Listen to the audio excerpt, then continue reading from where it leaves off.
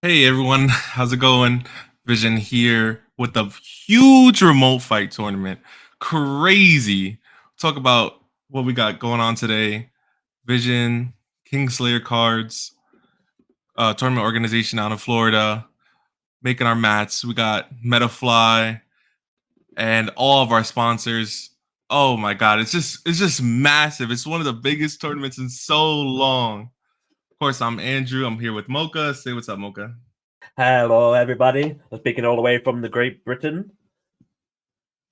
Yeah, but oh my god, it's just so big already. We got over 450 in the prize pool. It's just insane. Insane. The turnout's insane. The sponsors are insane. It's crazy right now. It's literally crazy.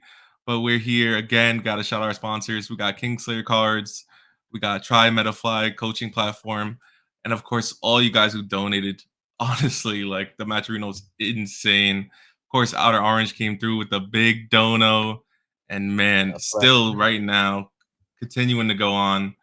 Make sure you ramp them codes. I think we're almost out. We got 20 codes left, so please, please, please run up them codes. We're almost done. Even before getting started, it's so awesome. So awesome.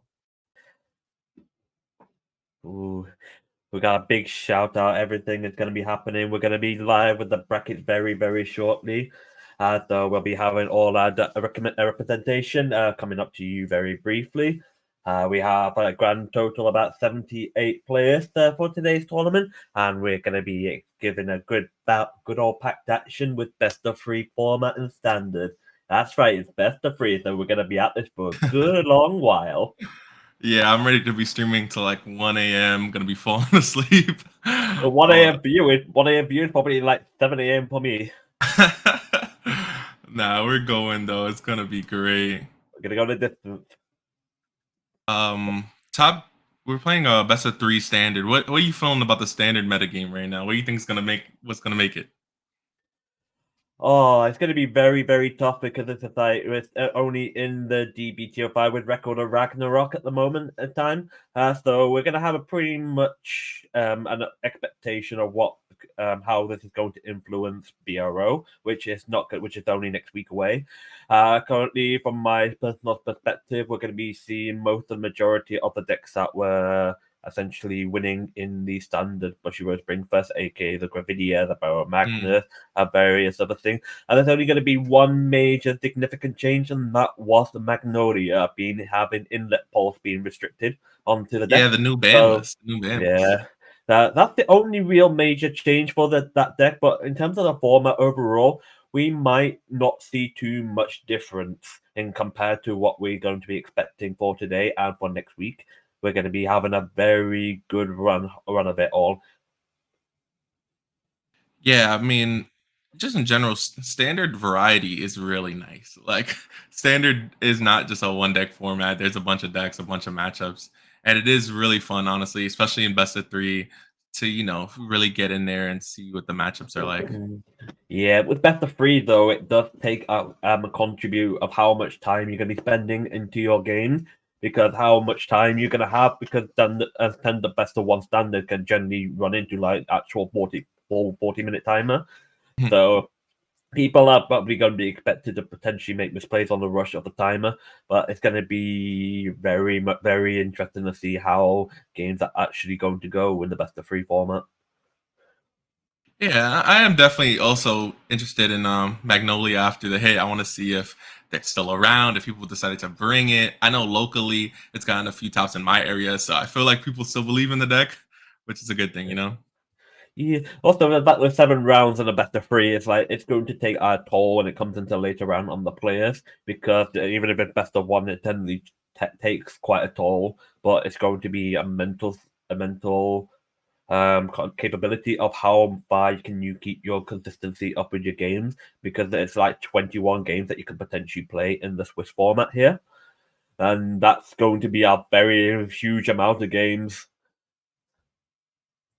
Yeah, definitely are on consistency over like burst or RNG. Like the consistent decks today are gonna show in the best of three, 7 rounds. Like you gotta every single game be able to put up a fight, you know? Yeah, especially when you be able to decide they're gonna go in first, because most of these decks can actually work going first or go in second, depending on how you want to pilot it. Stuff like Gravidia will be very, very dominant going first, especially, and same with like Baromagnet, those decks which are standing out there. Most players are going to be hoping to get on the roll first for the first game. So we're going to be very much see how they're going to handle if they end up going second, because they'll end up more or less likely to be going second for 2 out of the 3 matches. So Yeah. the first game is going to be very, very key in terms of how their overall round is going to perform. Yeah, definitely. Just like those decks also just steamroll. Like they're just so powerful, right? Like you talk about Barrow Magnus and Gravidia, and like once those decks get going, it's just so hard to catch back up. Yeah. I remember playing with Gravidia back in Spring Fest. It was just so much fun. It's like just the fact that you just have the consistency of just grabbing meteors however you feel like it. It's like you have the pure build, and you've also got the Orphist package that you can put into it as well. Yeah. So you can have 2 different style builds, and both are actually quite strong in their own regard. As Graffiti at turn 3 can just literally just one shot the opponent. Yeah, Gravidia World, where I'm at, Gravidia World is like the preferred build, I'd say. Like, I think it's more because it leans on aggression and like aggression is just so valuable and standard right now. Yeah, that's why the Magnolia stuff was so strong during Bringfest, because of how much the aggression is going turn 3, then turn 4. Just that it just keeps riding up and just keep like scaling up in its attack threshold, and it just put players down. It's just like you can't stop 6 attacks without hitting defensives. You have to mind what it is you're going to be doing in the early game and see whether or not it's worth it to basically try to engage them in the early game, or do you want to try and consistently set a conserve for the later game where it's going to be much more impactful. So it all depends, really. It's like, Yeah, standard matchups are just so interesting in that way. I mean, especially we haven't even talked about like prison and decontrol decks running around out there that are trying to stop you uh, from doing what I you're doing.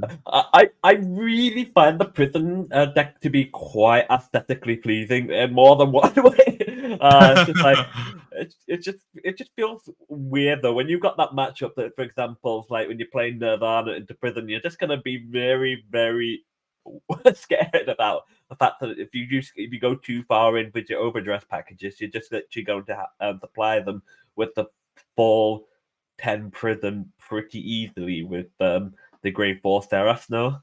And that can just literally just turn games on its head. Oh yeah, no doubt. Real quick, gonna shout out some chatters and stream. I see Neo in here. What's up, Neo? Been a little while. Casey's in here. Bailiff's in here. Oh, I miss Uh, Neo. How to play for you real, to chat with him. Neo's such a homie, bro. He's such Honestly, a goat. He's such a goat. we got Fuzzy Paradox, Infamous Zero, some first time chatters in the chat. Like, it's good to see you guys. It's good to see the community coming out for something like this and know that what we're doing is still impactful. You know. Well, we got Dojin Danny also subscribed with the Prime sub earlier, so we're going to be Oh, thankful for thank you, that. thank you, thank you.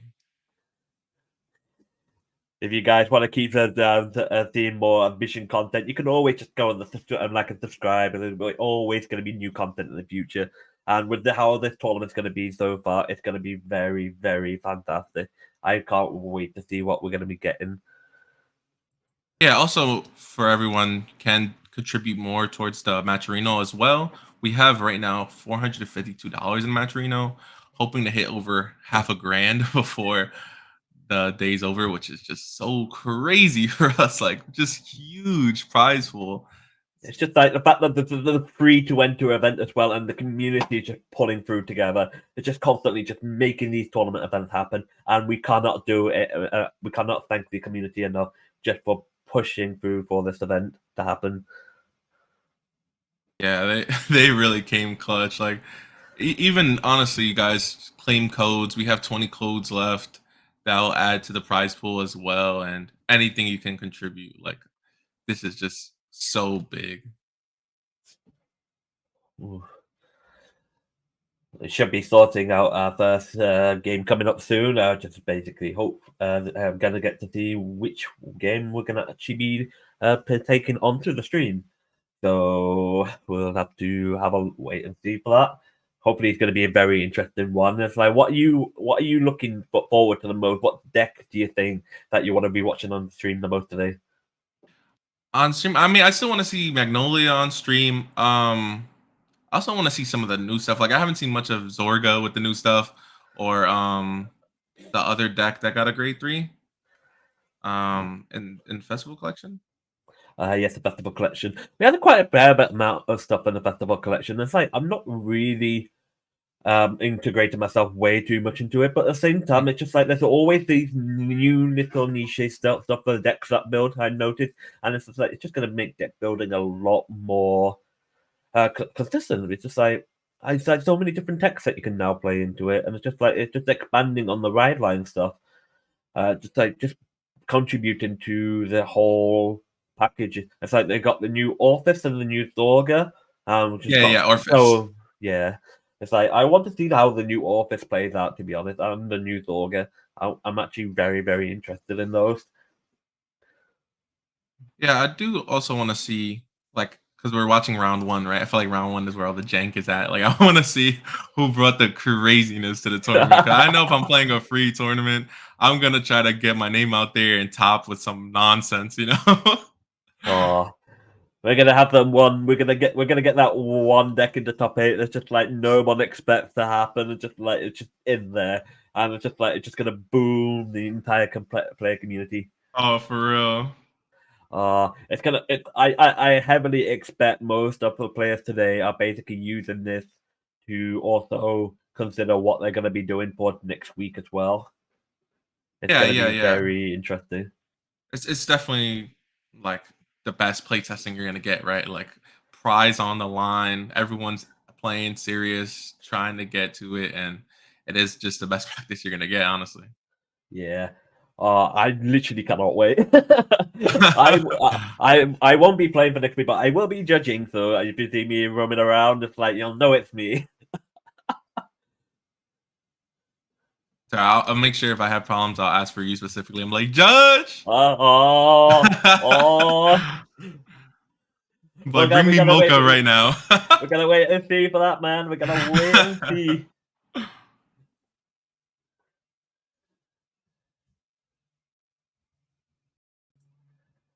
Oh dear.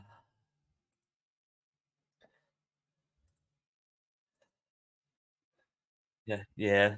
That's fine. Yeah.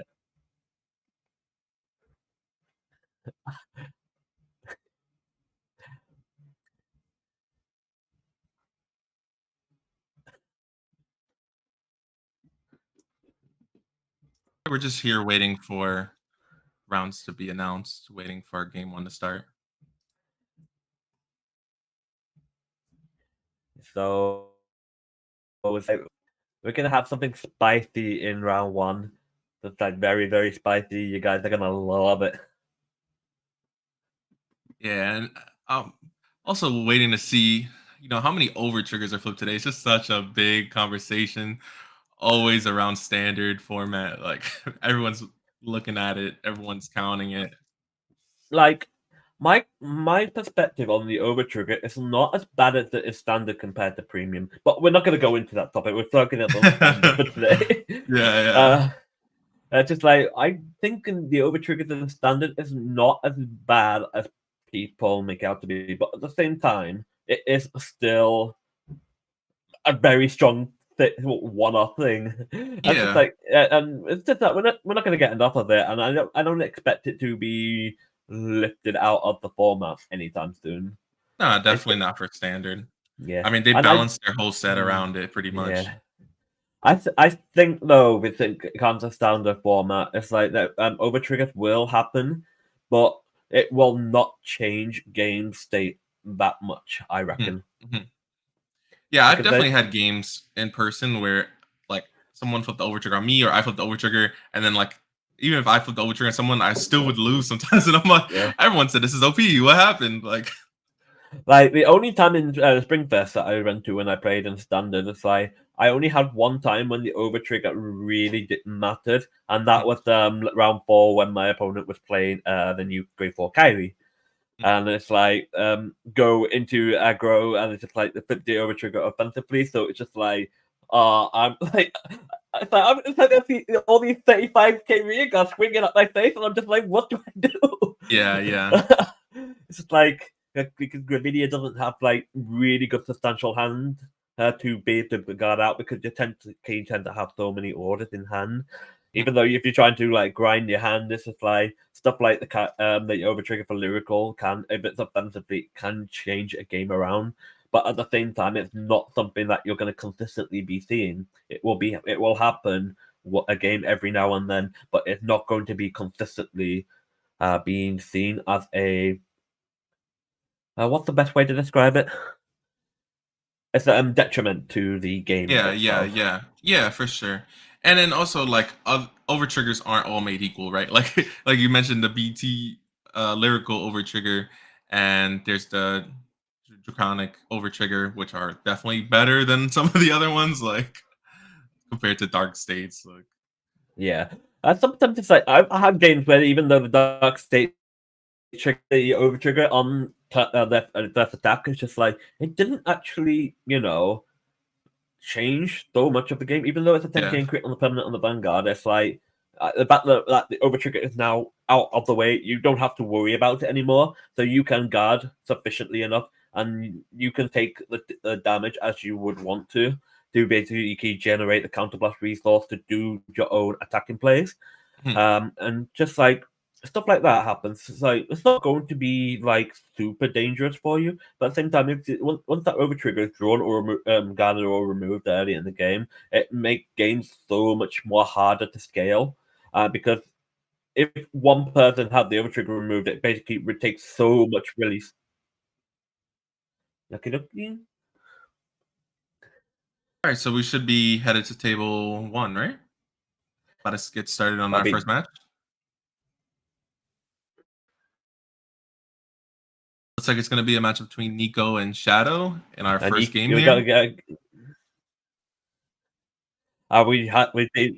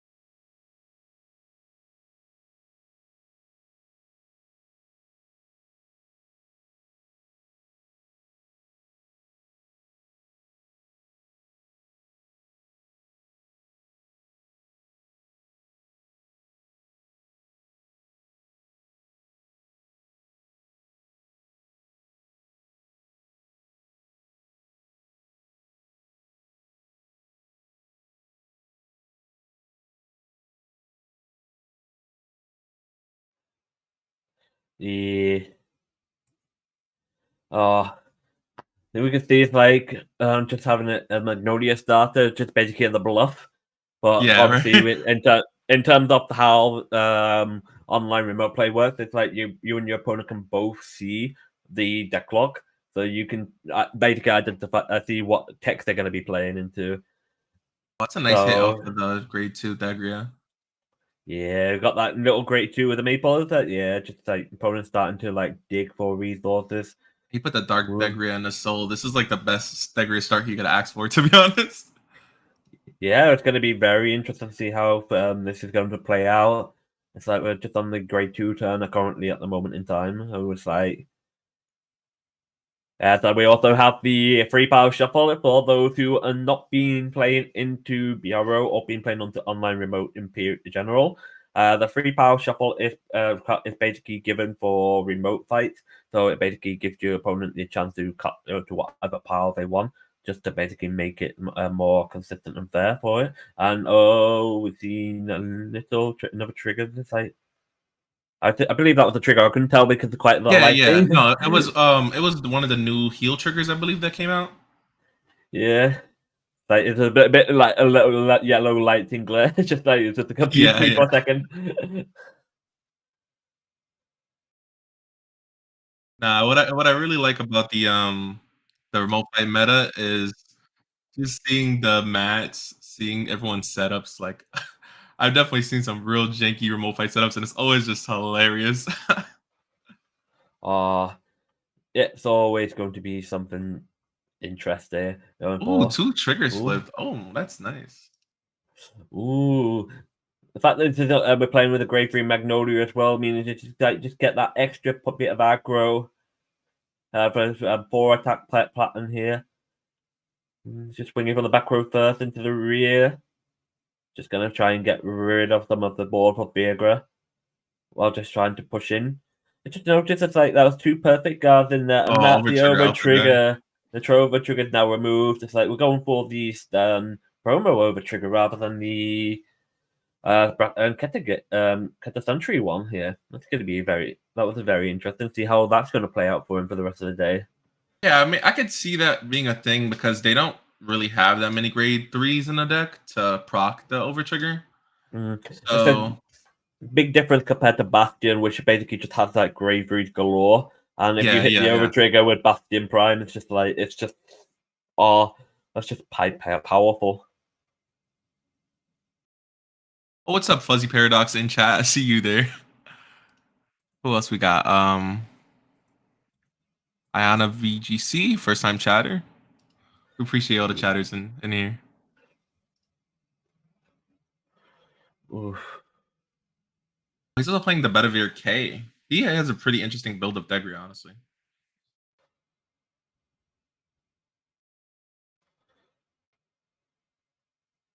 You see, Viagra is now going to do its free attack pattern play, just roll with the light version in for the right deck.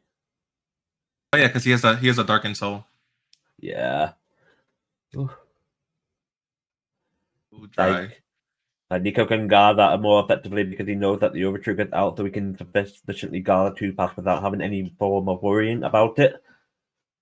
Just conserving his damage just for the later game because it's like the great Viagra. Yeah, sometimes I can't pronounce that card. It just feels like it's just the tongue. Yeah, no, I get it. I get it. Oh, do we have is Nico the one with the bounty? Is this a round 1 bounty chase? Yes, I believe so. I remember it being put on for Nico if you beat him, just like get some kind of little prize for it. Yeah, yeah, yeah. We're going into a Grade 4 Magnolia. He's using the Dorgo ride line into the Grade 3 and Grade 4 Magnolia. That's Oh, he's playing the free interesting. order too. Yeah, it's got just the player the retire 2 rear guards to draw a card and then put in Soul and counter charge 1. That's a nice order to use, especially when you can just get some counter charge back. Yeah, for sure. Because most of the standard counterplay is around counterblast and counterblast denial. So having that in Yeah, standard is very, very yeah, strong. it's quite huge. And he's also got the grade 1 order that he's put on the back row. So basically, it's like it gives one of your units. So until the end of the turn, it gets when your other unit attacks, it gets plus 5k till the end of the turn. So Oh that rear guard's yeah. gonna get huge because the other unit. So that thing does include the vanguard as well. So it basically gets like 25k power, and potentially more. They'd be giving it. Can give it to the front row instead. He's got some huge power late swingers coming forward. Oh, There's the another triggers are double coming trigger. in. They're coming Got, in. We got 3 drive checks. Can you hit one more? Oh, oh, would have been crazy. checking 4 drive triggers in 5 checks. It's pretty strong. Uh-huh. Still get another 2 attacks in. The opponent to push to 5. I was Last thinking attack is massive. ooh, managed to guard that one off, but this one is basically it's got the crit on it. They gave the crit to the band, so it's still a huge swing. Yeah, I gotta drop 3 from hand to guard that one. Only one card left in hand, it looks like.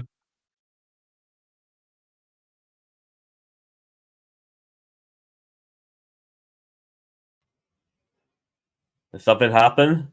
Got the Persona ride. I I see felt you. You're still here? yeah, I felt like my I'm not sure if my that thing just basically went off or just like a bit weird. No, you're good. Yeah, just still on 5 damage. Just like trying to now Got a keep front on with the trigger. Persona ride. It's basically with Nico only sitting on 2 now, push to 3, just give him that extra leeway for the opponent's Persona ride turn, just so it's like not stuck too bad in the damage race. Just keeping himself going strong. Yeah, and Thegria is one of those decks that isn't really figured out yet. Like I look at his build, compare it to mine or stuff I've seen, and everyone is making their own spice right now. You know, Yeah, it's just like that big testing of what exactly you really want to go for.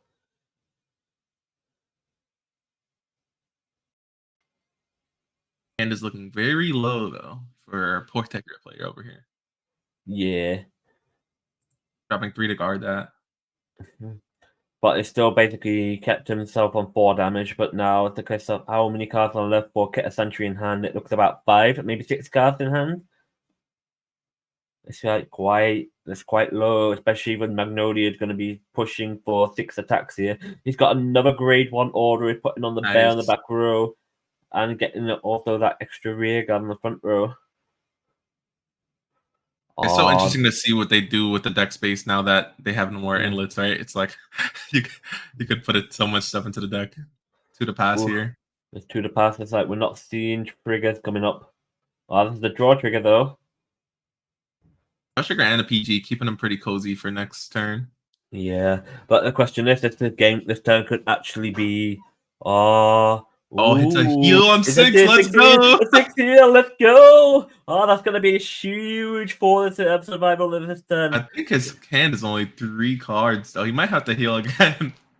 I don't know, to be honest, because it's like the rest of Nico's board can't really swing in over 23. Yeah, But after this attack. ooh, Oh, no, he has oh the right, yeah, bear. the bear. Oh right, because the bear gave it to the other bear, and So that bear gave big. it to the other rear guard. Yeah, there's a Oh. little domino chain going on. It's had that 2 counterblasts actually gave Nico the advantage for the double bear and to tap pattern play. So we got Nico Fernando taking the game 1 of the 3. It's going to be we're going to see Diagra go first in the second game. Yeah, I would think if you're the Thegria player, you want to go first and try to get to your dark ride turn as fast as you can. Yeah, that's definitely going to be the case. But we just need to figure out really how is the Viagra player going to actually consider the Magnolia turn, because the turn for Magnolia really wants to get to turn 4 without losing too much resource advantage, so it can just pop off with all its attack patterns. Hmm. Yeah, the deck has definitely changed. You know, without the endlets, they're not the advantage machine they are anymore. Like they have to play it slower. They can't commit all the time, and they have to really value their resources a lot more than they did before. Yeah, that's going to be very, very big, especially coming forward. Oh,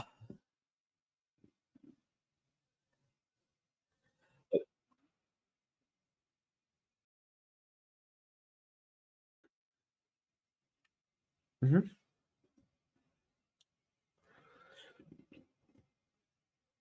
So we are seeing the Viagra player going first in this game. Just going to see about how it's going to progress. Pitching the Maple to get the free ride later in the game is pretty nice. Yeah. The fact of the matter is the Thorga stuff is like really does help to try and draw into the pieces you want, especially for the red line. The fact that he has to. Oh, that's interesting. He didn't discard the order, but instead discarded 2. He got Oh, 2 that's what he's dragons. doing. Oh, He's so it huge. pop. He's popping off with 2 drag. Oh, that's just actually Oh, based. the high roll. Oh, that feels so. It feels good, but it also feels bad, especially when it. The fact that the order can still be applied to the Vanguard as well because it's choose one of your units, so it's 18k, just giving 2 damage already while popping off with some rear guards on the board. It's like it's not even that. The question is, how is he now going to deal with the fact that the 2 attacking rear guards swinging at his face for the next couple of turns? Yeah, and now after Vanguard's skill, he has a Dark Dagger on top. Yeah. So okay, but he's gonna arrange his top three because you need a trigger right now, or you need something better than that. Yeah.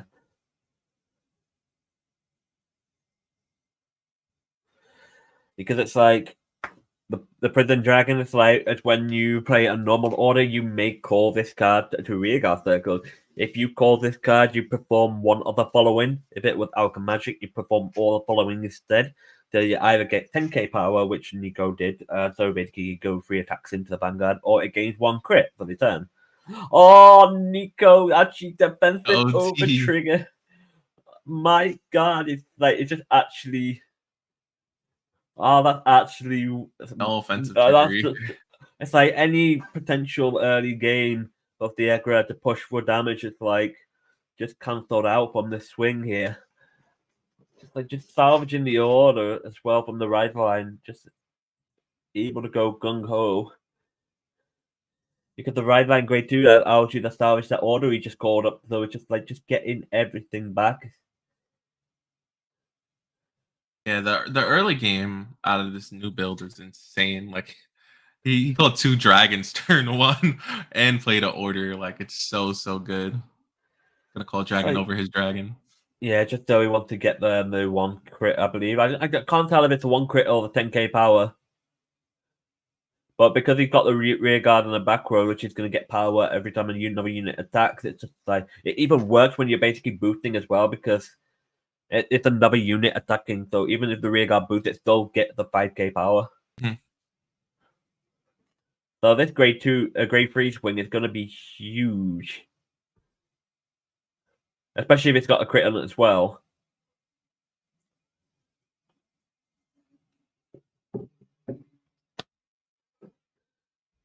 It makes you think how the aggro is going to play into this here. And it's going to no pass the Vanguard here, no over trigger 2 threats, so it's going to be fine. But the fact is that now 2 damage to put him straight to 4, get his draw trigger, get some hand back. It's going to be very, very tough to pull this game back here. But let's see what happens on this grade 3 right turn. Yeah, Now damage has to. 4 to 1. You gotta catch up somehow. You gotta either check some heals or some crits and just make Yeah. the damage difference a little bit slimmer. Because right now, Yeah, getting some 3 pluses to the board is basically what you really want. You don't want to be wasting hand anymore. You know that next turn he's going to be swinging with 4 attacks with the Magnolia grade 3.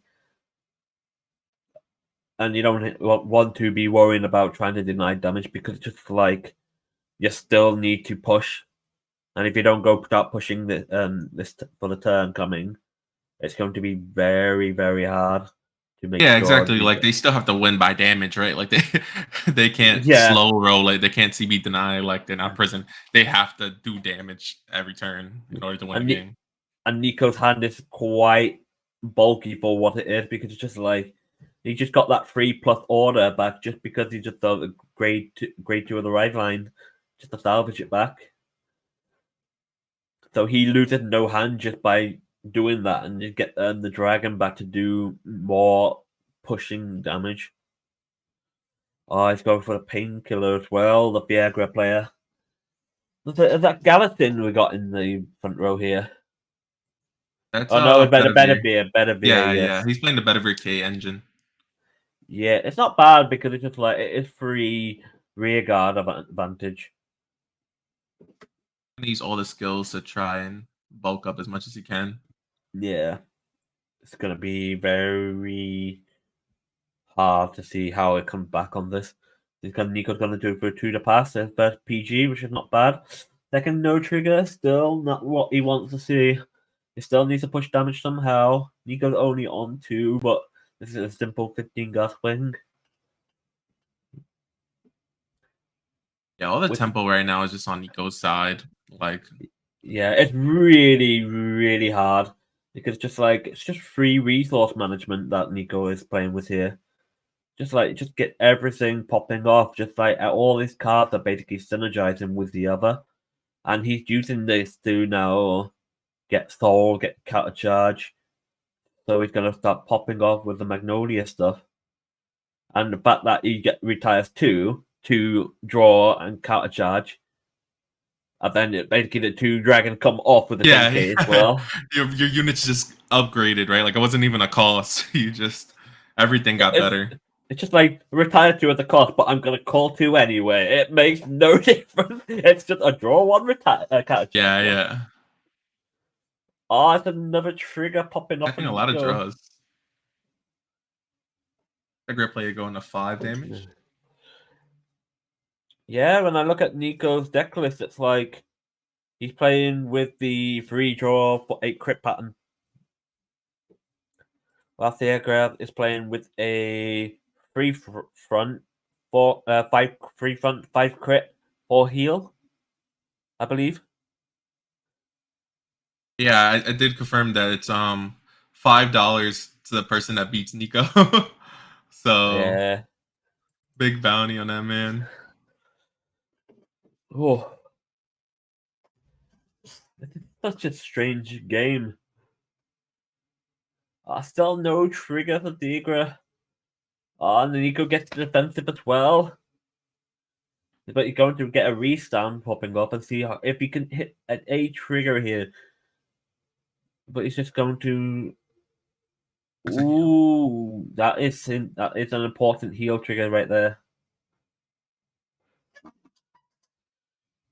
So the question is now, will that heal actually still be enough to keep him going in this game? We've seen it in the last game where the over trigger on the defense. No, was it? No, it was the 6 heal on defensive, which kept him Yeah. alive, but it still wasn't really doing anything in the return turn. Yeah, I'm surprised to see he's not playing the grade 3 that gives you an extra drive check. I feel like that card is pretty key in Thagri, honestly.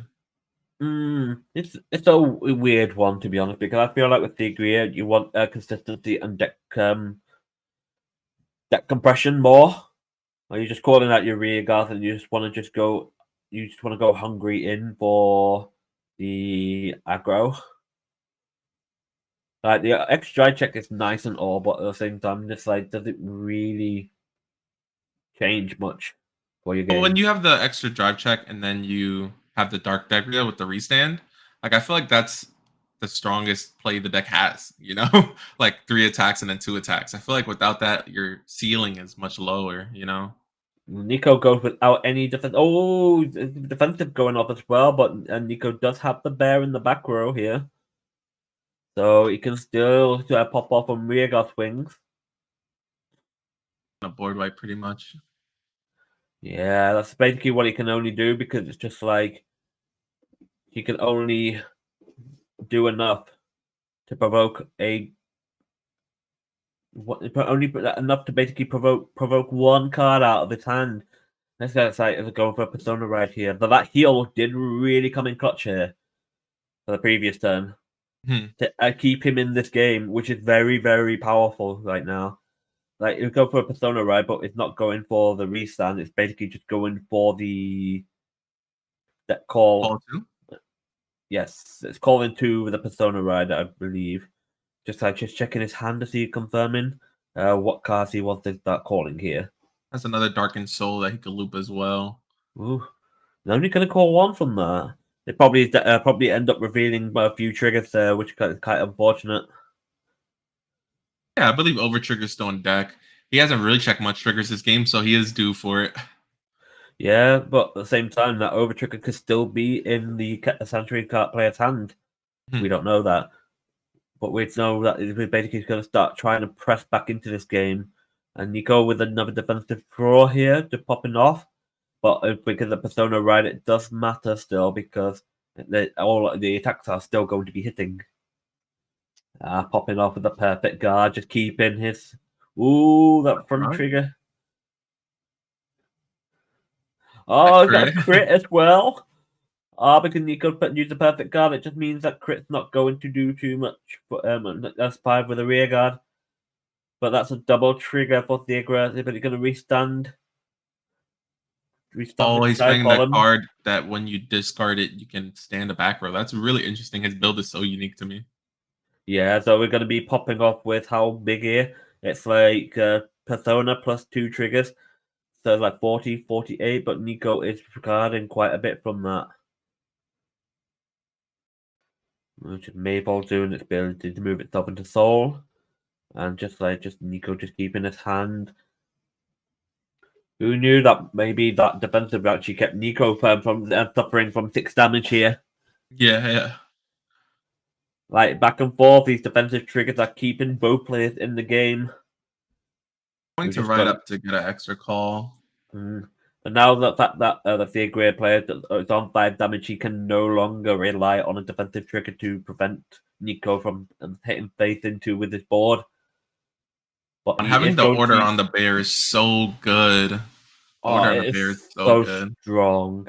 It goes up to like 35, and then it's just like you just make another plus 35 as well. It's just like it's insane. I'll probably get to 5k as well, so it's going to be. Ooh, that crit as well. Right. If I'm not mistaken, Bear can also pass off the crit as well. I'm not sure about the crit, but I know the trigger power all stacks onto it. Oh, 2 crits. Oh my god, it's so massive. Yeah, it gives this unit power. That's it. Just no crits are given out. Which that's 25k already. The fact of the matter is, it's still getting so much pushed into the Vanguard. It's like just not sure what else he can do here. It's like 4 cards in hand. Can he survive double bear? Power pump. Yeah, the bear is just so big, and then it goes off to the dragon, and they're just both massive. Ooh, he gives a perfect guard to discard a grade 3. Are they gonna got another perfect guard in hand for this? Did he have another perfect guard in hand? Yes, he does. So he didn't discard for it. And what's the last card? He got the heal trigger the guard with. They kept himself alive, but it's no card in hand. Yeah, this is a rough spot to be. No Persona ride. No Persona ride, but we're gonna start trying to farm the board. But it's like Nico's hand is still gonna be relatively good enough for this turn. He did 2 triggers, so it's like he got the 2 15k shields in his hand. But the question is he going to do? The big question is that also we've still not seen the over trigger as of yet, and we know that a couple of Nico perfect guards are actually out at this point. So the question is, how is this going to be impacting this game? Yeah, because we know now that they're playing the over trigger that just gives power to 2 units. So if they check that, like this game goes on its head, right? And yeah, but it also does depend on whether or not that Nico can guard it out, because if Nico's got a perfect guard or 2 in his hand, he can still relatively take one swing, but he can't take the other. So realistically, Nico's probably best bet is to guard on this to prevent any concerns. Because even if Viagra gets no crit, I'm wondering what's his last card in hand. I feel like you probably just call it down as well, to be honest. Yeah. Checking a front though, that's a good start. There's no pass here. The Dark Dagger, yeah. But it's still 2 units that can swing into him. No defensive, and still never swing into his face with guards with a crit. And could that actually be it? Or can there still be another twist in the turn because there's still no sign of the over trigger yet? Yeah. Wait, is he getting another order? He's got another order back from the bear. He's just calling out a bunch of dragons again. Just a power and crit. He's done that play this whole time so consistently, right? Like once you have it, you just keep looping it. You just get it's just like because it just keeps farming the orders. It's taking that is no triggers, but the perfect guard still there. Now the question is, what's the top card of the agreed players? Yeah. This one's got a crit on it, so it's like, it does take the Oh, 6 damage, but there was no over trigger. yeah, the early game was just so rough for the Thegria player, honestly. Yeah, it's just really, really tough. It was very hard to come back from that because it's just like turn 1 for Nico. It's just like just aggro with 15k swings Mhm. and no defensive either, and then the turn 2 the defensive OT. That's just Oh, basically yeah, yeah, yeah. just to keep him like a 1 damage, so it makes the aggro player hard to push any damage to him. It's really difficult, and commiseration for the Agria player, but congratulations to Nico Fernando to winning his first best of 3 match in this stream. He's trying to keep he's trying to gatekeep the the earnings. He doesn't want anyone getting a bounty on him. I respect it. Uh yeah, because it's like the question if anyone beats Nico, they will get received a bounty reward. And that's going to be very, very fun to see who actually does end up beating him. But we will keep you posted on for that if that ever does happen and Food actually beats him. Honestly, if We Nico can't goes undefeated this whole day, I'll make sure that I give him a little something for it. Honestly, at that point, he deserves the prize. Yeah. Oh, that was the first. Ooh. Okay, yeah, I see we're running some ads right now. Oof. Let's see what's up to the let's see what's up to the chatters. We got Lambro, Ayana, VGC still in here. Oofy boy. Shout out to the first time chatters. When I ever see first time chatters, it really just makes me feel so good. I know there's a lot of lurkers in here, but man, like just come in, say hi, say something. It really makes a Well, difference. we have like 66 viewers here, and that's always going to be a Star Wars meme if I see one.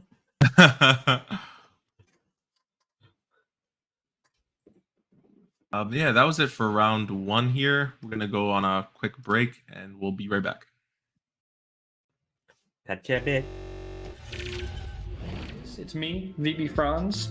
I'm here to show you how to sign up for Matcherino. Very simple. All you have to do, navigate over to matcherino.com, click on the login button, and choose your preferred sign-in method. Has everything you need from Twitch, Twitter, YouTube, Google, Facebook, Discord, even Line. After that, you're essentially in. You got your account set up. Now, what next, Franz? What do you want me to do next? Well, you can support our tournaments. There will be a prize pool that you contribute to. You can also claim codes. Each claim code is 25 cents into the prize pool. You get 50 codes for that. If you get all 50, that's $12.50 that you've added to the prize pool of the tournament without doing anything, without any cost to anyone. Now, if you would like to directly contribute to these tournaments, there is a direct contribution section for you. You can put as much as you want in there. Be our guest. Now, moving on to Marketplace. There are so many things that we can do with this. We can do Discord roles. We can do merch coming soon. We can do sleeves, mats, any apparel, anything like that you can imagine. All these will have specific values that you can buy them for, and those values you can also get extra bonuses that'll go to our prize pool. You can buy a shirt for $10, $15, and you can contribute $5, $10 to the tournament while you're at it. And all that at zero extra cost to you. That money just goes from your purchase directly into the prize pool. Super cool stuff. Now, the last thing I really want to talk about here is quests. Now, over on the sidebar there, you'll see a bunch of quests going down. It can be anything from following things on Twitter, subbing on YouTube, to anything a little more in depth, like looking at a link, doing a small survey, anything like that. Overall, guys, this is a really cool opportunity to get more funding for our tournaments, and this is just for you guys. This is all for you guys. This is no benefit to us, no monetary benefit, other than giving you guys more of a prize pool to build and grow our tournaments. It's what we want for you guys, and I can't wait to see you in the next tournament.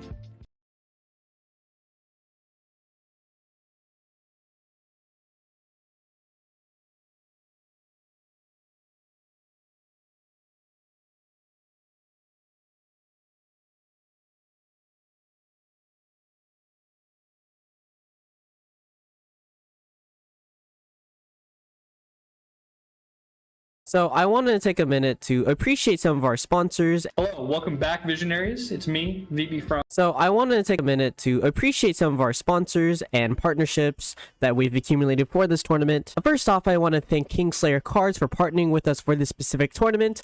They are a tournament organization and a shop based in Florida. You can find them at kingslayercards.com or on any social media at Kingslayer Cards. Next, we have Legacy, which is also another shop/tournament organization that hosts tournaments in New York. You can find them on any social media at Legacy CFV or their website legacyvanguardinc.com. Next, we have famous content creator Outer Orange partnering with us for any future tournaments, and also you might see her sometimes in commentary. You can find her on any social media at Outer Orange and on her YouTube, of course, Outer Orange. Next, we have Metafy, who help sponsor the prize pool with their community fund. You can find Metafy at metafy.gg for any coaching sessions. You can find them on any social media at TryMetafy. Next, we have Matcherino, which is a platform that allows us to basically distribute prize money and add more money to the prize pool by doing a few tasks. If you haven't already, please go onto our Matcherino page and contribute for free by clicking claim code on the Matcherino page to add free money to the prize pool. You can find them at matcherino.com or on any of their socials at Matcherino. Lastly, we are affiliated with TCG Player. We currently don't have a link yet, but you can find TCG Player, of course, at tcgplayer.com. This is your one-stop shop for all your card game needs. And yeah, I just wanted to quickly appreciate them before going with the tournament, and I hope you guys have been enjoying the tournament so far.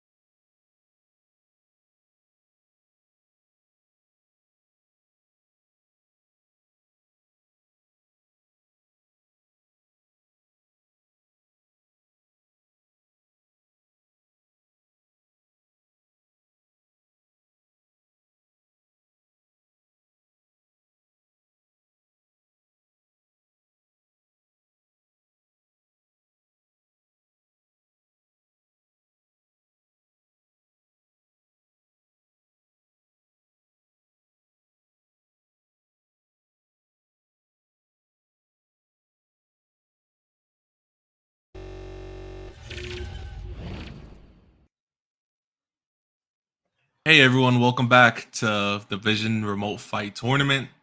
Real quick, me here with Mocha. So what's up? Hello, we're back again. And of course, gonna run through our sponsors one more time. We have Kingslayer Games, we have Metafy, we have all the beautiful people in the match arena. Shout outs to Otter Orange.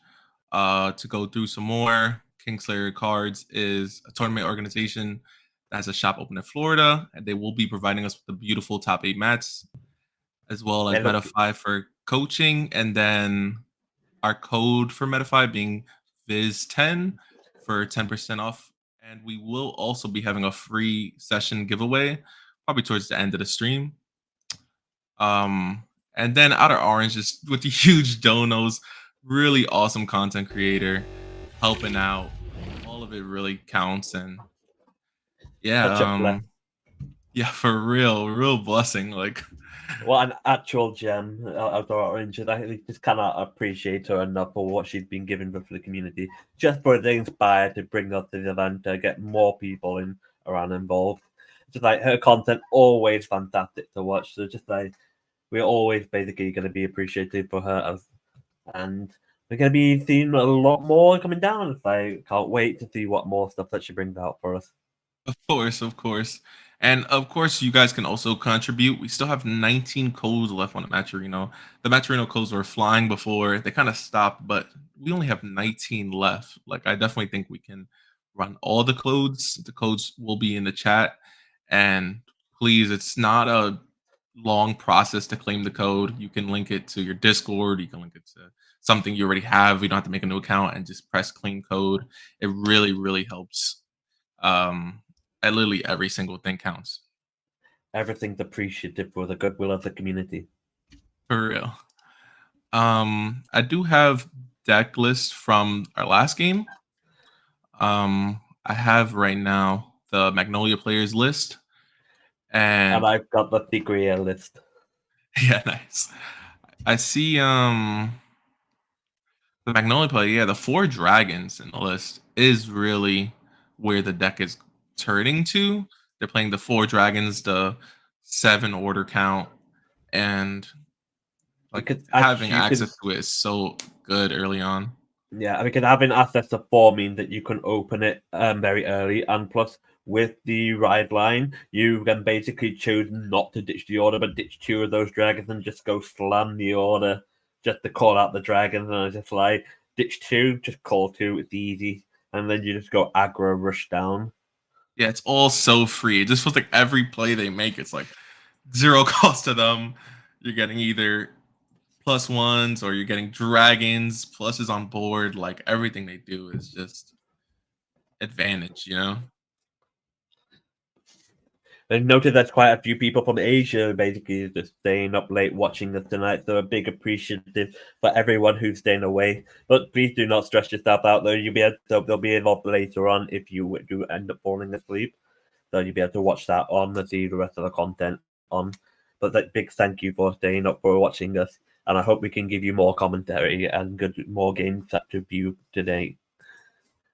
Yeah, and there will definitely be more stream tomorrow. Don't feel bad if you knock out, if you can't watch anymore. There's always going to be more content. There's going to be content tomorrow for sure. And yeah, shout out to all the chat. I see Eddie the Phoenix, Kulu, Lambro from earlier. I know we got 70 watchers right now. I know you guys are in here, even if you don't say anything. You know, y'all are appreciated. Back onto the deck list. I'm looking at the Tigreal list. Basically, what I'm looking at is trying to more utilize the early aggression, but it could not really be shown too well during his game because his aggression was just outmatched by the aggression from the Stoicheia deck. Just like there are like units like Diffuser Angel to put the Dark Grey 3 Dark Tigreal into Soul, just to basically enable your Grey 3 Light Tigreal from the red line, and is using the whole Better Fear K package to basically just get some column beats up, and just also the whole Diffuser, the atrocious Moscow Maple. And Maple's really good because it's just you can split it in either Stoicheia, as you saw with Nico Fernando, the Stoicheia deck, or you can put it into this degrader deck, which just like it just works out. It's just a multi-deck, multi-nation card, which is really interesting to see because I love to see those kind of aesthetics, but I really hope they push it more towards the future, just for a bit more variety. Yeah. I definitely think that it's something that they can revisit. I hope they revisit. You know, even more so, I want to see them revisit it like without the constraints, right? Like they could have just made this card. You didn't have to have Dagger Vanguard or all the cards like with the glitter. They just had it be generic. Actually, like I feel like that'll be so cool, and I feel like we have so much deck variety. So if they do revisit it, I hope it's just generic even if it ends up being broken and everyone has to play 4, like that's it's a downside, but the creativity just Yeah. outweighs it, I feel. I felt like in terms of the whole glitter package from set 5, it's just like it kind of got overshadowed by the fact the counters from were in the same set, and it was the big three of MLB, PVO, and Deep Dote. It's just like it kind of overshadows the entire of this new aesthetic because we never had this kind of thing before, but it's just like a bit. It just didn't really stand out in comparison, and it's just like it just kind of just felt a bit awkward. But it's just like, but I'm hoping that Bushiroad do take initiative into it and then actually establish more of these kind of different tropes because it really does make the game much more neat, much more gracious enough to basically be explore. Yeah, again, make more gracious enough to explore into. Yeah, it's just free design space for them, and then also they are different pairings they could do, or there's just so much they can go with that concept. Or let's say next time they have 3 clans and they put 3 clans together, or whatever. Like there's just so much open space for them to run wild Yeah. and have it be just really looking for creativity. That's like creativity, the biggest aspect of a card game. It's like if you Mhm. can be creative with enough with your cards and explore different branches and different ride lines, it's really nice. But when you start to basically just keep it towards one specific ride line, it does kind of make it feel like the other ride lines feel a bit more like obsolete, make them a bit obsolete. But just like trying to have it a more variety across these different ride lines, and it makes it a bit more. Just it encourages more in terms of design and space and Yeah, deck for building. sure. Like especially you see it in Magnolia and Stoicheia, right? Like in Stoicheia, basically everyone's just using the Zorga ride line, right? Because just like the best one.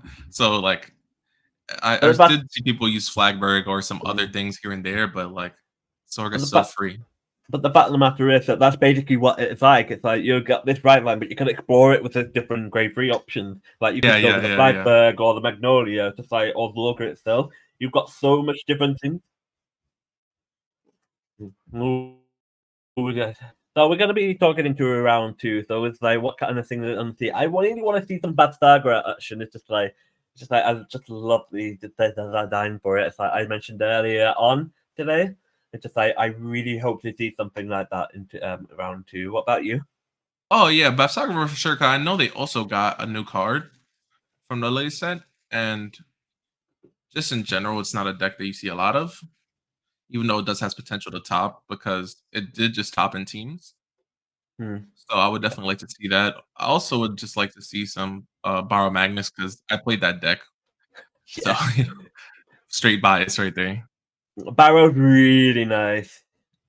It's like I love that you're using that bruised order just to go soul charge 5 Oh yeah, and just yeah. like just go absolute blitz on the opponent in turn 3. What's up, Casey in chat? We got Weird Beard XO. We got Jimmy. What's going on? Commentating from the room I slept in for BSF. That's so funny. Bro, if you don't know, for BSF, I had like all of vision in my house. It was so funny. Literally. Yeah. Ah. Yeah, so while we're basically waiting on for round 2, we can have a quick look at the deck breakdown for today. And so far, the amount of decks that we're going to be seeing, we have 10 Gravidia today, but the question is how many of them are actually pure Redline Gravidia or World Order Gravidia? It's like gonna be. We'll have a little bit. We'll be able to check further down and see how many of the split there are, and see which the players are more favored on. We also have like 10 Kyrie decks. That expected that to be from purely dedicated towards the package. That's just 10. They're both 10 off, so they're basically our top main deck use for today. Coming up behind is basically Andrew's favorite one is the Barra Magnus coming up at 9. Yes, sir. I don't even see my best Stargard deck anywhere at the top, but after that is Nirvana with 8 decks being played. Yeah. We're going to be popping into our next game very shortly, but we'll just continue going down through this line. So after Nirvana, we'll be looking at 5 decks with Bruce and 5 decks with Phantom Blaster Dragon. Ooh, 5 decks with PBD is going to be very interesting to see. What do you think about that? Yeah, I didn't really expect that many people to bring the deck, honestly. Yeah. I know it's gotten support. I know it does have pretty high roll games where it does feel like uphill battle the whole way. But in a best of 3, 7 rounds, like I wouldn't have brought it, you know? Because I had Out Orange with an advocate for that deck. She really enjoyed it. It's just going to be interesting to see how that actually pilots well into. So looking onto the next game coming up. So what we'll basically be having, we're going to be having a Berry versus Roochman. We're going to be exploring these deck profiles very shortly. And yeah. Let's see, let's have a look at who's playing what here. So we'll have Berry playing. Oh, these stream setups are so funny. Oh man, I love remote fight just for the stream setups. They're always hilarious to me. We got some Beyblades on the mat. We got some Power Rangers going on. Everyone trying to show off their goods. Oh, yeah, we got Barry actually playing a Bathagra engine. Let's go. Let's have a look. Let's see. And then we've got Rouge Man with basically playing. Let's find out this list.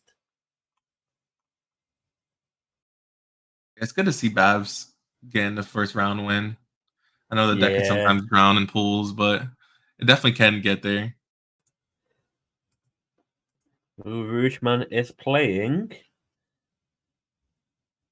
I just loading it up. It's also Nirvana, so we got a Dragon Empire match here. Nice. So we got Yu versus Mirai here. Let's go. Yeah, both decks got support. I know Nirvana got a grade. I think it's a grade 1. That's like super, super strong. Yeah. That lets them ride up. The question is, does the Nirvana player have the superior ride for the grade 4? It looks like it will do. Amelia. Amelia is literally one of the strongest support cards that Nirvana deck can literally get here. Just being able to go right into grade 4 Nirvana turn 3 when you go in second. It's just absolutely insane. Yeah, because it really shores over like one of the main problems the deck had before, which was going second. Like you had some games where you went second and it was just like so bad, especially against like Ravidia or Magnolia. You would go second and it would feel like you never really had a chance. Whereas now they don't mind going second most of the time. They have the persona, they have the free ride, and they just go and go and go. Just having a quick look at the Nirvana list. It's like it's using a lot of one-offs here for the OverDress packages. It's like it's really. I'm just really wondering how is it actually going to go merging off, able to pop off with this package. Because it's like you'd expect Nirvana to be running Arcs straight up 4 off, but it's like we got a 3 off in here with 2 Varina and 1 Urga, and one of each of the grade 3 and 4 for the OverDress. So it'd be very interesting to see how it's actually going to take place. So as you can see, we've got Bathagra going first here, just gone straight up riding a grade 1 to get what he wants. And I do think Nirvana can play the most techs out of anyone. Like their it's just, the their Nirvana main player. engine's not that Sorry. crazy. No, Yeah, you're the good. Nirvana. Yeah, the Nirvana player just basically mixing up this right line grade 3 with a grade 1. Ooh. That's a new grade So, 2 also. Good damage yes. there. Oh. Now that if I Steel Blades Dragon Ashnia, I believe. It's like when it's placed on rear, perform all the following according to the number of arms in your vanguard. The right deity is 10k, left deity, Catablast 1 to call a grade 1 or less from your drop. That's pretty good, actually. That is really strong. In fact, it's just like a 20k just for having the right arms. And we'll see this the Basaga players actually. Oh, is that 2 trick stars I see just pop into the damage zone there? Yeah. That's rough. That Definitely is not what you want to that see. that's pretty rough. It's back to the match 2v ran with the egg, meaning that he wasn't doing the trick start as the starter. He's gonna tutor out his last one, but has to be very careful about how he uses it because once it's on there, it's anything Yeah. happens to that guy, it's very Oh, hard. it's gonna be hard to basically manage through this now. Let's see how he basically works off the Trickstar package. Because it's just one Trickstar, meaning the amount of overtimes he can overdress is basically going to be limited. We're moving into the back, so he's not going to persist on using it as an overdress unit, yes. So just basically just going to swing in, see hopefully some triggers. Ooh, they've got a crit, Sure. so we're taking 2 damage to Bathagra. Ooh, that is a very shiny card. Looks like there were some issues or something like that, just preparing an attack declaration. It looks like it's just taking the 2 damage there, so it's all Yeah, good. just making sure he puts the crit on Van that he wants to give him 2 damage, I would guess. Yeah.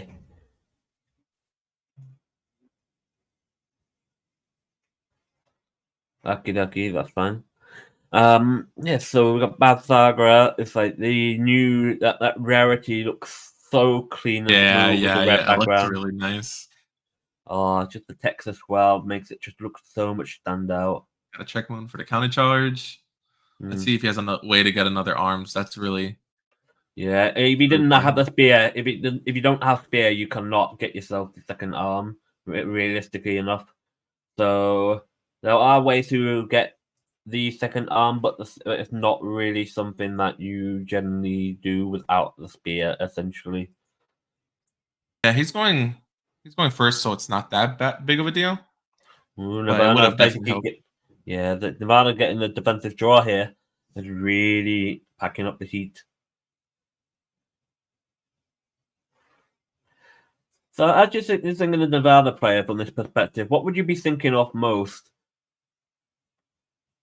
You really just gotta think of uses for your one last trick moon, right? You gotta be like, what is my plans with this trick moon? With the Not the trick moon, spear? sorry, trick star. What are you gonna do with that trick star? How are you gonna use it? A little bit of lag on the camera. Oof. But yeah, that one Trickstar is going to basically decide how he's going to perform into this ride line. Yeah. But he's just going to just search out for his grade 2 Varina, so that'll be one of his overdress targets. But will that be the target he used to overdress? Yeah, Next question. exactly. It's like once you use it, so he knows it's the last one he has, so he just has to be very careful with his decision making here.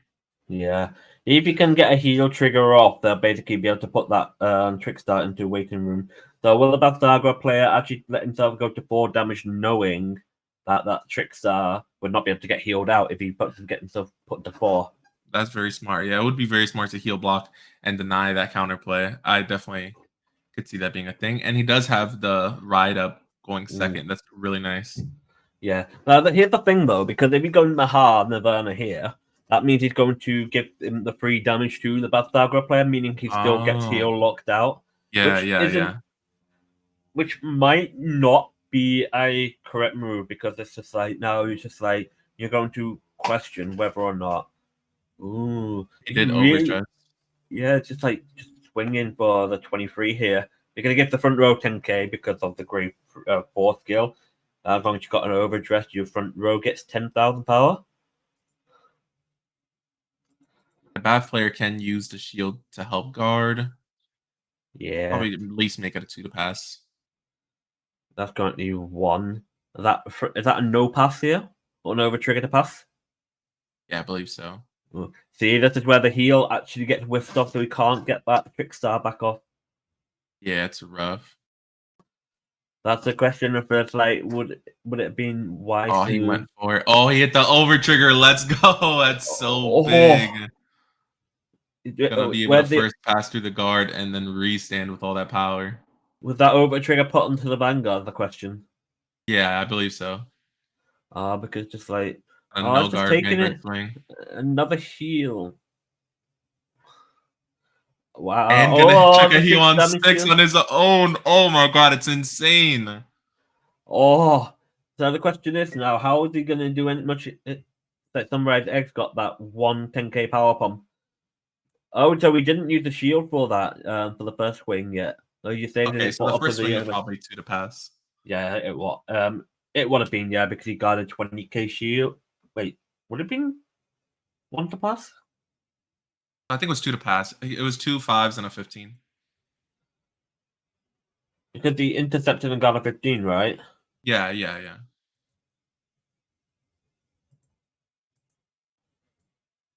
That's the plus 2 for the power up on the side. Wait, was he Not using sure the if he shield? just yeah, What I'm he not sure if he using just pointed the shield again. The shield is only once per turn, so I'm definitely pretty check sure. and make sure. Yeah, I'm pretty sure the shield is only once a turn that you can do it. Yeah. No, 100%. It's only once per turn. So did he need the shield twice? I saw him point to it twice, but we don't know what they're saying. Could have taken it back or Yeah. changed it up, but definitely we'll have the judges check it out. Yeah, it's going to be equipping that spear to get that trick moon back to the back row, just to get that free counter charge. Now we've got Babsaga and now popping off with the forward board. With the shield also getting power. Ooh, see that grade 2. See that grade 2 coming off and getting another trick moon. That's so big. Yeah, 20K, 25K boosters with trick moon. Oh, the 3 trick board moons. of it. Columns are going to be massive. And not to mention, because he got the right deity arms, it basically means these K2 dragons are going to be 20K with themselves and 25K boost of 45K swings. Gonna call a sword over the spear. Retire the whole front row to give himself a crit. Ooh. Yeah, plus the sword will give him that extra ping of damage. So it's when it was the rear guard first is a very, very strange choice to me, to be honest. Because it's like you got a Vanguard with a crit, so if you basically get the over trigger back on return. Yeah, for sure. And plus the sword just giving him 1 damage, meaning the sword will actually ping an extra damage in. So it would have been pushing him to 5, so the rear guard would end up being lethal. Ooh, gets a draw trigger here. Draw. That's 55. And that a gun? Was that a gun? Yeah, I believe so. That was the gun, yeah. I think they play one of gun, one of sword. And the deck's got 2 swords, 1 shield, 4 2 spears. swords, 1 gun. Yeah, so 4-2-1-1 essentially. And it's swinging with a 55 here. Is the Valor player on 5 damage? Yeah. He took 2 on that swing. Huh. Oh no! Well, he took the first one, and then he took the sword damage. So he went to 4, and he took the sword, and he went to 5. Yeah. Yeah. So this is a 55K swing here, because the dragon got a 10K from itself plus the trigger, plus the 25 boost. So no, because Trick Moon loses the 10K power because of the sword. Yeah. So once you sacrifice your sword, it gets a little worse. Yeah. Is when it boosts, it basically gets 10K, so it'll be 15. So it's technically the same power as it was before. So 15, 30, 45. Good job, 3 cards to guard. Yeah. The Babsaga got about 6 or 7 hand, plus 2 intercepts. So how is it going to go now with Nirvana for knowing that he had only 1 trick start in this Got for the grade 4 Esperiada. Yeah, but Sagarova player, even though their opponent checked OT on them, is still in a very demanding spot, you know? Because the fact of the matter is he didn't have the overdress, meaning he can't go and use the full effect to get all the tricks, all the overdress abilities on. Yeah.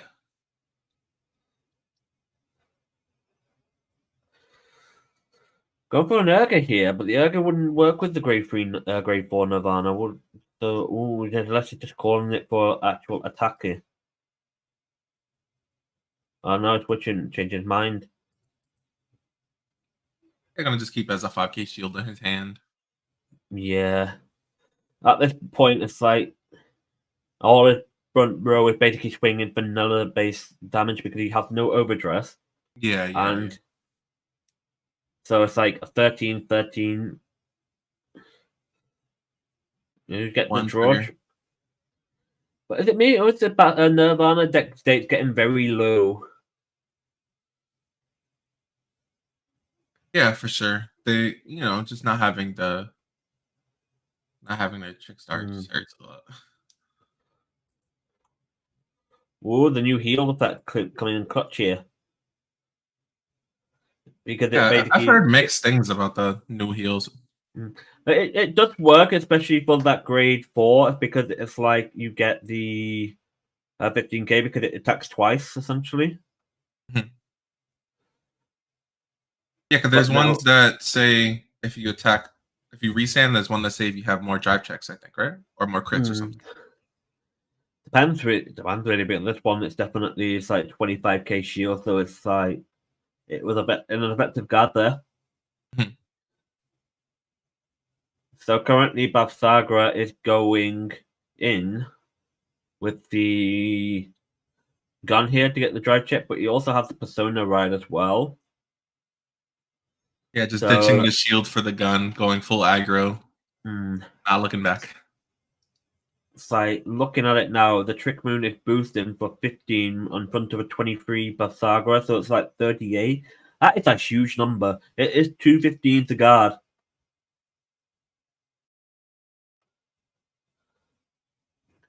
So if he has to waste 10k and 5k shield for that one swing, that's going to be very, very dangerous. Because he's got the Vanguard to think about as well, and the other rear guard. That's 215. That 2 heal triggers. Oof. That is not good. Yeah, chances of him healing out are very, very small now. Yeah. Those gone. This is still a 38k Vanguard swing with the extra drive check. I did once again put the Matcherino in the Twitch chat. Yeah. We are 19 codes left. It's free, helps us out, and it's really, really easy. It takes about a few seconds to do. I got a front trigger here. It's like that's an extra 10k power. Like the front row, that's like 35 of this one. Unless there's those extra power that I'm missing out there. Yeah, ditching all his arms, not just ditching the sword, ditching the gun. So these trick wounds are a little worse. As the grade 1, it's a grade 1 here, so it's not. It's like 33. 2 personas plus the 5k boost. Yeah, so that is. Oh, there's just like 4 cards to guard this. Just barely enough, but he's still in it. But at this point, it's like, we're going for another Maha. The last one. Going to grab his last boy back. Probably calling over. Yeah, because he's only had the grade 4 Esperiada, it means he can't. Just drawing more cards with Axe just to get some extra hand shield for safety net. But now still comes the question: it's like how many cards are in the Nirvana deck? Because it's getting gradually low.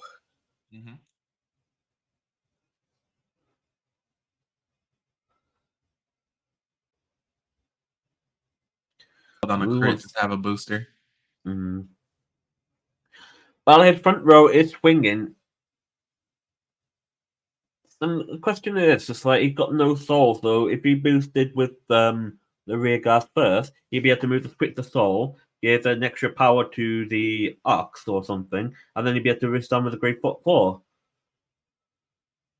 I don't think that's the crit that goes in the soul. I think that's the trial deck crit. Is that a trial deck crit? Yeah, I believe so. With the flavor text on it.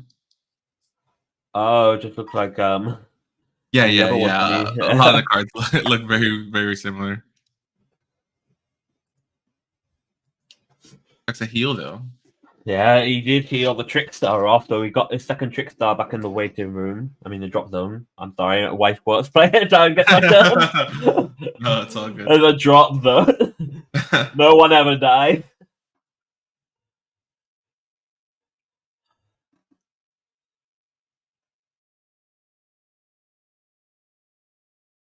So that Esperiado is like 30. Ooh, that is a big front trigger right there. Because he put it to 2 lots of 10Ks on that. That's basically plus the Vanguard giving 10K out to the front row. That means it's a 48K Esperiada. And this is a 15, 25, 35, 43. That's a PG. Ooh, did he have a PG for the grade 4 here? Yeah, he That's does. another one. Oh, the perfect hand just to survive. Nirvana player though, holding on, like regardless of the situation, still being in the game. But the fact of the matter is now, it's like he only has 4 cards in hand, and the Basagra player can do nothing but just swing the face now and hope to get that damage sticking. Yeah, Bat player used a lot of their resources, ran through a lot of stuff, and now they're at a point where their trick wounds are just 5. They don't have crit anymore. So I definitely see the Nirvana player stabilizing, especially after hitting the heal and going to 4. That is a we're still not seeing the over trigger for the Basagra player, which can still change his brain. A 15 will still be a 1 pass, so if he wants to use a front trigger that he got from last turn to basically make it a 2 pass, that's probably his best chance really here.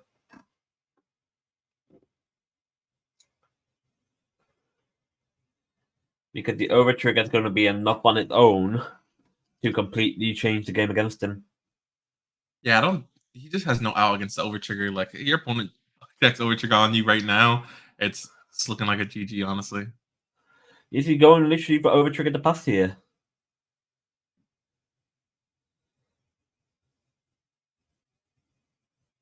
Type checks. Oh, that crit. Did the Nirvana check a PG? If that's the question. Has to be able to block this one attack, and then he can take the other one.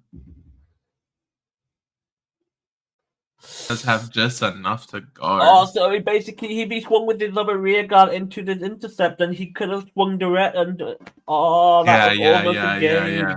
That game almost got away. That game almost got away from him there. Yeah, sequencing there definitely mattered. Oh.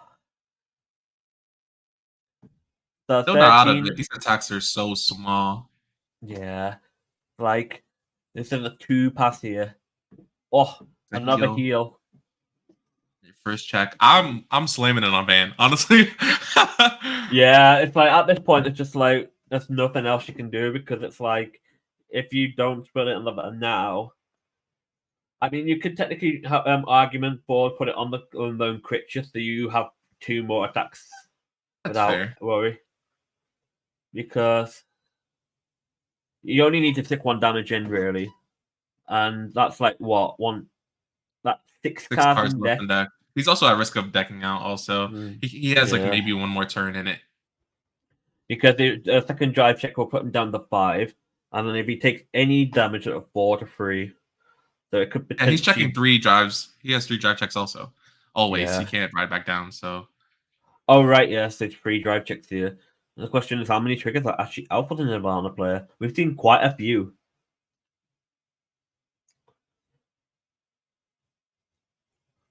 That player don't check for heals, check for OT also. They have the OT out if they hit it. It's really, really nice. Because this is this last angle swinging turn for Nirvana because he can't do anything else really. Yeah. The triple drive got him. After this, he can't swing with Vanguard anymore. Is he giving it to the crit with the booster? I'm definitely YOLOing this always, but he's taking a good think here about what he should do. Because it's like, what, 2 cards in Bafsaga's hand. Very, very tough. Because the Bafsaga player has the have the PG. Is it 2 cards or 3 cards in Bafsaga? I can see. All inside and did not hit anything else. Ooh, he's betting all of it on the 23 swing here. Oh, he not took enough it. guard. Oh no. Bo3 was still in deck. I think he had another heal on deck as well. Oh, he only had 2 5k shields in hand. It's not enough. No. Had he put the power on the other crit, he could have go 5/5 and guard. So him putting it and the trigger on the and make it 23 column was the correct play there. Yeah. But I still feel like that Bafsaga accidentally threw the game away because he just didn't swing with it into the arcs first. Yeah. He had wrong sequencing there. He had the play on the table. If he swung at the intercept and then swung at Van, he had enough to be lethal. Yeah. Oh, it feels bad for the Bafsaga player because now he's got to go into round 2. Now, just with thinking, that's like, how is he going to take into round 2 here?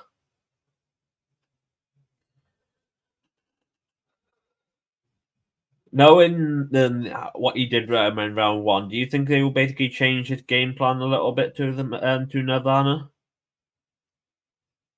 Yeah, most definitely. I mean, like after seeing this match, I would feel pretty good if I was an Nirvana player. Honestly, like you lost Trick Moons, you went second, and regardless, you were able to clutch it out. Like if I was him, I'd be feeling really good right now. I would just stick to the formula, honestly.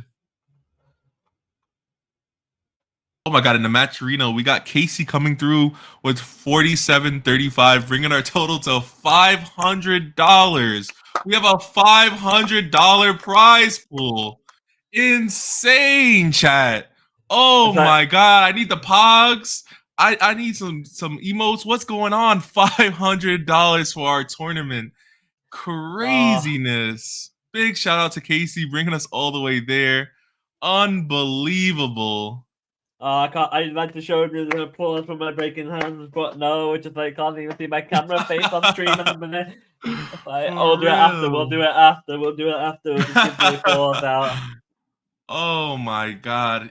Huge, bro. Huge. $500. We're talking half a grand on the line. Let's go. Here's the problem now for the Bafsaga player because he's now going to start actually play to time because his first game basically took almost 30 minutes.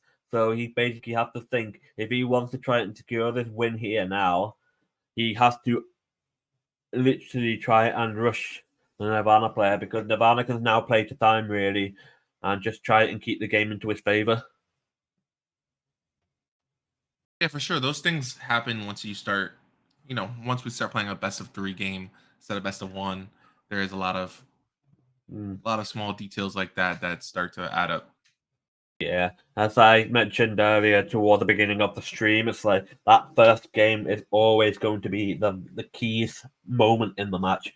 It depends if you can win that first game, and it takes a good substantial amount of time to win that first game. Then game 2 and 3 is going to be more stressful for the opponent than it is for yourself.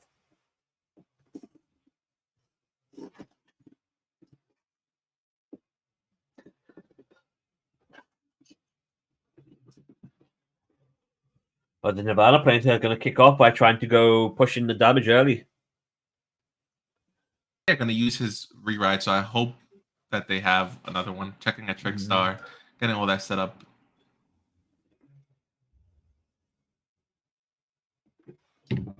This time he's not going to have to worry about the Trick Star being in this damage zone now. Yeah, for sure. Going to have a different game here. But he can still damage check too, Trick Star, if he's not careful. Oh, Like the a spear spear is there. nice. Is that a shield I saw going to damage? Yeah, I think that's a heal. Yeah, just taking out those shield as well is going to be good for Batsagra. Keep that damage count low. Yeah, keep the heal triggers out low.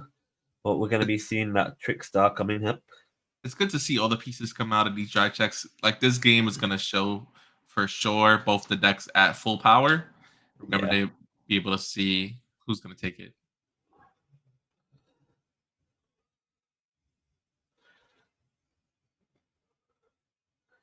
Now, here's the big question.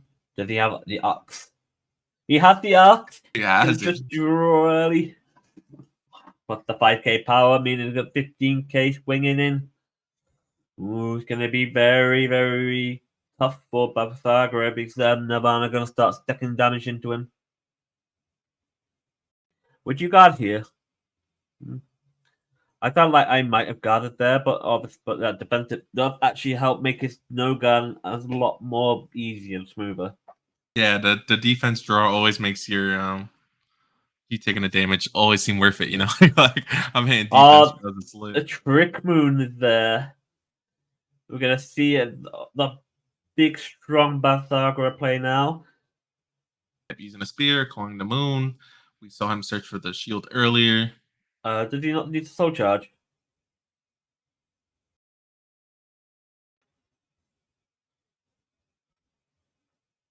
Not sure. I'm pretty sure when you equip an arms, you have to soul charge. I know it's once per turn. I don't know if it's mandatory. No, that soul charge should be mandatory.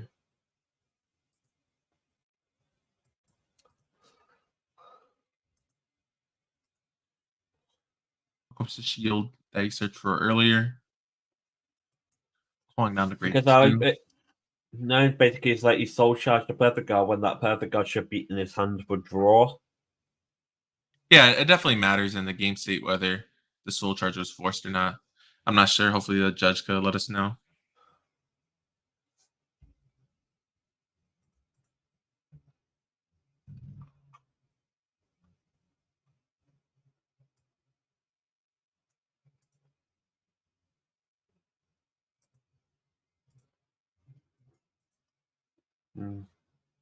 Shout out to Leon Alvarez claiming his code. We got 18 codes. We do appreciate everyone claiming the codes. It helps out a ton. The Batsaga getting the heal trigger at this pivotal moment. Oh, just trying to keep his damage low. On the front, too. That's nice. Oh, that's going to be nice. The columns are going to be big here.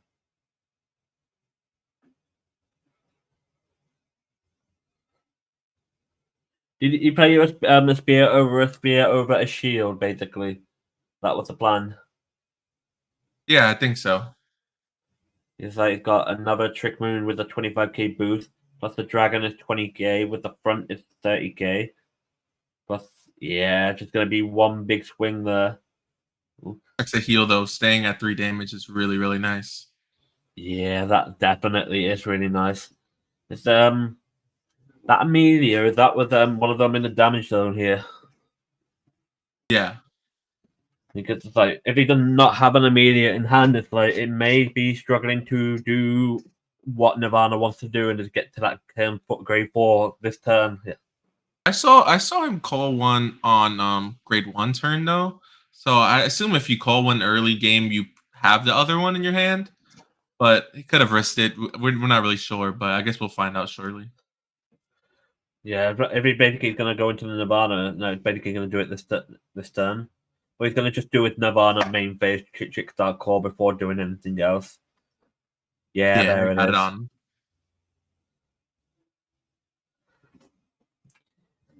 The downside of going into Amelia and Mahal is just basically just like you are negging out like 2 cards from hand just to get the grade 4 Vanguard, but you do start to get your board back from it. So you have to be a little bit careful of what you do with these pieces. Who's going to the Expector? So the nice 20, 33, 48k with crit if you use it at full skill. No triggers. That's going to be rough. Gets a That is defense on the other rough. side. Because he can afford, the Barthaka can afford to let this hit if he wants to. You just look at the amount of cards in Barthaka's hand. Yeah, it's so massive.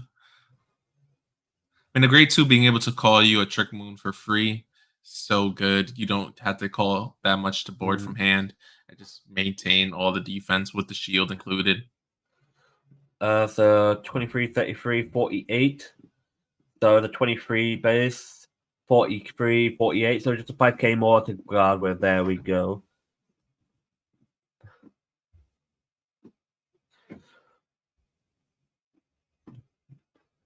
Now can we see Balsagra turn this game around? He knows that the three of the four cards in Nirvana's hand are not big pieces. But Summer Ride. this crit 2 from Balsagra, if he goes over the scale, is going to be huge. Just wants to go pushing for the damage now. Oh, it's calling a heal from hand. It's like his hand must not be that great for it. Oh, yeah, that's very, very interesting. It tells a lot about his hand. If you're the Nirvana player, you got a pretty good read now on what the rest of his hand is. Just like the fact he's still got that big of a hand, but he's just still got this crit swinging in. There's this drive check's going to see what will happen. Because the game can be just clinched here and now. Because there are so many 5Ks in there. Drop the PG. That must be front. Oh no, that's just the that's the vanilla PG. So that's the PG without the effect. Yeah. Yeah, it's just like the one-off in here, the 7K from the from the start deck, right? Yeah. PG without the effect. Checks another heal. Is going to resolve it. Anna checking all the heals this game, really making a difference. Yeah, it's going to be really big coming in now. I've got another Maha, so it's just going to call.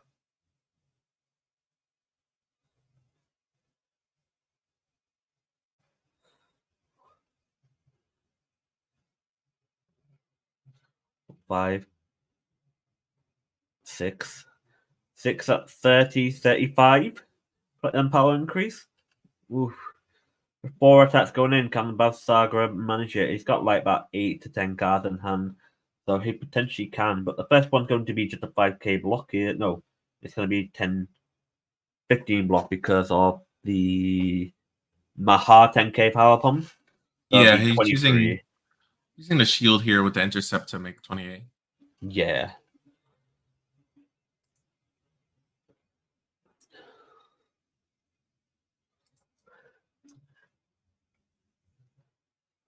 There's still 23 though, and he's on 5 damage.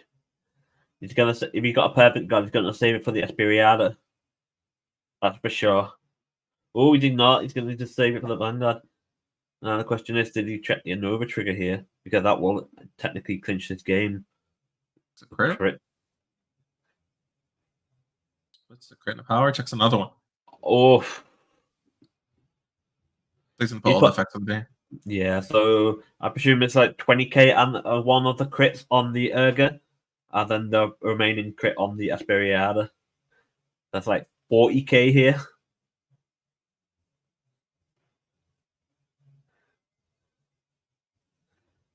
Yeah, 48 there. And then this is going to be huge. Yeah, the over trigger. Oh, the over trigger coming out here. Now, but Spathagra have enough soul to retire that front row? Because if he does, that's going to change a lot for this coming turn. Not a bad spot for Babs to be in right now. Opponent has pretty sure only 3 or 4 cards in hand max. Yeah, but he's still got pressure going. Yeah, he's got 2 triggers in his hand to guard with. They've got the 2 set of 50k shield. But he, the Batdarker, wants that Esperiada gone. He wants that gone off the board. I mean, the Trick Moons are just so big, though. Like, if you have 15Ks, Trick Moons are eating those up. That's for sure. Making decisions here. Oh, he's not call going to anything. call. Oh, this is very interesting because he's got no over trigger, but he's still swinging with 23, 48k a swing here. So a single crit can basically be enough. Because the heal trigger is only going to be 30k, which is basically the two 15s in his hand is going to be enough for that. Even then, it's still 15. Ooh, perfect guard. PG. Thinking Is about he what to going to guard ditch? with. He's ditching the Maha. Text 2, nothing there. Ooh. His hand is 2 triggers. I'd be swinging into the Great Ball rear guard at this point. Yeah, for sure. Yeah, both those Guard 2 both. triggers out of his hands. And now Nirvana has no cards in hand. What is he going to call? He's going to call. The trigger. It swings. It's going to be another 4 attack play here. Oh. That's still 23. They still need 5k more.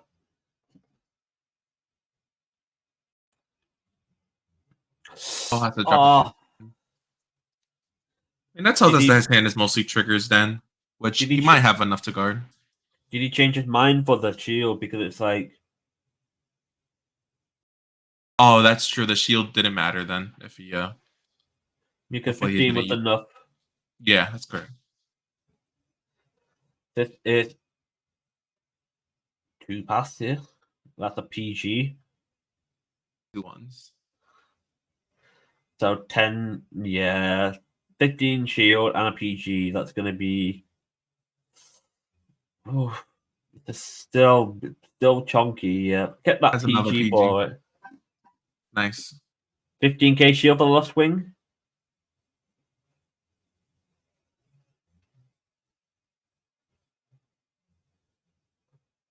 Yeah, he kept the 10k. Yeah, that's nice. Because that shield does make a difference there. Persona Rat's probably best top deck. He has a spear. Probably second best top deck. No, this does matter because he gets the soul charge from it. But calling the soul charge in the heal is not good.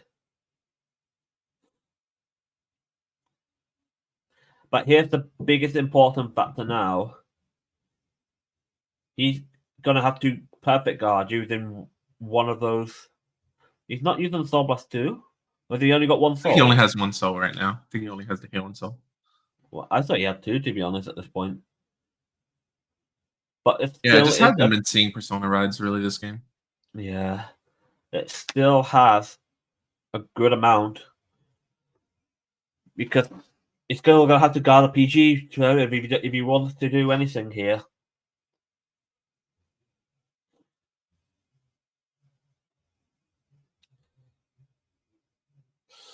Ooh. That's a strong heal. That's a strong heal.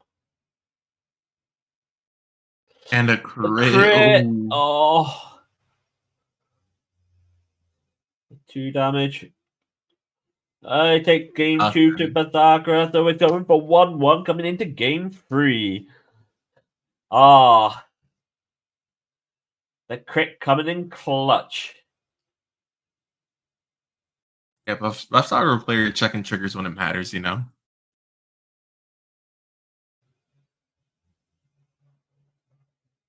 Shout outs to Albright, first time chatter in the chat. Yeah, the paper mat carrying, huh?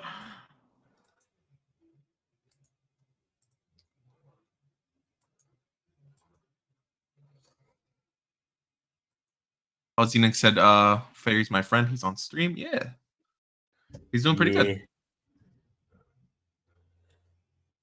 Game 3 is going to be very interesting, though, because now we're going to be playing into even more time. Any misplay can basically cost you this game here. But Nirvana will have more of the chance into sudden death because of the damage from Maha. And he can just easily change that completely.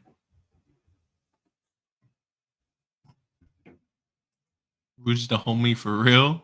You got this. Oh yeah, we got supporters all around. That's what I like to see. You know, you hop in chat, you see your boys fighting for his life. You gotta show love. You gotta show love.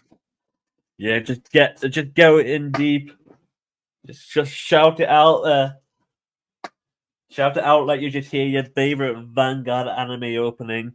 Just banger on. Just banger it on.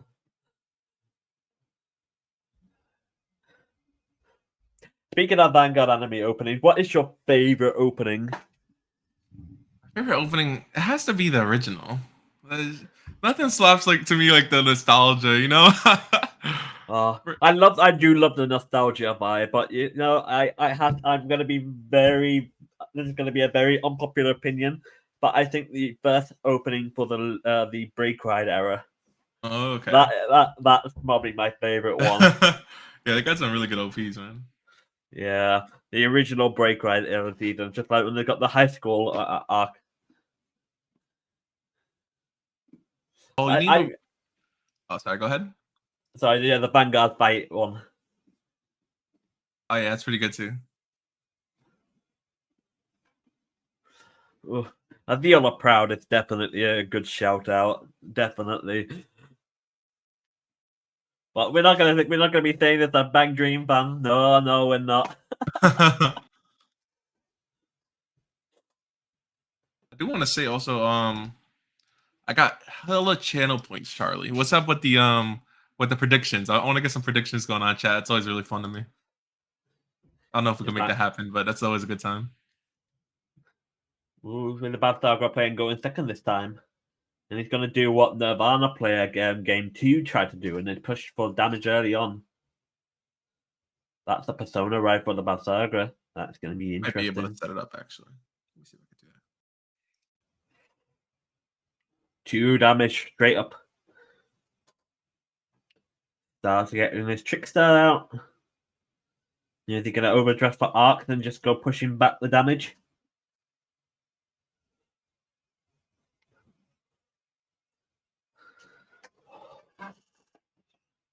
Roselia stand right there. The Hickouse guys that no, it's the afterglow for me, man. That's why I'm sorry, but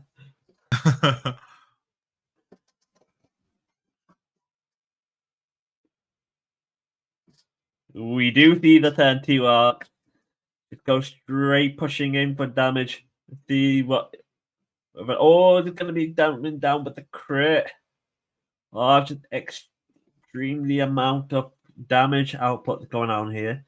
It's gonna be hitting the defensive. It's like another one. No, we don't see a second one, but it does limit the amount of attacks for the Vanguard here.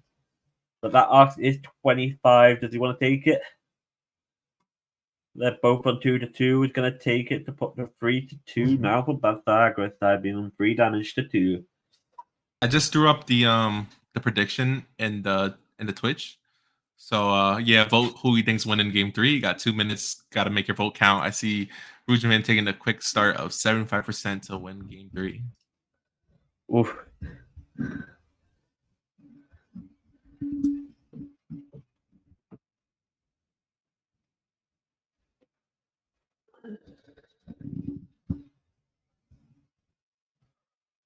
That's all good. If once we go to game 3, I'll throw the predictions up. Yeah, this thing that Nirvana doesn't want to be taking any more damage at this point, so he's just going to try and limit the grade 2 game for Bastagris side, just to get pushed back through a little bit more. Even though now Nirvana cannot go into Mahad Nirvana this turn, so we're basically just going to keep it onto grade 3 Nirvana itself. The question whether or not is like how much is he going to go for? Is he going to want to try and push for game enough to use the Nirvana counterblast to get this out 10k front row just to go pressing on enough damage?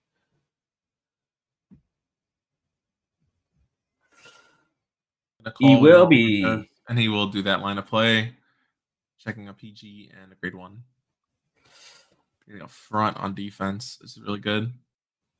And just both 2 set of intercepts will do. Another 5k to guard here. Or is he going to take himself to put himself to 5? If he puts himself to 5, it's going to be very awkward here.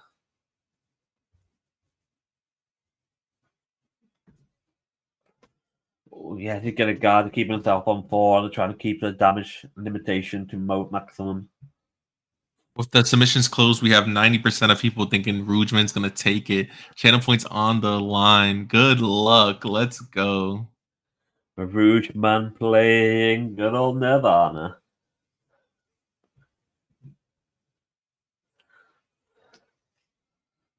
He's ditching the Basagra portal to ride it up. That's interesting. He just lost take out a persona for it. He just draw the soul charge. There's no PG on that this time. He does it correctly this time. Get the trick one in the back. Get the counter charge. Has full resources available here. Gonna have to play another spear. He does need to counterblast for it though. Yeah, he will do. I do like those sleeves. I think those sleeves are super clean. I love the Daybreak sleeves, especially when you've got the clear. If you go for a third spear, Mm-hmm. got they for do a nothing in third your hand. spear. Might as well just cycle them away.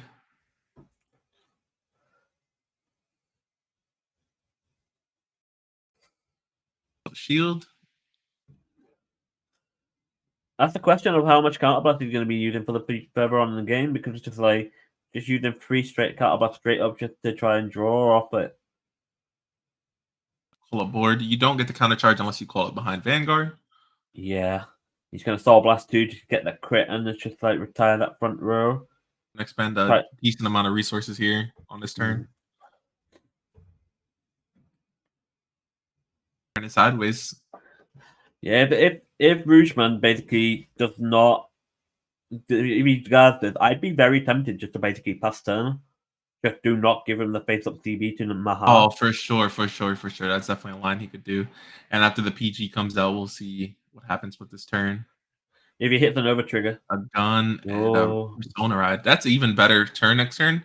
And I agree, I would just pass probably. And he does just pass. He's just going to go for the Maha, but he's got no counterblast to use. He's just going to swing solo. Swing. Oh. That's very good for Bastagra because he's not going to commit resources for this. And use a shield. What the tempo loss is just crazy. Oh, drive the OT gets a resand. That makes your turn. Oh, drive the OT on damage. Oh my goodness. Insane. But here's the thing, Nirvana's just going to drive get all that hand while Bastagra is going to be struggling to deal with it. That even if you got the 10k, that's still one to pass. Yeah. OTs basically just even each other out. Because it's still one to pass. Oh my god, insane. Oh, he's going for 2 to pass here. Is he going to double trigger? 2 to pass. Oh, doesn't hit it. That was so close. Imagine if he flipped another crit there. That would have just wiped out. Would have been insane. Mind you all, there's $500 on the line here. $500. This is all for stakes. It's just insane what they want to do here. It's just like is he going to call the gun here now? It's like, is there a point for the gun at this point? Because he just doesn't have the over trigger anymore to really press for it. Oh, that's true. Yeah, the gun is definitely less good this time around. It's losing the shield value may be very vital here. If he had the gun the previous turn, he would have been able to do it and hit the OT. And that would have been huge. He's not going to use the gun skill. He's going to... Wait, why is he Soul Blasting 2? I think he's Soul Blasting 2 for the crit. Yeah, that's the meant to be main phase, so it's technically skipping phase, but if it's allowed, it'll be allowed. They're gonna drop the PG. The PG of his own. 2 PGs. Two PGs. I'll keep you alive for a little bit longer. But the question is, it's like he knows he's got another Mahanavana in his hand. Yeah, that's the thing. It's like it's just so hard to catch up in damage. Like, gotta give them CB to do it, and then the crackback is so massive. The fact of the matter is, it's just like the Nirvana having that offensive over trigger, giving him so much in this game. Even the defensive over trigger did not really do much for Barry's side of the side of you. Yeah, that's true.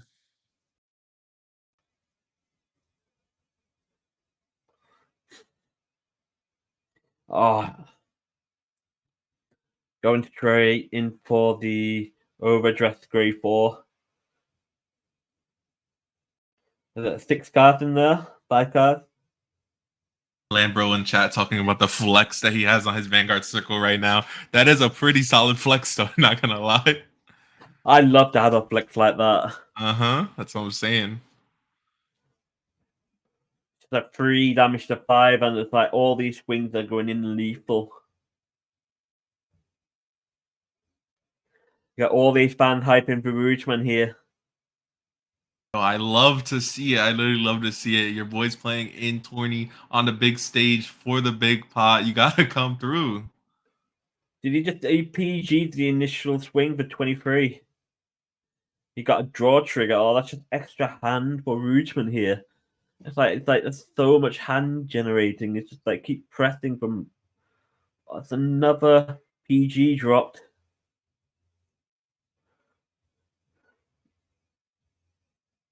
He had 4 PGs to guard He with. went through all Oh of my them. god.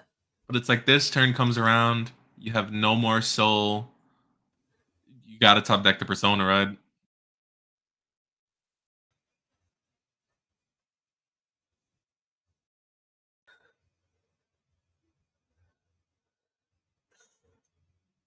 Oh, he's coming in for the gun now. He's gonna go triple drive 48k into the van.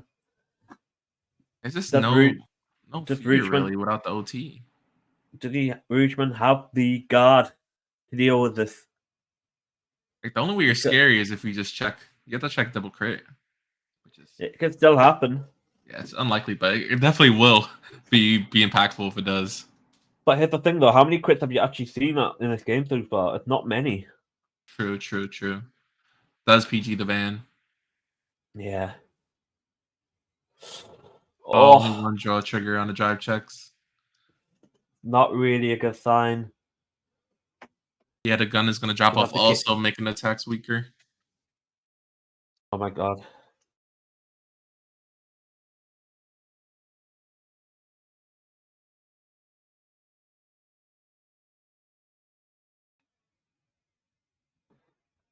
Last attack coming through. I think the side connects with anything. Yeah, I've had a little technical issue just moment now. Yeah, you're all good. Yeah, I'm good. Just like it just blips out for like 5 seconds for some reason. It's just like no idea why.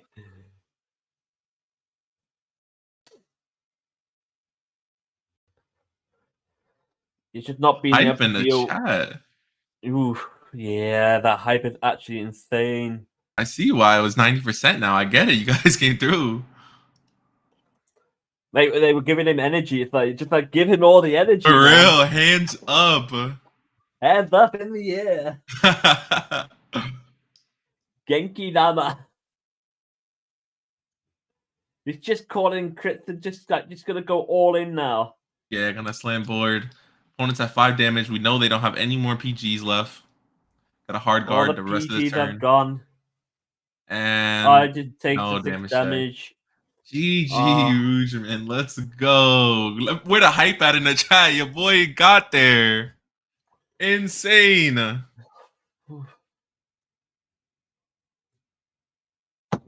Just commiseration for Fairy, but very, very well done in keeping up with Rougeman here. It's just that it's been a fantastic best of 3 series here. Just that actual hype in the last game with the defensive and the offensive OT here. It's been a fantastic run. Over trigger and the over trigger was crazy. Yeah, just like deflecting off the Bastagra foils as well. Oh, absolutely insane. That's what I'm saying. What a flex! Like you come on to the stream on the main stage, you got those shiny things on you. It's it's Mm. crazy. Coming to talk about the decks.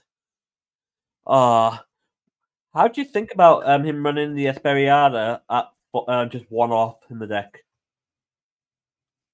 I mean, the deck lifts back in the day, you needed more, but now since you have the play where you can ride up going second, it does seem like that's okay to run maybe like one or two now. I think it worked out good in his favor, at least for this game. Mm. Just like the case of he didn't have it in his hand, it's just like it just basically he's just fortunate not enough to not damage it in any means or soul charge it.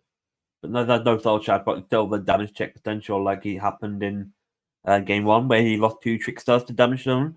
If he lost that to damage zone, it basically becomes a bit of a crazy moment there. Oh yeah, for sure. That's the thing with his list and the fact that he's running so many techs is that they're all vulnerable to just getting lost in damage. But Oh it does make yes. his ceiling incredibly high. You know, if he's high rolling, acing all the one ofs and living a dream, you know, the ceiling is just crazy. Just like most of his deck is just flexible in its slots. Like the one-off Urga, just basically if you go second, you can just go as the 4 attack on its own.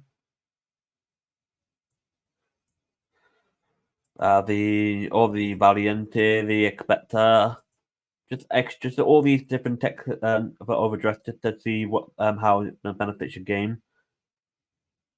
Yeah, that new Blaze Maiden that lets you ride is just so good for the deck. Like once that card got revealed, once that card came out, I was like, this deck finna be meta for sure, because that was really the deck's main weakness was just going second. You would go second, and all your turns would be put behind, and it felt really bad. But now you go second, and you're on 4 when your opponent's on 3, and it just goes. The deck just flows so much better. In terms of the Bathagro list, is there anything that of note that you figured that maybe could have done more of this? Not really. Babsakova is definitely just a standard deck with not a lot of room for text. It's kind of like the opposite, where you just want to see your consistency units. You want to see your trick moons. You want to see your spears. You want to see the new grade 2 that just came out, and you have to play high copies of those. It's just Yeah. not a lot to choose from.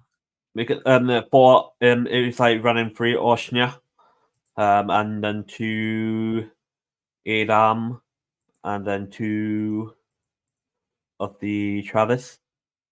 So you had flexible options in his grade 2 lineup. I was surprised to see the one-off of the Madoka, because it is literally a 10k beta with 15 shield. Yeah, that's true. I'm also surprised that they're not playing the other grade 3 that lets you call another arms. Yeah, I feel like it could have used that a bit more. I felt like he was trying too much to flex with the spears just to get the spear on his Vanguard circle. Hmm. Just to keep drawing. It just feels a bit not as impactful. So if you was to say that spear for like another turn, so instead of just going spear, shield, you could go spear, next turn spear again to get the soul charge and just keep recycling the Bastagra and 4+2. Yeah, he definitely just turboed out that turn, and you're right. He could have played it slower. He could have got more advantage out of the spears, because then if he waited for another turn, he would have got more soul charge, and he could have got more uses out of them for sure. Just felt like he went just a bit more aggressive, just to try and fix up his hand stay. His hand may have not been the best, but at the same time, he did have to a point where it's like 4 perfect guards in his hand, and it's just like that was just I felt weird. As soon as like 23 just PG the 23, it's just like oh. Yeah, I mean, he was definitely digging. We knew his hand wasn't the best. He had 4 PGs. He had like 3 guard, 3 3 triggers in his hand. I mean, he was just looking for units to put on board, and he couldn't get there in time. Yeah. But do you think this Balthagra will still be able to try and grind up for the X1 spot now into the top placing? Oh, for sure, for sure. And the fact that they lost to Nirvana, like I could see Nirvana being undefeated the whole tournament. Mm. And you hope your opponent does well in those scenarios.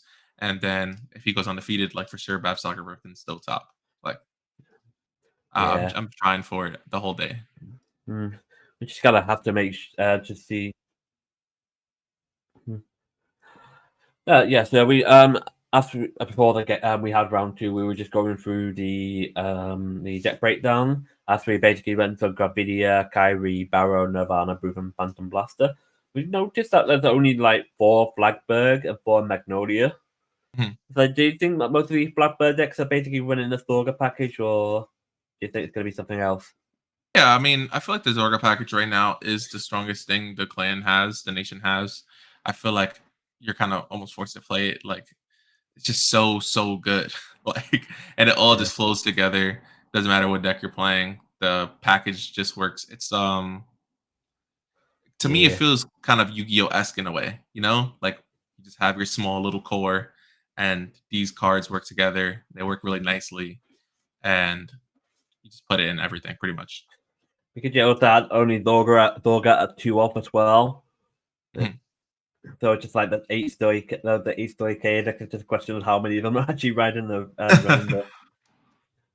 After that, with the Bastion and Balthaga are 3 of each deck. It's like, do you think Bastion Prime basically whittled down in the pecking order in terms of the meta? Yeah, for sure. I mean, it is a power scale thing because people did play the dragon, but it's also just like a psychology thing, right? Like you don't want to play a deck that just got nerfed, that just got cards removed from it. Like that feels really bad, right? So Because altogether, it got nerfed a little bit.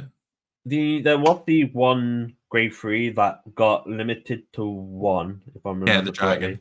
correctly. Yeah. Losing that was a big blow to Bastion. Yeah, because the most consistent builds played 4 of that card. So Yeah. your 4 of got nuked. It's really rough.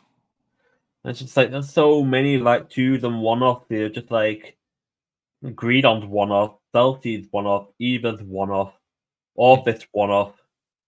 We do have a record of Ragnarok in the 1-off in this deck. Oh, let's go. We love to see those.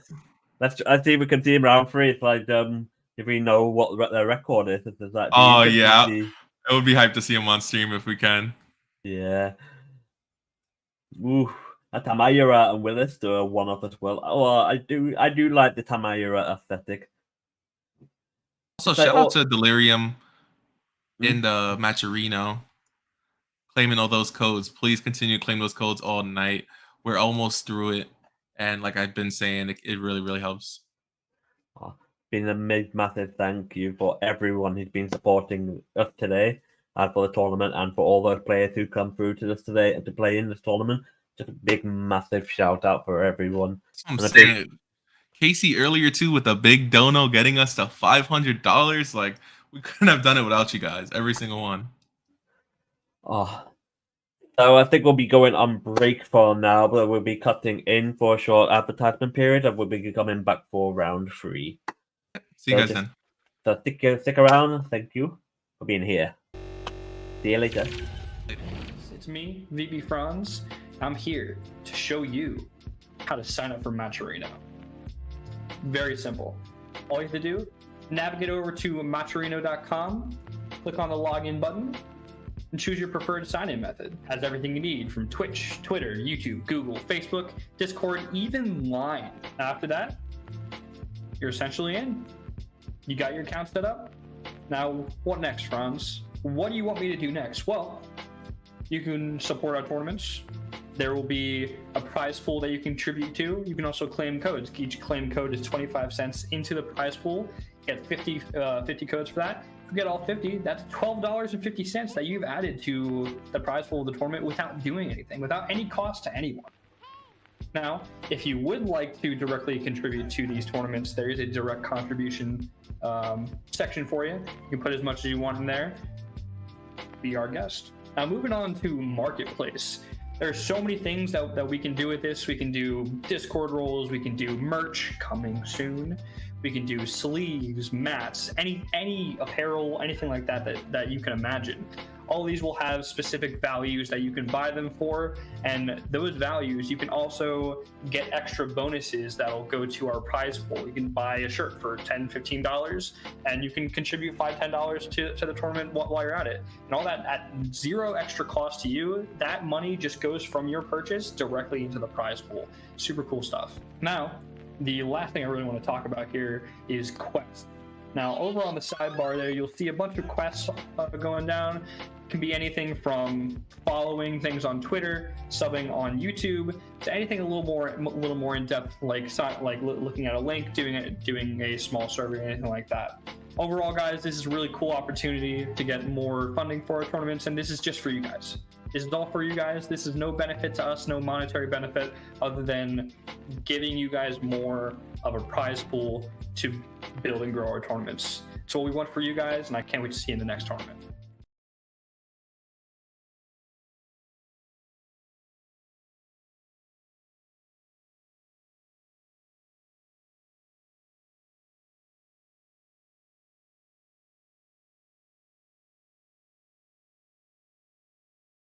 So I want to take a minute to appreciate some of our sponsors and partnerships that we've accumulated for this tournament. First off, I want to thank Kingslayer Cards for partnering with us for this specific tournament.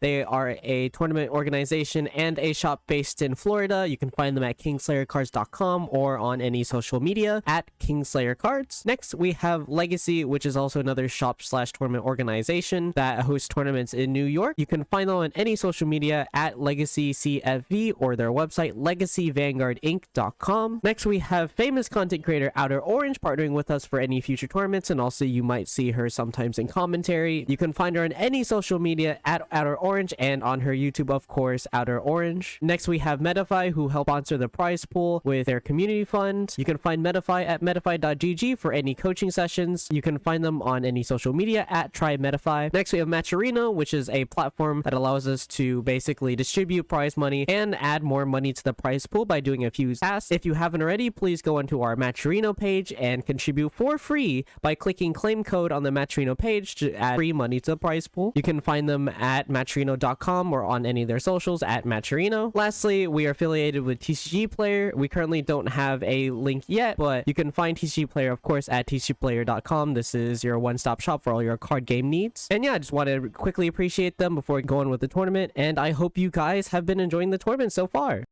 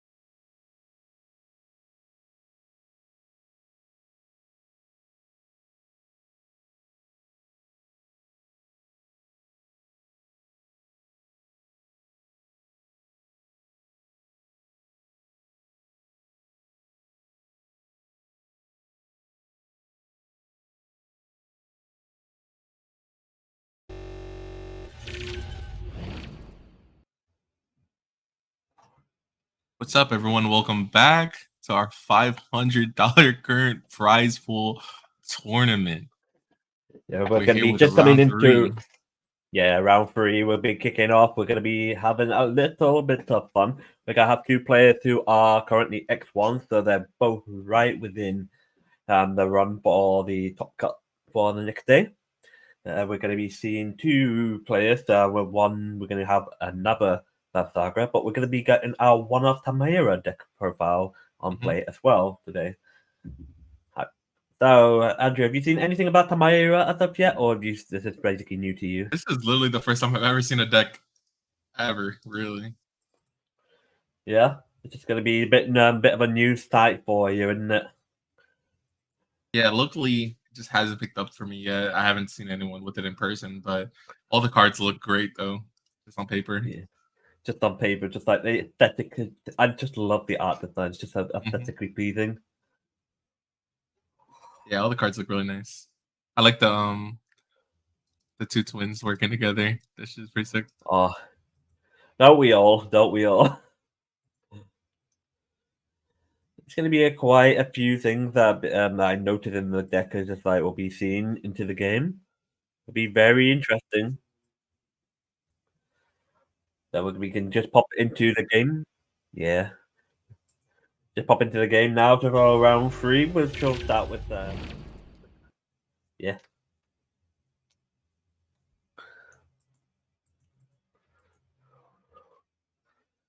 So who are we seeing start first? We're going to be seeing Saga take the lead. Abs going first. Discarding Starting a a trick trick moon.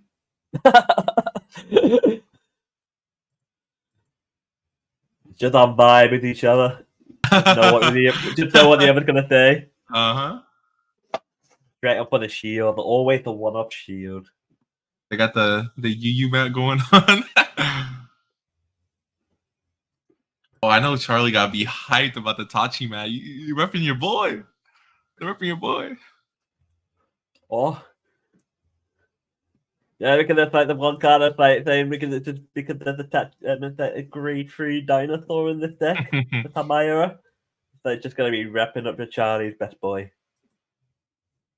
We talked about our sponsors earlier, Metafy being one of them. And Charlie happens to be also Metafy. So if you're interested, definitely go check it out. Get those Tachikaze the deck profiles tested and played for you. Get them experience.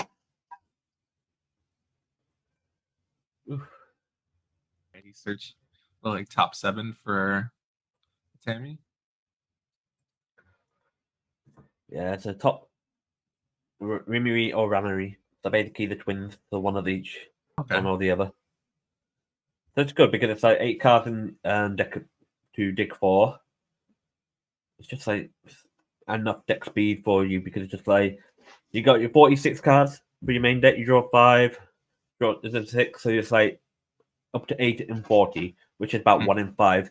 So realistically, you do have a good chance of seeing it. The grade 1 here. I'm just going to start reading off some effects so I get what's going on. The unit says when it's placed on R, you look at top 7. If you do, choose a normal unit with stealth in its card name or glitter from among them, put into your soul and shuffle. So it's going to allow him to get the girls in the soul. Yeah, just the fact that they're both glitter itself.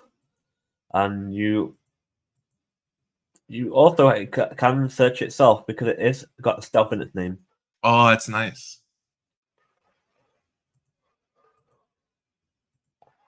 So you have about like 11 search options essentially for that grade 1 itself. We started putting off the Bastagra 2/2 damage already. Seen that one of those spears already out. Yeah, it looks like a spear and a PG, right? Yeah, it looks like a PG. It's just going to go 10 into the van. No, 10 or 15 because I'm pretty sure it gained power somewhat. It takes a crit as well. 2 damage here. Yeah. Damage checks PG the as PG well. also. And a crit. And a crit. Yeah, the grade 2 when attacks the Vanguard is armed to get plus 5,000 power. Yes, that's the bit I remember.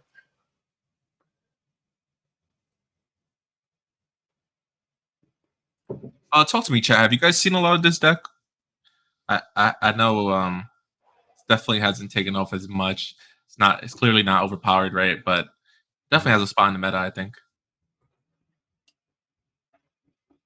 It just has good consistency to its Shoal engines, but it's just like power threshold wise, it doesn't do too fantastic, but it does do what you want essentially for the deck. The bad dagger, I just want to try and keep the damage low here, and then just pop off into his grade 3 ride. I'm a bit wondering why he kept the grade 1 in the front row. Yeah, I guess if you check not having the spear though. Oh, he still charged a spear. That's 2 spears rough. out, but he didn't have either of them, so it's just like it's gonna be very rough to see the extra arms for the equip. Moon. They're always going to the expectation that they should have a spear in the opening in the hand for grade 3. That's why just like leaving that grade 1 at the front row kind of felt a bit awkward because that could have easily just been nuked off the board. No guard this as well. Checks the over. The over trigger coming in right now. Just restand the Vanguard. And a crit. Oh my lord. That should be restanding the Vanguard the moment the over trigger was checked. No damage triggers. Gonna have to show me a PG, friend. PG or bust. Did he have a PG? Does Tamayera have a PG? Such a way to go. From 2 to death. Oh, does not have a PG. That's a spear. 2 damage. 2 chances to heal right now. That's not a heal. That's not a heal. Oof. From 2 to 6 off of crit OT. And that's just what Draconics can do to you. Like, they check that OT and it's a whole new game. That's such a feels bad moment, really. Yeah, for sure. Like, it's nothing you can do. It's like his only PGs go to damage. It's like he just couldn't do anything about that. That's just one of the games that you just literally just have to hard take and be like, right. It's just one of those things that just happens. There's nothing you could change really to expect OT crit turn 3. Like, yeah, it was just a very, very poor luck for the Tamayera player. It's just hopefully the game 2 does go better for him. Yeah, I mean, it'd be hard to be worse, honestly. That's like literally worst case scenario for them. So it's only uphill for me.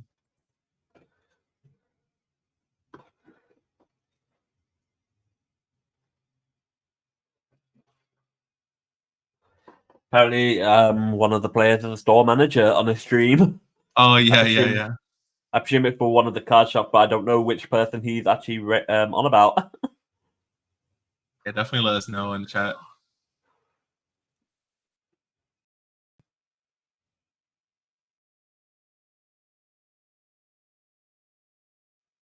Is he really? AFK Hobby? Oh, man, that's Pog. Okay, that's what's up. Shout out to AFK Hobby. Came here representing.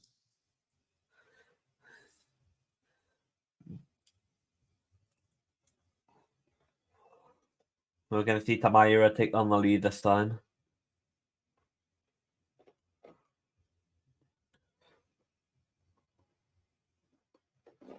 Seeing one of the glitter girls go into the drop so we can just grab it back from the grade 2 riding. Pretty good, plus. Yeah, I do like this ride line. Ride line seems strong.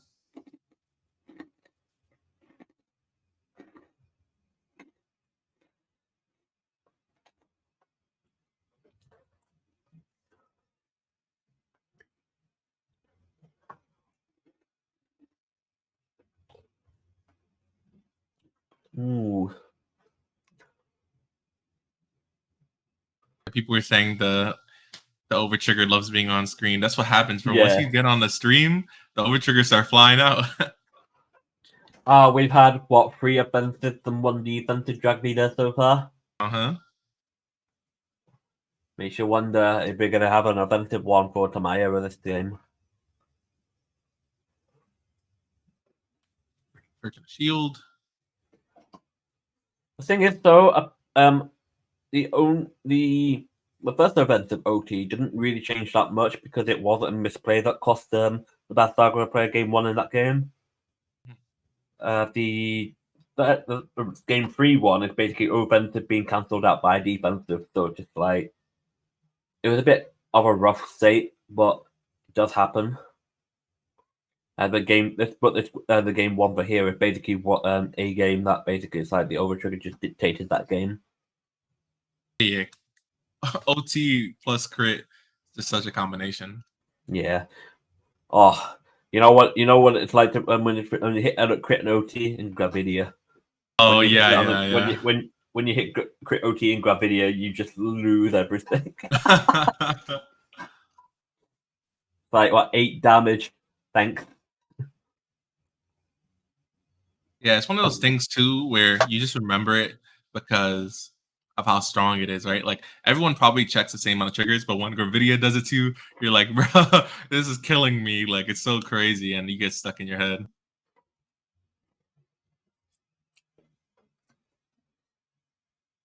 I don't know what it was about. Is it like trying to rarity swap around this wide line or something? It could be. I mean, you're on stream. You want to flex a little bit. I get it. Yeah. Oh, we all love to flex to just make sure it's not like mixing anything up. That's the main thing. Yeah. Keep it all See together. about Sagura go to damage here. Just trying to go turn to aggro. Try and push some damage early on. Yeah, got both the twins out right now and a draw trigger. Ooh, that draw trigger's pretty handy. Get the 28k swing, putting back Sagura to 2. Another spear's gone. Ooh, this bad Sagura player is not get. Yeah, it's not getting much luck with his spears. And with the current builds they're running right now, that's literally the only way you can get 2 arms on turn 3. So whenever those go to damage, it hurts. Yeah, he's running 4 spears and 1 sword, so a bit less on the. Yeah, no gun on this list.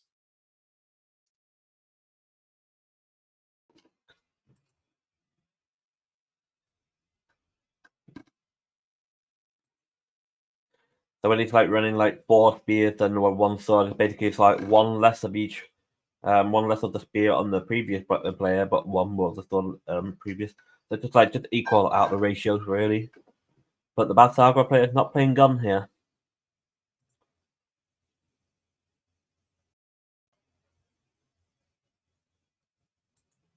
It's how you're a player at 1 damage still. Gotta feel nice against Bav when you're at 1 if you're at odd even intervals, and then also losing at 1 in general. Yeah. Plus, it now can just hit the bad Sagura player to high damage count now.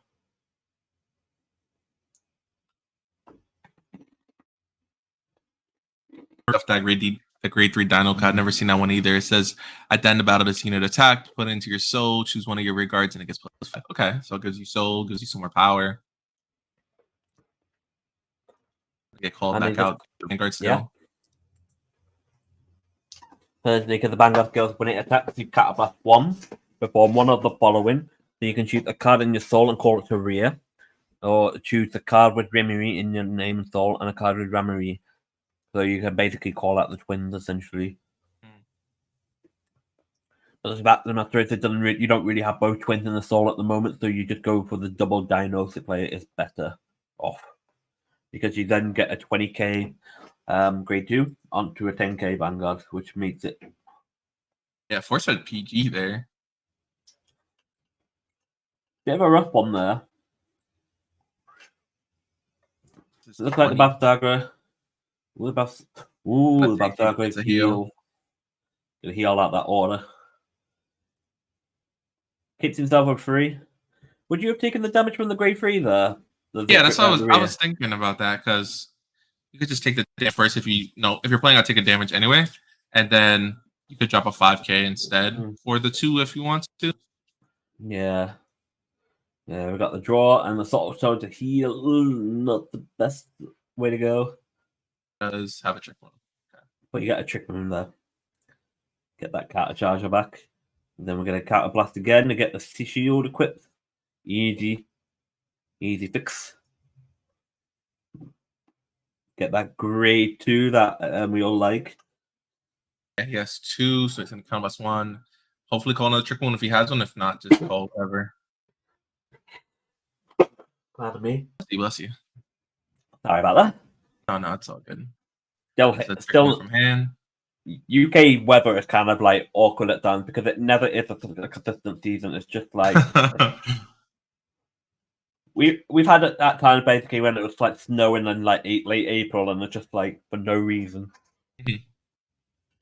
So it never gets we never know what's coming. I feel you. It's literally the same thing in New York. It's like one day it's hot, everyone's wearing shorts, and the next day people have like jackets on, and it's like, what happened? Oh, I don't get me wrong. When it comes to clothing, I'm one of those people who would basically wear shorts when it's snowing. Oh, nice. It's just like I don't know why, but I feel it's hard to wear like jeans, joggers, or anything like that. Mhm. Period. I feel that. Mm. Oh, he's using the order is a order. clone, right? Of the Shiryuki, I think. So you play with Soul Blast 2 if you have Vanguard with Tamira, choose one of your Vanguard and it gets all your opponent front row gets minus 10k. So it doesn't target, so it basically just next 10k to the opponent's front row. Yeah, it's really cool. I love seeing any defensive card coming out in this format. It's really good to see. That order basically turns off Persona Ride essentially because you just neg the front row 10k. Well, have you seen the there was an order Are you talking about the Denial Griffin play? Yeah, the Nile Griffin order. Yeah. I forgot what deck that was. I'm pretty sure Greedon, that was I think Dark. it was, right? I think that was Dark States. Yeah. Yeah, it's so cool looking. I saw everyone on Twitter and going crazy talking about it, and I was like, "That's so creative!" I'm like, you guys are crazy. I love stuff like that, and they just branch out in the designs a bit more. But I still find like defensive trap cards like that. It's a bit awkward in terms of creative design, but it is nice when it's like some in a manner where you don't expect it to happen. And it's Yeah.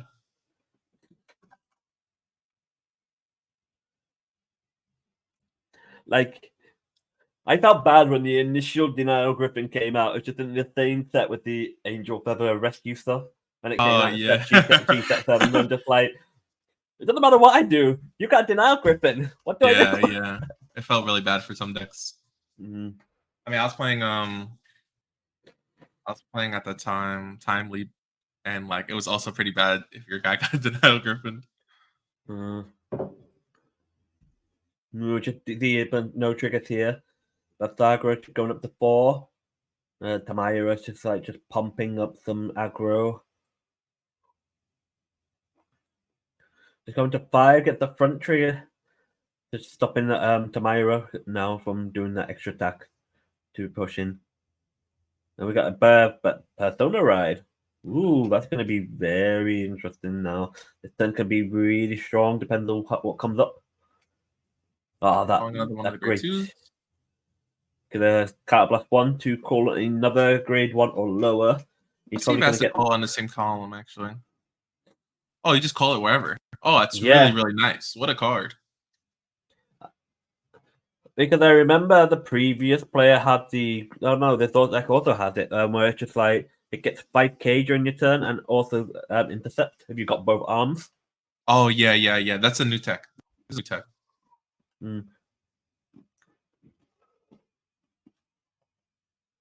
Dark Moon. Another spear. That spear is going to give him another soul charge next turn, which should be important.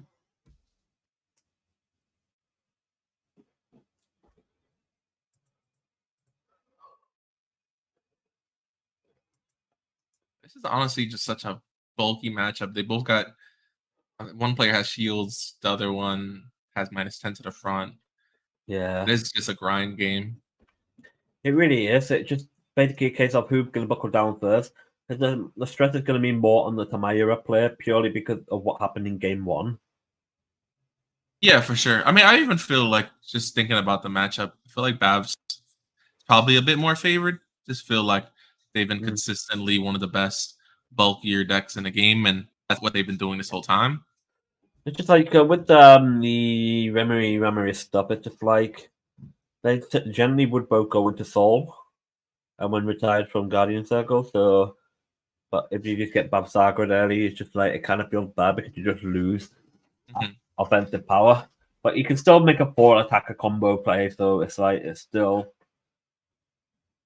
getting off attacks. That's pretty much really what makes the Tamayura deck really good, because the fact it can multi-attack pretty much well consistently. And both players at 5 damage right now, so gotta put up guards for everything coming at his way. Oh, PG is helpful. No trigger. That PG is going to come handy though, especially for the bad dagger follow-up turn.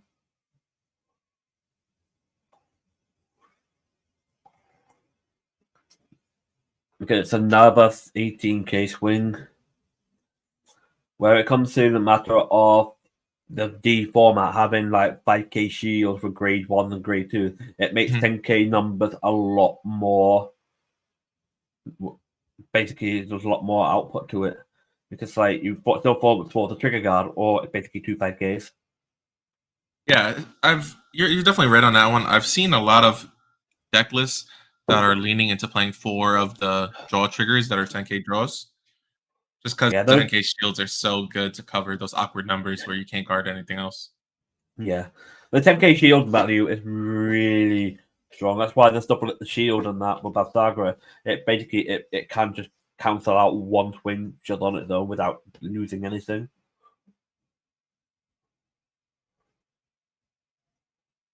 He's going for the spear replay. He's gonna get himself some soul charge and call out something else. You're not gonna call anything. He's gonna just check his drop zone real quickly, see if he wants to call something. Oh, he does have another Trick Moon. He's got another Trick Moon, yeah. That's another 25k 25k beta booster. All these attacks are so big. Yeah, it's just like with Tamayura's got 7 in hand. We know he's got a perfect guard, which he's going to play in right now for it. But the question is, can he survive the rear guards? Oh, we've got a crit. Oh, for 18, 25, 43 with crit.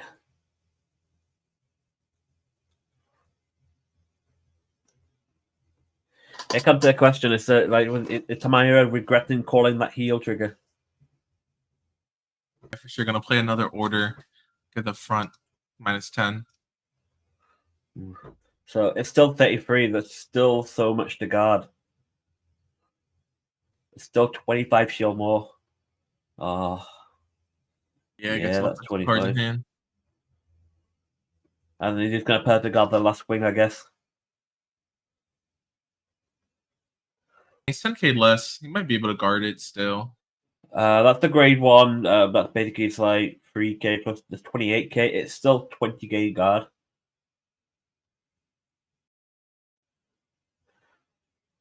Okay, has a 20k shield. Keeping 1 card left in hand. Babsagra has 5 cards in hand and an intercept.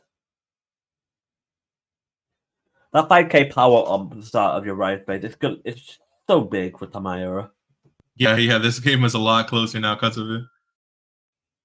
Just basically, just constantly being able to swing wave 1 for 13k, just making the numbers. He's got the intercept. The question is, does he want to use it? Yeah. Always thinking ahead. Yeah, he does still have the shield available to him. He has a few cards in his hand, but this is the multi-attack you were talking about. Like having 4 attacks every single turn is gonna burn you out. And that grade 3 also is basically going for like 23k on its own. While you have your other grade 2 with being a 20k. So basically you got a 23, and a 20. That's still pretty big numbers. That's a 1 pass. Oh, he's leaving it with a 1 front trigger.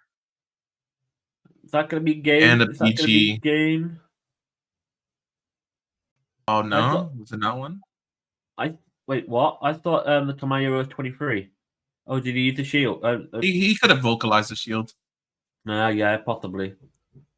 Yeah, if they use a shield, Charlie, can you ask them to just point to it if they can?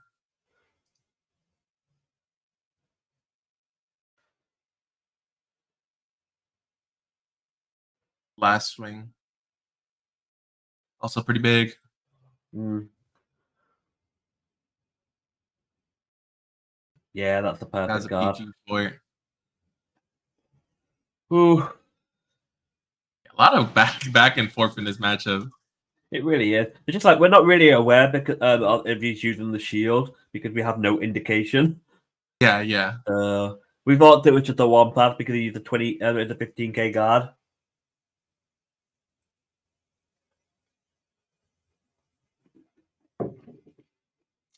This might steal the game for Bathagra here. No guard on 5. Oh, the crit.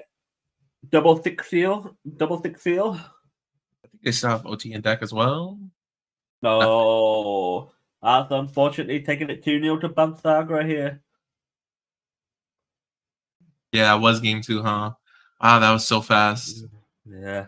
It's just like how fast game 1 was because it... Game's going to Radio with the 2-0 against Ghost GK. Ooh. So, in retrospect to game 1, it felt a bit unfortunate for Tamayo because he just literally got rushed with the OT and crit to death. There's nothing much you can do if you don't have the perfect guard to block it off. But game 2 was pretty consistent. It's just like back and forth. It's just like Bathagra getting that front row retire, which basically did the work for him, essentially, because it retired off the glitter Ramirez off. Yeah, the retire kept his guys from going into Soul, which I definitely feel matters a lot in the matchup, being able to retire the twins so they can't intercept and go to Soul and stop them from being looped in that sort of manner. Definitely puts Bav ahead. Yeah, because you did taking it from a 5 attack deck to a 4 attack deck, so basically the Bathagra was constantly denying that extra swing, which was a really big fortune for Bathagra in this matchup. Yeah, exactly. Like the multi-attack is how Tim would win. Yes. If they got 5 attacks over and over and over. And yeah, like they did have the 4 attacks and they were able to grind, but by the end of it, they just ran out of resources really and couldn't keep up with Bav. And that's the thing with Bav is like they are just so bulky with the shield. They are able to just sit there with resources for days. Like I've also just seen Charlie play the deck and he will deck you out. Like he will sit there with all the resources and be like, oh, okay, I'm not gonna do anything. Like oof. But yeah, in the long-term scale of things, it's just like Bathagra was just applying the pressure over and over and over. Just like with that pre-crit and front row retire, just pushing the damage to face. And it's hard to really slow the game down to your tempo just because of it. Yeah, exactly. It all just is about tempo. It all just is about resources. And yeah, also the unfortunate game 1. Like once you're on a back foot like that, it's hard to catch back up, you know? Yeah. Do you think about the grade 2 Thorblast 2 order for Tamayo? Do you think the 4-off is actually needed as 4? Because I think you could get away with 2 or 3 because there's not really many circumstances where you want to be seeing that card as much.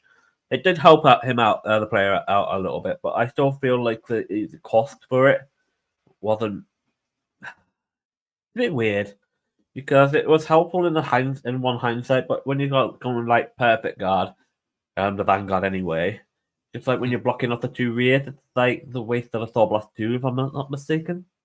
Yeah, for sure, because the deck needs Soul anyway, you know? So, like, Soul Blast 2 in another deck, no one might not care, right? But in this deck where you need the Soul and it's actual resource to you, like, just Soul Blasting 2 is a heavy cost, you know? Yes. Ooh, dear. I do like the design of the card, though, and I do like the space it's moving into. I do like the defensive play, but might just be too resource heavy right now as the deck stands. Yeah, it just feels like In terms of the deck, it's like feels like it's a very, very susceptible to heavy retirement, especially front row. Mhm. So a matchup like Pathsaga would be very unfortunate for the Tamayera player just to get the grade 2 twins to pop off the way you want them to. Yeah, and there definitely is a lot of control in the format, right? There's Bavs, there's Prison, Gravidia. Yeah, Prison and Gravidia being like 2 top 5 decks. And if those are a majority of the matchups you're facing, then get into some real trouble real fast. Like the question, look, basically now it's the case of how does Bavsaga the deck play against into those top 5 decks essentially, because they're already going to be hitting tempo really hard on you. There's a question of can you turn that tempo around against them? Yeah, for sure. And I think that's just what's holding back Bavs from being a top 5 deck, and what's stopping it from being at a lot of the top tables is the topper and the higher end matchups. You know, like I do think it can compete with a lot of stuff, but then once you start getting into specifics and the top 5s and the Gravidia and the Prisons, it's like, can it still hang in there? And it's tough. It really needs to pop off on its turn 3. Just if it doesn't pop off on its turn 3, you're going to be suffering a longer game, and that's not something Bavsaga wants. It doesn't want to stall out its game. It wants to pop off and finish as soon as it can. Because when you start going into a longer game, you're basically having to recycle your resources for your soul costs for your front row retirement and crit. It just ends up bringing your deck down to a point where you're just constantly having to basically replace your board that you end up losing pieces, and it's just like it's very hard to pop back from that. Especially when you I feel like once you have a turn where you can't do that thing, right? Like once you miss like a persona, right, or you miss having enough soul and you like fall behind one turn where you can't do stuff anymore, then it just starts going down really fast, you know? Yeah. I think we're gonna take a break here, right? We can just take a quick look at the standings if we would like to, just to see how well the players are doing. You want to pull them up? See how well people are doing currently.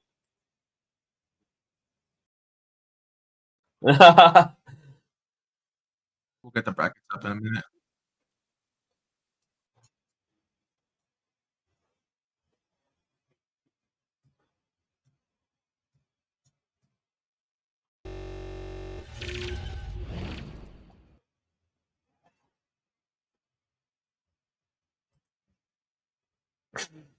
Having technicalities. Yeah, you know. First through 13th? Okay. So we got Aries. I'm trying to see if there's any names I remember. Rougeman got the crowd on his side. I don't see too many faces I really remember. Oh, we had I've seen them in Rougeman the chat earlier. Yeah, Rougeman for sure. He was in here. Oh, his peeps were supporting him on. We got one of our Brexit boys, Kebabster 9, and 10th. Oh yeah, you got your homies in here. Well, it's one of them, yeah. Oh, it's good to see. I don't know who any is, but it's like GB, so Great Britain. But we also got Gergwit San in France. That's a couple of names. I'm hoping to see Miss Great King and Asta up here pretty soon. I know they entered and they're pretty first competition. But so far, looking, yeah. Okay, yeah, we'll definitely see Miss Great King then because he always comes out. A local of ours. Nico is still playing his games in round 3. I'm saying get that bounty. If I see Nico's, I'm paired against Nico, I'm gonna be hyped. I'm trying everything. Like, imagine Nico just go undefeated for the entire day. That'll just be peak. What bounty?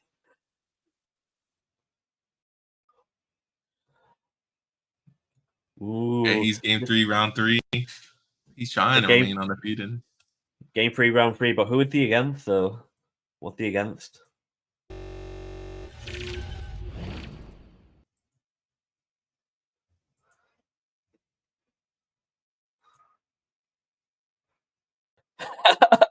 Human the Homo sapiens, but what deck's he playing? Oh, He's Kyrie's against gonna be Kyrie. strong. Kyrie is a strong deck for sure. That's top meta in my opinion.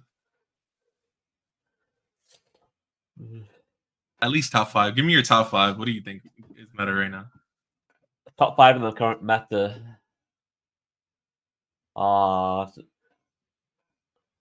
It's very hard to judge at the minute in time, but outside of Kyrie, Gravidia, Barrow,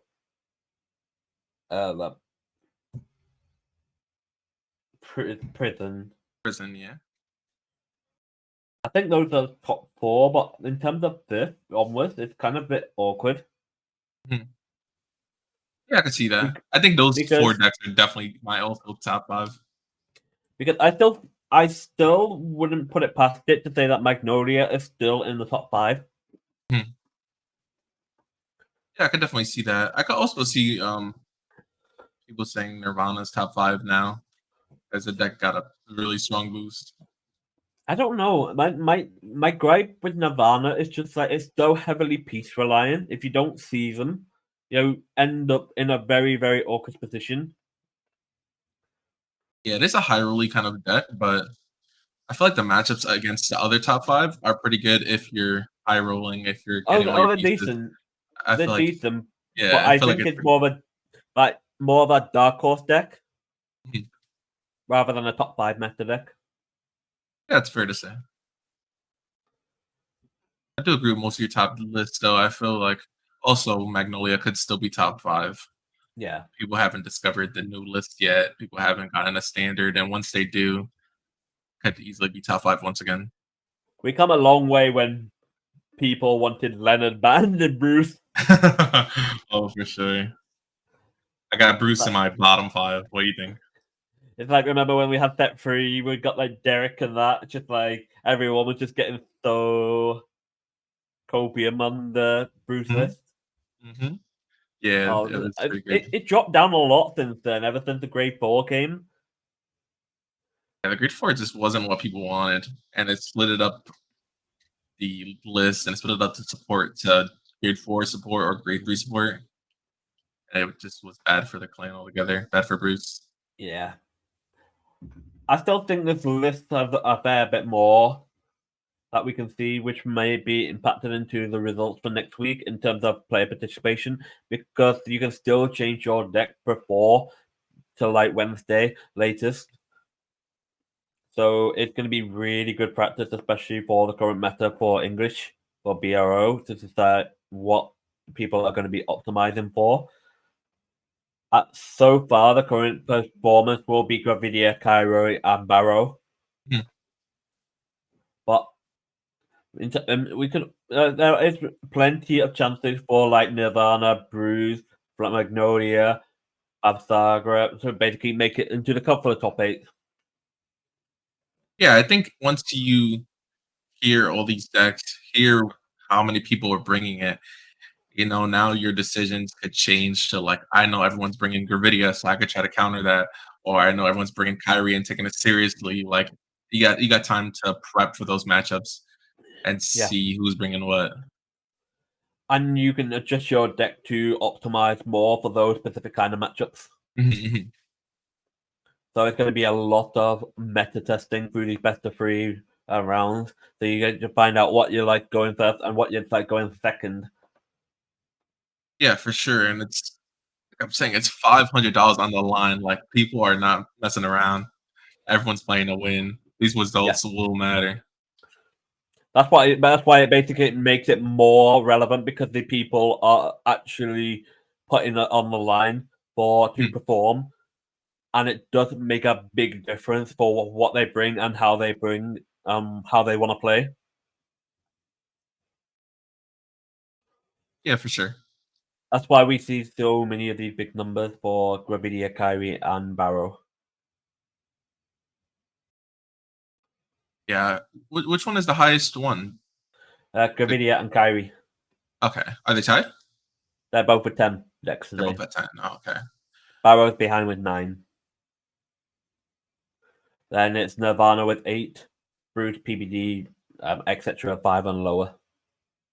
Gravidia also just makes so much sense why people are bringing it to the tables because the deck is so cheap in person, right? Like in comparison to all those other decks in the top 5, like Gravidia is the cheapest one, right? So But how much are the order meteors they're going for at the minute? Then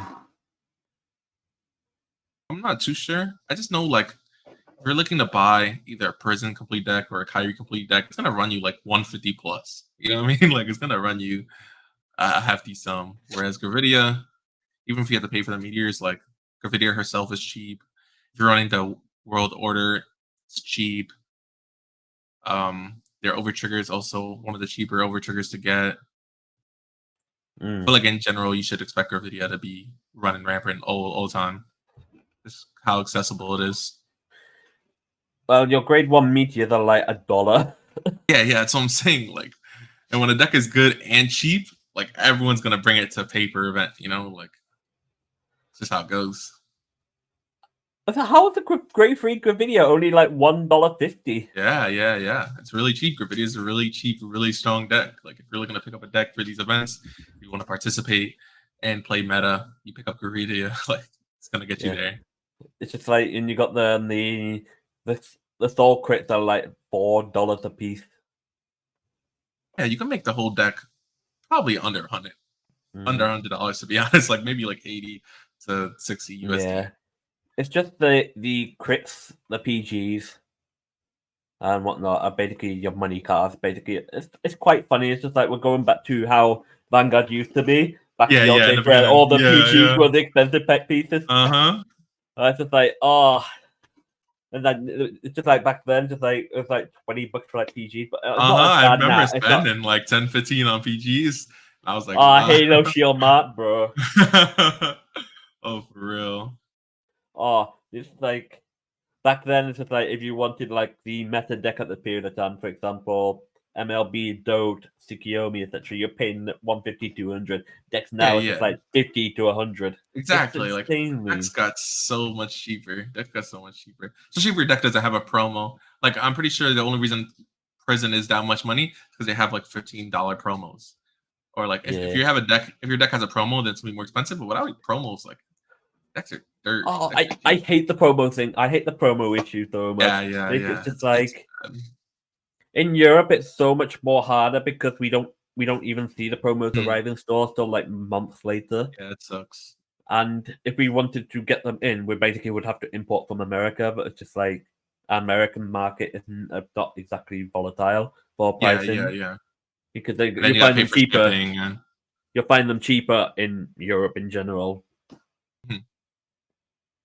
So it's just like the market's a bit rough in terms of places. It's just like you can find so much cheaper in one region, but then it's like more expensive in another.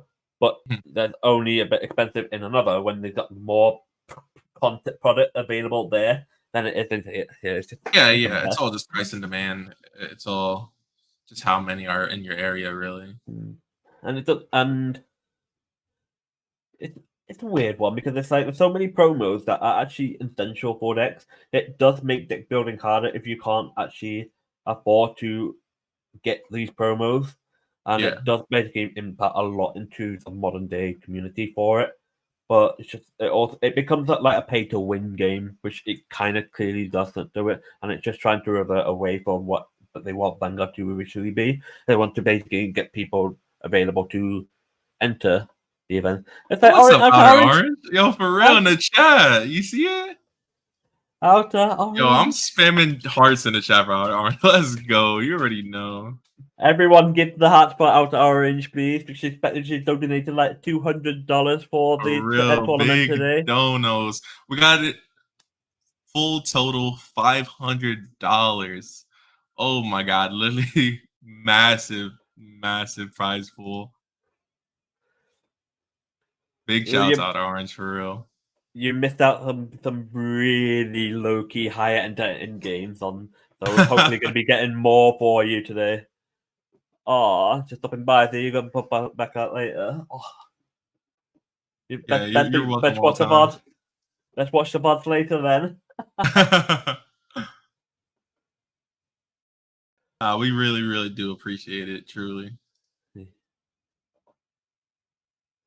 Yeah, tournament's going great. We're just finishing round 3. Got 7 rounds today, and tomorrow will probably be top cut if we can't finish all of it.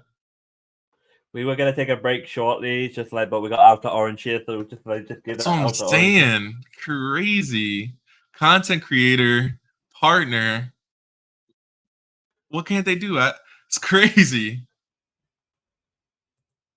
Got the good emotes. I'm about to go over there and sub right now. Hold on. I need those emotes.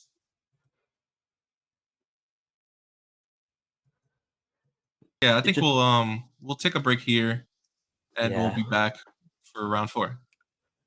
So how long do you think round 4 will be? I think it's gonna be about 30 minutes. So we'll take a quick 30, and we'll be back in time for round 4. Oh, okay. Okay, so it won't be that long actually. Charlie's telling me it's gonna be 15 minutes on a break. So we'll take a 15, we'll come back, and we'll be here for round 4. It'll be at the quarter past mark hour. It's me, VB Franz. I'm here to show you how to sign up for Matcherino. Very simple. All you have to do, navigate over to matcherino.com, click on the login button, and choose your preferred sign-in method. It has everything you need from Twitch, Twitter, YouTube, Google, Facebook, Discord, even Line. After that, you're essentially in. You got your account set up. Now, what next, Franz? What do you want me to do next? Well, you can support our tournaments. There will be a prize pool that you contribute to. You can also claim codes. Each claim code is 25 cents into the prize pool. You get 50 codes for that. If you get all 50, that's $12.50 that you've added to the prize pool of the tournament without doing anything, without any cost to anyone. Now, if you would like to directly contribute to these tournaments, there is a direct contribution section for you. You can put as much as you want in there. Be our guest. Now, moving on to Marketplace. There's so many things that we can do with this. We can do Discord roles, we can do merch coming soon. We can do sleeves, mats, any apparel, anything like that you can imagine. All of these will have specific values that you can buy them for, and those values you can also get extra bonuses that'll go to our prize pool. You can buy a shirt for $10, $15, and you can contribute $5, $10 to the tournament while you're at it. And all that at zero extra cost to you. That money just goes from your purchase directly into the prize pool. Super cool stuff. Now, the last thing I really want to talk about here is quests. Now, over on the sidebar there, you'll see a bunch of quests going down. It can be anything from following things on Twitter, subbing on YouTube, to anything a little more in depth, like looking at a link, doing a small survey, anything like that. Overall, guys, this is a really cool opportunity to get more funding for our tournaments, and this is just for you guys. This is all for you guys. This is no benefit to us, no monetary benefit, other than giving you guys more of a prize pool to build and grow our tournaments. It's what we want for you guys, and I can't wait to see you in the next tournament.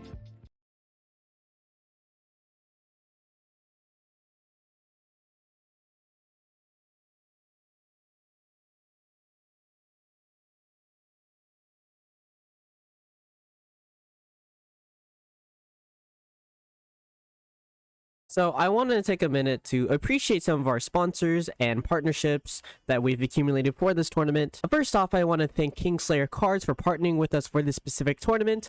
They are a tournament organization and a shop based in Florida. You can find them at kingslayercards.com or on any social media at Kingslayer Cards. Next, we have Legacy, which is also another shop/tournament organization that hosts tournaments in New York. You can find them on any social media at Legacy CFV or their website LegacyVanguardInc.com.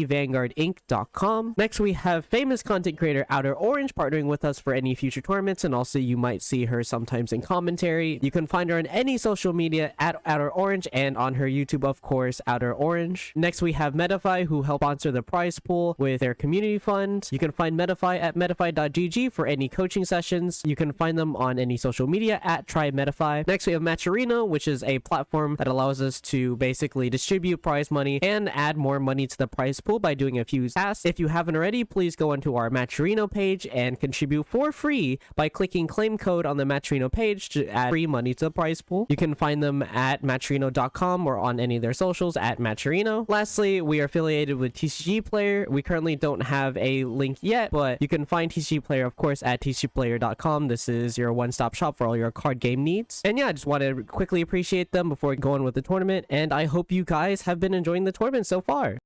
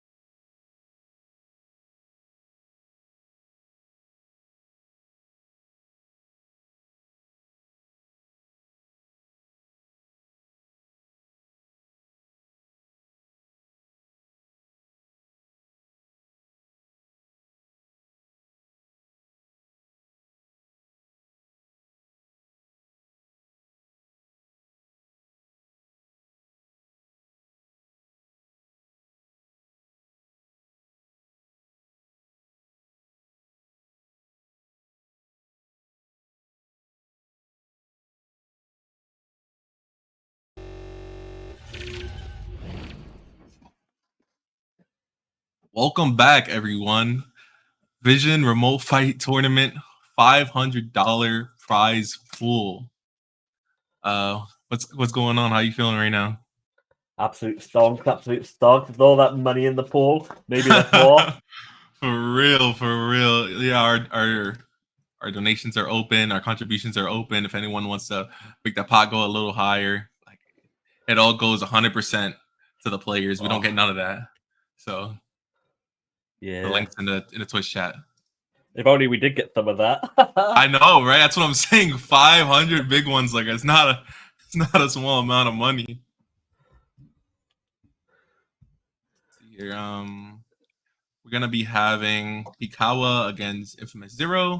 We're gonna have Kyrie and Phantom Blaster. Uh-huh. Want to talk about this Phantom Blaster list a little bit? Oof. I've not done too much into the Phantom Blaster, but I know it's a video that Orange would love to be watching right now. But it's just like it's a bit of a weird one because he's not using the full barrel blaster javelin here, but he's going for Wingal and Marin. Because the Marin does work with the Blaster Dark as well, because it's when it's run upon by a grade 2 with Blaster in its name. Yeah, I do like that ride line. I also like the fact that they're playing that grade 1 Knight of Desolation Fiona, I think her name is, but she's a grade 1 that says there are no other units in the same column as this unit. It gets plus 10. So early game is just an 18k beater, and they were playing this a little bit in MLB. They're playing this in the old build as well, and I like that it stuck around. I feel like you need those aggro pieces in this kind of deck to just punch, punch, punch, punch, punch. Knight of Desolation Viola. Yeah, yeah. Or we just call it Fiona. Yeah, that's what I was gonna say. I've never ever said the whole thing out loud. Just call it Fiona. Easy. But yeah, it looks pretty standard for a Phantom Blaster list. Like the Black Stage Karen is actually pretty good as well. Just there's like a 3+ the top deck and rest. And just like you got a whole thing engine just to basically just encourage for your multi-attack with Phantom Blaster Overlord. And the fact and that they're playing the Phantom Blaster Overlord is on the ride chain, not the Phantom Blaster Dragon option. Yeah, they're only playing the one Phantom Dark. Actually, that's pretty interesting. I thought you needed more than that, but apparently you just need the one, and you're good. Yeah. Just to go for the Kyrie list. Just a standard generic Kyrie ride line with the 4 grade 4 Kyries. Yeah, they're playing the Friends list. They have the Larisas. I think all the lists play the Melties because Melty is just like one of the best cards ever printed. But they do have some friendship stuff in here. It's the energetic attendant Calfee, and that's basically the key card in this friends list, because it's just like being able to go 25-25 to rebalance them to both with Kyrie to call them both again to go another 25 twice. Oh, that's nice. Like that's going to be the main thing that to watch out for in this match. So yeah, I do like the friend variant a little bit more than the regular variant, honestly. Yeah, we're going to be seeing a lot more to what the friends list can do. So we'll be getting to watch this good game on the round 4. So we're going to basically start off at any time. Though we're going to be very much enjoying this matchup. Yeah, I've been waiting to see Kyrie on stream all day, honestly. Yeah. Yep. Let them know. We can start.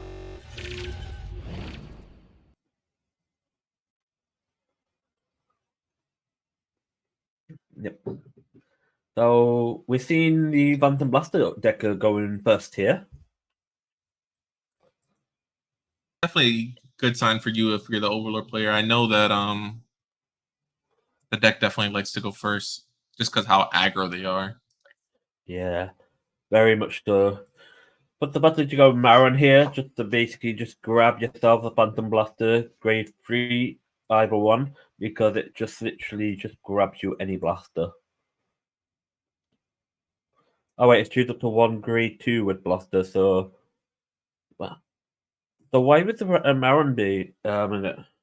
Oh, so the grade 2 says if you whiff, the grade 1 says if you with. If you don't call, You yeah, just do you call it search. Brimble You Brave? call, yeah, you just call it. So basically, it just has Forerunner, which I mean, it's not that great, but like if your plan is to just aggro out, having a Forerunner is good. Like we all know that from back in the day. Like having an extra Yeah. booster is solid. You know. I missed the day of Forerunners, but it's just the fact that V started for like premium stuff. It's just like it's way too good because it's just a draw on the quick shield that instantly is like +2 going second. Yeah, yeah. Just like when it needs to have Forerunners and stuff and that, it's just like the Wingo Brave was one of the most dominant Forerunners back in the day, just because it just grabbed any blaster. So there were decks that literally ran out for like one of MLB. Yeah, yeah, yeah, yeah. Because you could just literally just grab it however you want. I thought it was nice, and I mean, I do prefer having Forerunners than what we have now because at least your Grade 0 starter was unique, and there was like different choices you could make, and compared to now, it was just every starter's the same, right? It feels pretty sad. Oh, so the whole point with the Forerunner stuff is just so you can go Blaster Dark to get yourself double trigger. Yeah, yeah, just to have sacrifice fodder. Yeah, just like a starter, just go double trigger, get some hand advantage back.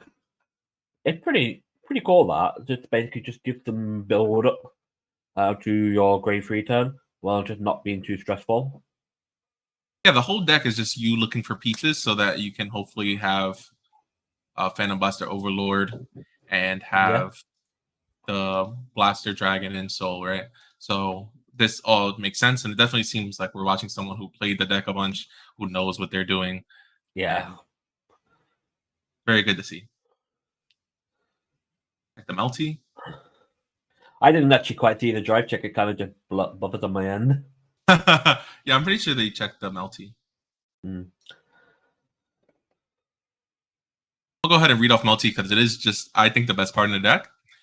So it has Friend, and then it also says when placed on rear during your main phase, Counterblast 1, call a card with grade equal to your Vanguard's rear. If you call the card, draw a card. So it's just a freest +1 ever printed on a card. And it's so good. It triggers all your friend stuff. It's worth a lot for a reason. Like, the card is strong. We're gonna see it straight into the PBO right off the bat. And he has in a main to hopefully get the Overlord and Soul. I might see the 2 dice on the PBO. I just wonder what that's bit for.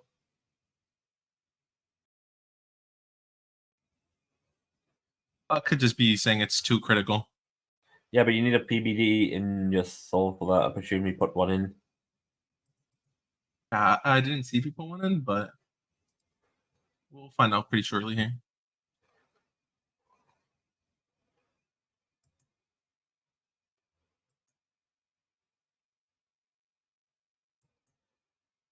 It's crazy to me that he's only running the one Blaster Dark. Like, what if it, like, I don't know, what if it gets prisoned or something? Like, it's scary to me. I guess you could usually get it back since it's in your right deck pretty consistently, but I'm gonna stack 2. Call the Blaster Dark. Yes.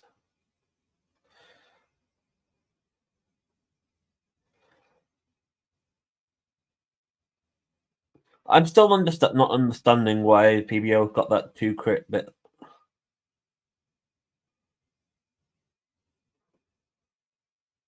I'm not sure either. He's saying it's 2 to pass right now.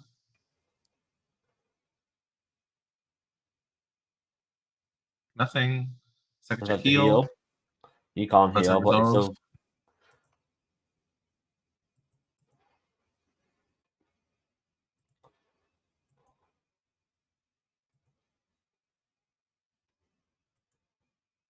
Okay, turn's done. Charlie, can you just make sure he has a Phantom Blaster and Soul? Because it definitely doesn't look like it, and it is kind of showing that he thinks he has 2 critical. Especially if he's playing like that, and it's basically invalid knowledge here. Yeah, yeah.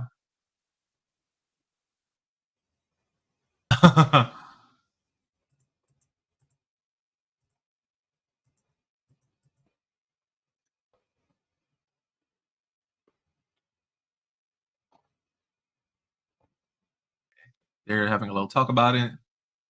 Hmm. Checks one.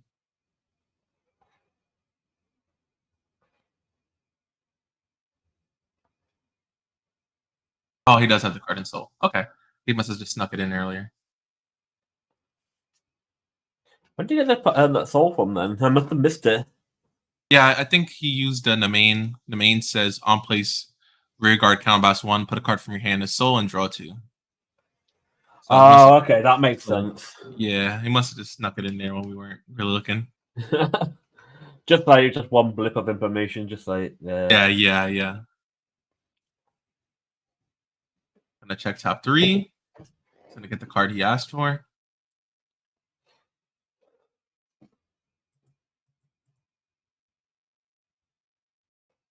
Drilling Angels are also surprisingly good. Like when I first saw people were running that card, I was kind of iffy on it. But then Degrid is running it. This deck is running it. I feel like it is just good, actually. I think it's just because it's free soul, essentially. Yeah. And most decks want to have the soul blast available for to do X amount of plays. That's why you can do it with this deck as well, because you can just put PBD into the soul from your drop, and then you've got PBO live and like that as well. Yeah, for sure. And it's just sometimes you could just hire out for free with it, right? Like if you have a PG and you're drop and you're like, oh, Yeah. top 3 for PG, got it. Like it's a really, really good feel. Mm-hmm. The downside with this deck is basically is the fact that it's just like you just run out of the counterblast a lot easy. You don't really have much in terms of soul charging. I mean counter charging, sorry. So you just got a lot of aggro pieces, but there's not really anything to like counter charge in the deck. So it basically is like once he runs out of that damage count, damage per counter blast, you tend to have to go a bit slower essentially. But the good thing with PBO is that it's basically multi attack is free. Yeah. In free inside you don't need soul blast or counter blast. It just retire 2 and call a blast dark. Yeah, so at least if you get TB denied, we'll have some counterplay and it won't be Yeah. nothing. Oh, that over trigger. Give them both power. Yeah, that OC is definitely better in this deck. The fact of the matter is that both of these are basically 100 million, so if it's like if he doesn't have a second PG, it's going to end up going down to 6. And he does go to 6, so that PBO takes game 1. I thought that was a heal. It's crit. That's it's a crit. Oh, okay. It was scaring me for a second. I'm like, bro. But yeah, but PBO just showing it's just gung ho potential. Just going into that game, it's just like you went going first just to go into PBO, set turn 3 for the soul with PBD, and then just literally just go multi attack, 4 swings, and then just checking the over trigger does make a big difference for that deck. Yeah, the over trigger was massive. Having 2 basically unblockable attacks in a deck that already has so much kill pressure on you.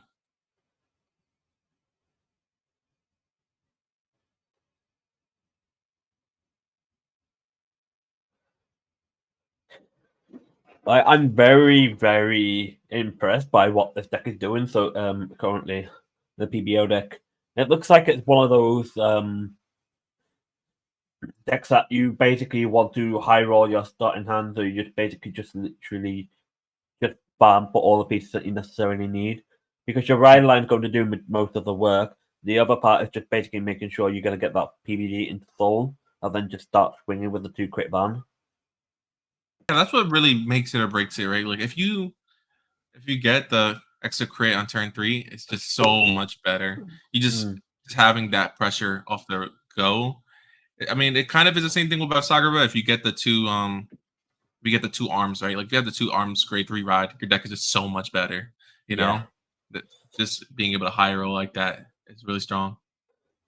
Like, I think in terms of Bavdagra, it's like we have Shabda coming in set 6, and I think that's going to change a lot for the deck. Just for it just being a free board call enabler, really. I do want to see Kyrie pop off, though. This deck does some insane stuff, and hopefully going first, they'll make it to 4 and be able to show off what the deck can do. Oof. Not the speed the PBO player is going to go swinging in with a crit early. Is going to do it. And it's more of a case of how much impact can Kyrie make early on. Just getting that friend state just set up, just so he can just check and feel like, how does he want to take this turn? See you on Original Aesthetic in the chat. What's going on? How are your arms doing? All right? I have 2 arms. It's like I have 3. One's in my hand. Sack the chin.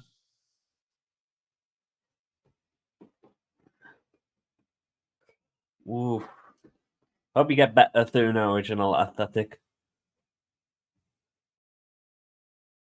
But yeah, just this whole Black to Dark, it just literally, you do have to end up just doing the top 7 check and then just shuffle, even though you have actual no target to see. Yeah, it's mandatory, right?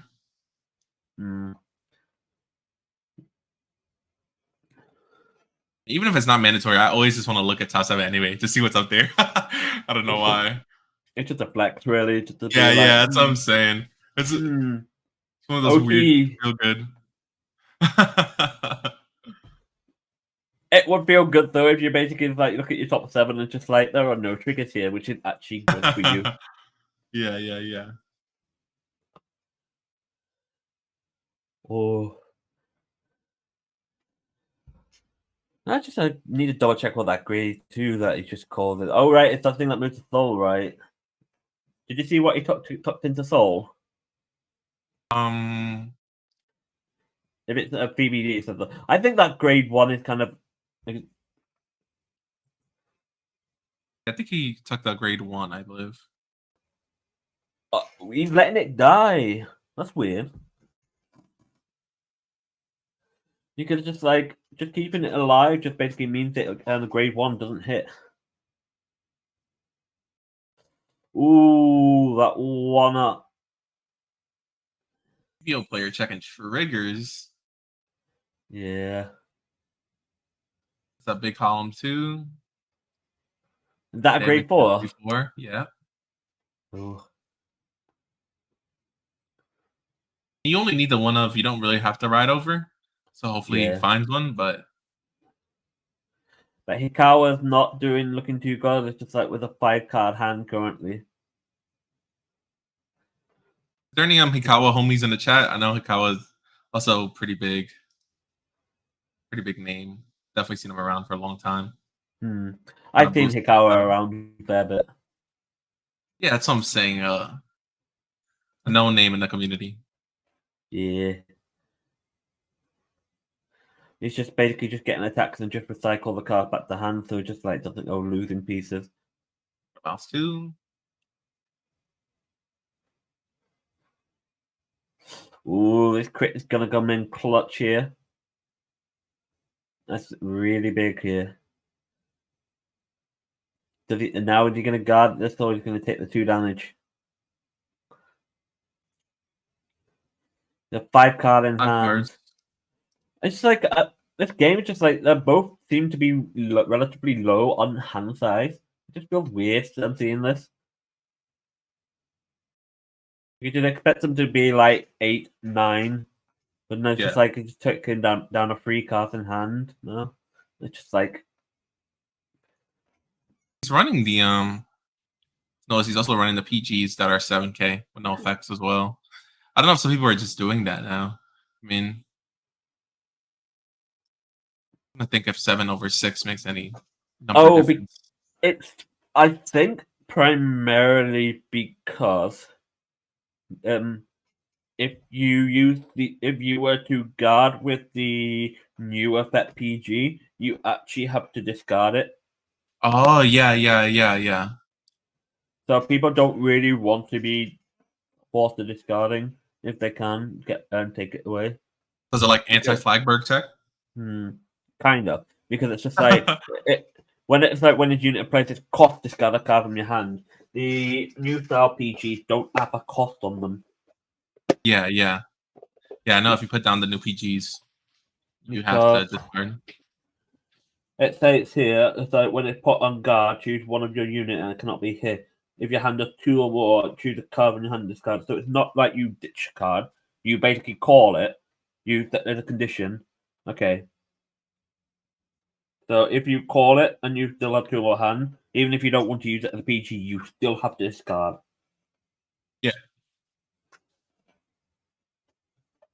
Very, very necessary information for players because just like they tend to change their type of card lineup because of that.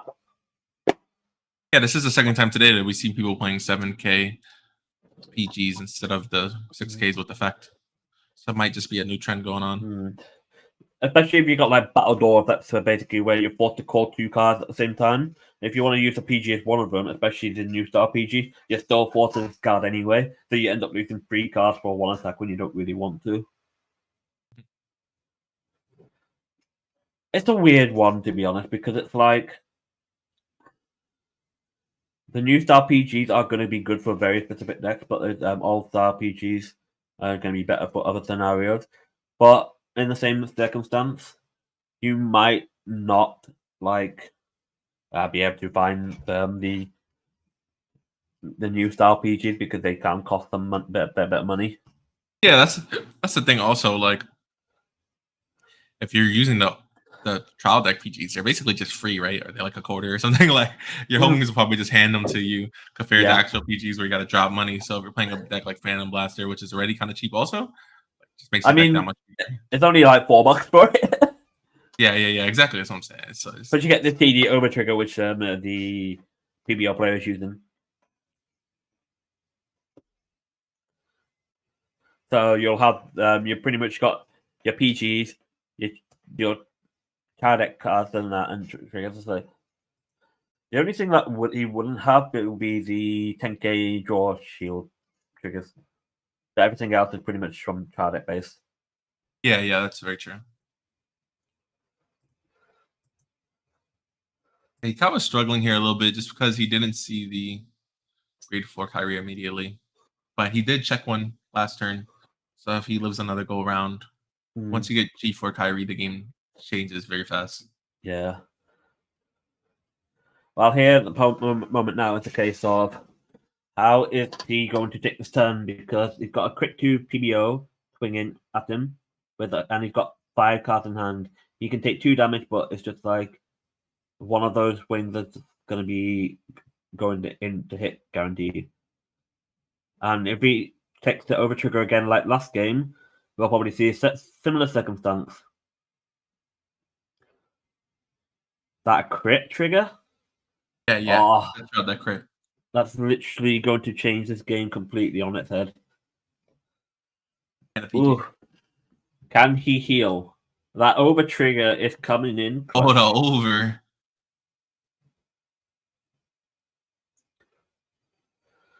So I would have killed him. Just pass his turn violently. That's so funny. Yeah, defensive OT can always basically keep you in the game. Now I got the ride up to the 4. Now can Kyrie do stuff? Plays. Not really too sure what that card is. Oh, that's the grade 3. That gets 10k. Yeah. So it's like 25 basically. PBO trying to mitigate damage. Again, balancing everything. And recall again.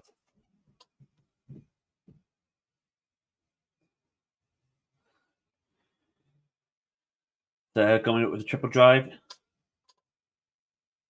Nothing.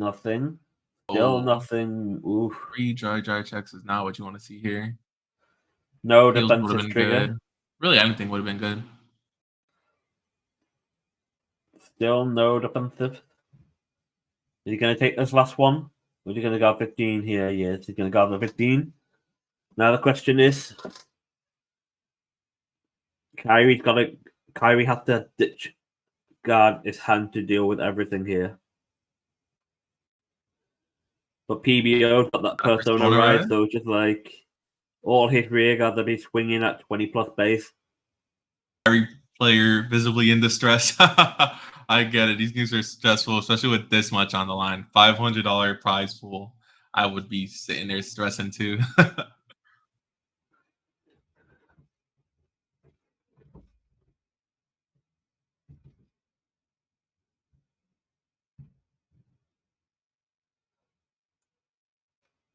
I wouldn't necessarily say this game is over yet. That's now a 30k column. Yeah, so a 20 shield. But at the same time, it's like For heals, over triggers out. you haven't really We've seen seen the many heal heals though. yet. Yeah, I don't You think we've could- seen one. He could have all 4 in deck. We know we can save a perfect guard for the Vanguard. We're taking it. Oh, No that's heals. that's a shame if it's like just come to 0-2 for Kyrie. Just congratulations for Phantom Blaster for taking this win for this round of 2-0. And a commiseration for Kyrie, and hope you still get to continue playing on. And hopefully we can still see more of your successes with the deck. Yeah, well, it would be crazy if out of all these Kyries, not any of them top. Like we have 10 Kyries in today, and then none of them make top tables. Like that would really make a statement, you know? It's a weird one, but at the same time, it's not unheard of before because, for example, it's like we have. He was just letting us know we could leave the Discord call. Yeah.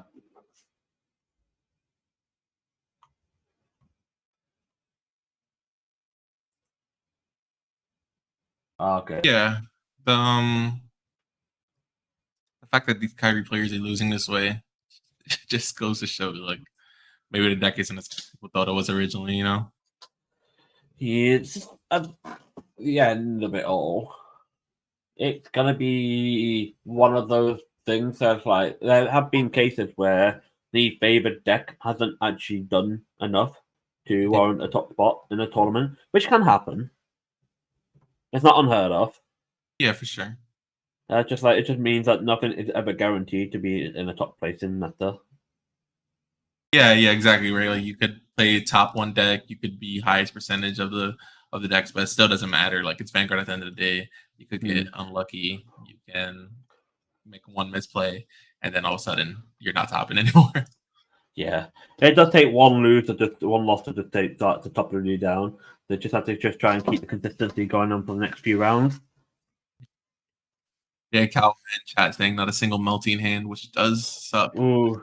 Melty is just the best card in that deck, and without the Melties, it is definitely way less strong. Especially playing the friend version of the deck. Like if you're not playing the friend version, you don't really need the Melties, but playing the friend version, like it's Melty.deck really. Like you need to hit the Melties, and then you go off.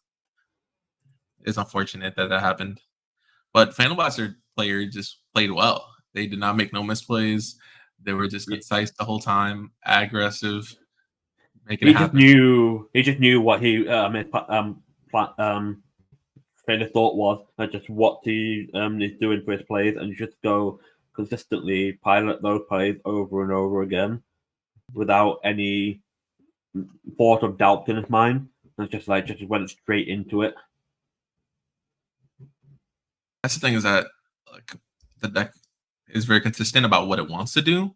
Like it has the same game plan, it wants to do the same thing, and the thing it wants to do is a little high rolly, but like if you're able to get there, like the deck just goes goes off, and it's gonna do its thing no matter what. I don't think I'm watching it. I don't think the Phantom Blaster deck is actually high rolly. I think it's very strong for what it wants to do, and it gets its turn 2 platform pretty well. And the only time that you have to question is basically whether or not you'll have the Phantom Blaster installed for your overall quick 2 presence. But outside that, it's just like there's nothing stopping you from doing your 4 attack play because you've got the Blaster Dark there. He's out and put into play. You've got plenty of cards to basically do X and Y, and just like if you counter blasting now, you're not that bothered because it's just like you've still got other line of play. Yeah, it's like very linear and doesn't leave a lot of space for counterplay, which is true. It's like there's not really that much out there that basically have counterplay against for PBO, because it just basically does what it wants and it doesn't really have to worry about what other decks do. The only time when it does tend to matter is basically if your one off Blast the Dark is ended up prisoned and you can't get that out of prison. Yeah. That matchup is rough.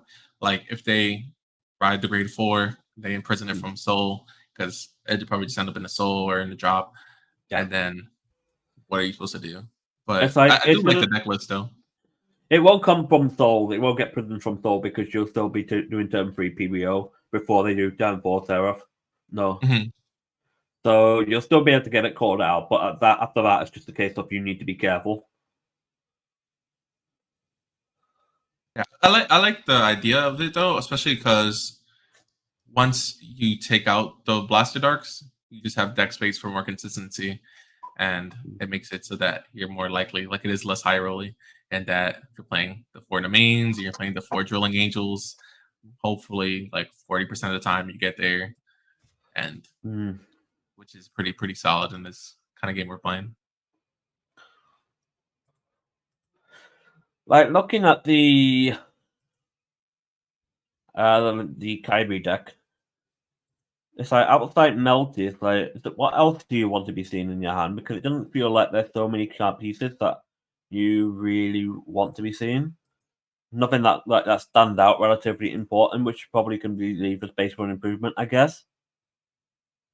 Because you got some Yeah. of like you got stuff like Aileen that was just like top scry. You've got Dukaila basically, which just allows you to draw one back, which is nice, but it's nothing. It doesn't do much else. It's like you're basically your key pieces are going to be Melty and Calfee. Outside that, it's just like what else does the deck really want to do? Yeah, and I also see that they're not playing any draws, which kind of shocked me as well.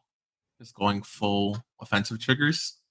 I think running draw triggers are probably best as well for the deck because it's just like you do want to draw those pieces. So I think the front may be a bit too much when you want to see the draw triggers more. 10k fronts are just, I mean, 10k draws are just so good. Like the 10k draw triggers are just, people are playing 4 of them now just to play. Like you're playing 4 draw, 7 crit to play the 10k draws because that's how good they are. It's like when you compare the 20k shield front to the 10k draw, you're going to see the 10k draw to be more valuable at times. Even though the 20k shield front offers you much more in defensive capabilities, it's just like the fact that the draw trigger is a 10k shield is just so much more better. Yeah, and then you can hit the draws on defense as well as offense. Yes. Whereas, I mean, defensive fronts are good as well, but I mean, especially for Kyrie, also, you're going to just bounce your front row anyway if you're on a G3 and you don't really care that much about the units on your field anymore.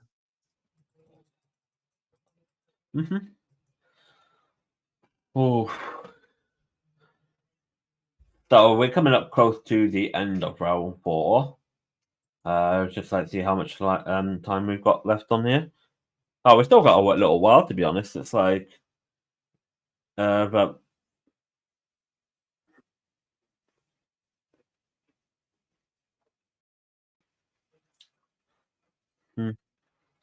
let's chill for a bit. I'm doing fine right now. Do you think we could get another match on stream to hop in, or is that not allowed? Yeah. No.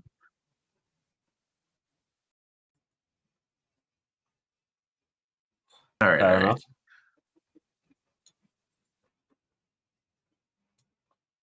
I get you. I wouldn't want to make anyone playing in the event feel pressured or not know their beat on stream. Yeah. So let's talk about BRO for Thunder next week. So are you gonna be playing into it? You're gonna be playing BRO? Not sure. I haven't played in any of the BROs for this season so far, at least. But I mean, I would play standard though, so I might hop in. I know you're judging. You said, right? Yeah, I will be. Yeah, I'll be judging EU and possibly be helping out with NA depending on the judge staff team.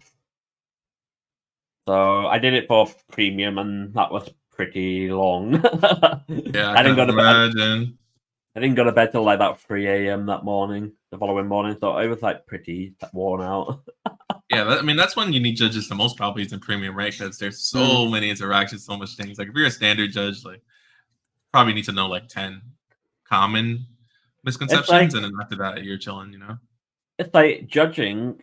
As a judge, you tend to be looking at floor rules more than actual card game interaction rules Yeah, because yeah, yeah. you have a lot more floor ruling issues than you do actual card to card issues, and it's just like how you manage the floor ruling is like it's much very important.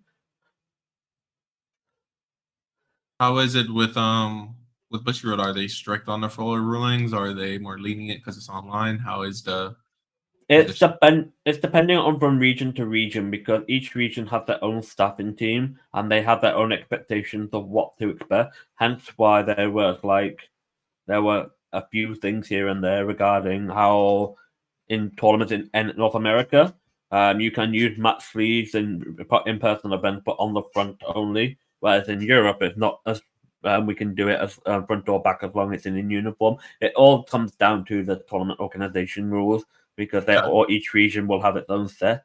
It's just it's just how things are because if it's like we would like to keep it uniform, but at the same time, it's not going to be possible. It's always just Yeah. basically work with the region that we're judging, and then we just work from that. Yeah, it makes a lot of sense. So there are like things here and there, which is like maybe maybe understandable in one area, but maybe questionable in another. Things happen here and there. You see a lot of things happen on social media. Most of the time, it's not actually correct, but some bit maybe, some bit may not.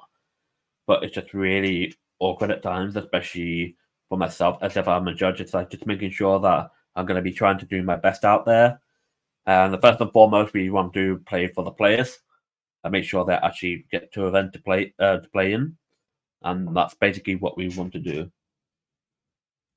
It's a lot of work considering basically get up at very early in the morning. We get to the venue early. We basically help out from start to finish. Barely even having a break really because once which round is over, we have to do the top deck checks. Yeah. And that's always fun. And then we Oh sort out yeah, we've got I believe it. When me and Casey are doing vision tournaments, like it's very much the same thing. Like everyone else will get a break or everyone else will do stuff, and it's like we just going. My man Charlie been up since godforsaken hours on his grind. Oh yeah. Honestly though, So there's a lot of work. you've seen the dates so far for NA. Are you going to go to any of them? For sure. I'm always going to New Jersey, New York, anywhere on the East Coast. I'm gonna slide through. I did just get top 8 in I got top 8 in teams for New Jersey. So I'm hoping to I'm hoping to have another good run when singles comes around, hopefully. Yeah. It's like my result in the Vanguard as a player has not been the best. I've had the only time I really topped was basically in Munich Springfest in 2019. That's really the only time I actually topped. I was close to topping, and we had the 2-day format with best of 3 and D2. That was in the UK. Nice. Yeah, I almost topped 8 there, but it's just like things happen like later on. It's just like it was a very awkward situation. Yeah. Taking the case of guarding was because it wasn't like a clear like I guarded a certain amount, thinking I had a certain amount, but it wasn't correct. So it's just a case of when we tried to fix this situation, we did it to one perspective. So obviously we had the judges involved. They're trying to fix it, but then it's like okay, then it ended up going phases later. And now we end up having the thing come back to us, and it's like, we gotta. Okay, so we've lost track of what's happened here. Yeah. So we end up having to restart the entire game 3. Oh, that's rough. Bear in mind, I had to G-assist in round 2 and round 3. Oh, rough. And then I G-assisted round 4 as well. I was just like, That's sad. What deck were you playing? I was playing Lu. Oh wait, yes, I was playing Luard in that one. Because I went X1 in day 1. I lost to the person who ended up coming second that day in day 1. Then day 2 was like I lost to Royals. Then I lost to the Gears in round 9. So it's a bit awkward. Yeah, I bubbled out of top 8 in probably around the same format. I was playing Luart, and the deck only had 4 grade 3s. When I tell you my starting hand was 4 grade 3s, I was so sad. I was looking at myself like, how did that happen? It's literally like mathematically impossible, bro. Like I just don't get it. It's so sad. Like in the UK, I was like known for like playing Angel Feather primarily. So it's like every Springfest I played Angel Feather in, apart from one Springfest, which is like when it's just like shortly after it was like 2019. I wasn't like too bothered about it, but every Springfest prior, it's like I was pretty. Whenever I played Angel Feather, it's just like playing Gabrielle. I was always getting X1, but my team was like X3, and I'm just like, Yeah, I feel you on that. Because I think in every Springfest I played for Vanguard, it's like I went X1 with Tetra Drive back in the 2013 one where we had the Invasion defense team format. So then it was 2014. No, 2014 was the Invasion thing. The 2015 we had G set 4. I think I was judging for that. No, because I played Royal Paladin, Outmile, Kill Knight. So the Outmile stored me package where before it got hit on the restriction. Cool. Yeah. Because the whole restriction happened because of Sentry Guard being the thing. So Sentry Guard was so cool to me. Yeah. The following year I did like Judge 4. Then it was like Angel Feather Gabrielle. It was like pretty much X1. That was like 2017. No. Hang on. I'm misremembering things. No, it wasn't Angel Feather that I was going X1 constantly with. It's just basically Springfest in general I was going consistently with. It's just like and for teams specifically, not for singles. Because it was 2018 we had the Spring Bean singles as well. Then 2019 we basically went back to teams. Or was it 2017 for singles? Then 2018. I'm lost track. I'm losing track. But how do you feel like? What is like more fun to you, to be a judge or to play in an event? It depends of how I feel at the time, really, because it's like there are so many different factors into whether or not you want to be more helping for the community or you want to actually play and invest yourself into the community. There are different manners and perspectives that you can look at it. It depends on how you really want to approach yourself towards other people. Like on myself, I might not be like well liked in certain regions, and that's fine. I accept that because not everyone is going to like everyone.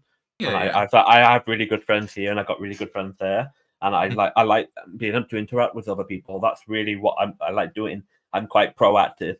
I'm quite well spoken. Yeah. But it's just like sometimes I would rather be playing. Sometimes I'd rather be helping and judging when I don't feel like playing. Yeah. So it depends on whether or not I feel like invested in wanting to play or whether I don't want to play. If I don't want to play, then I probably will more or less be looking to help out.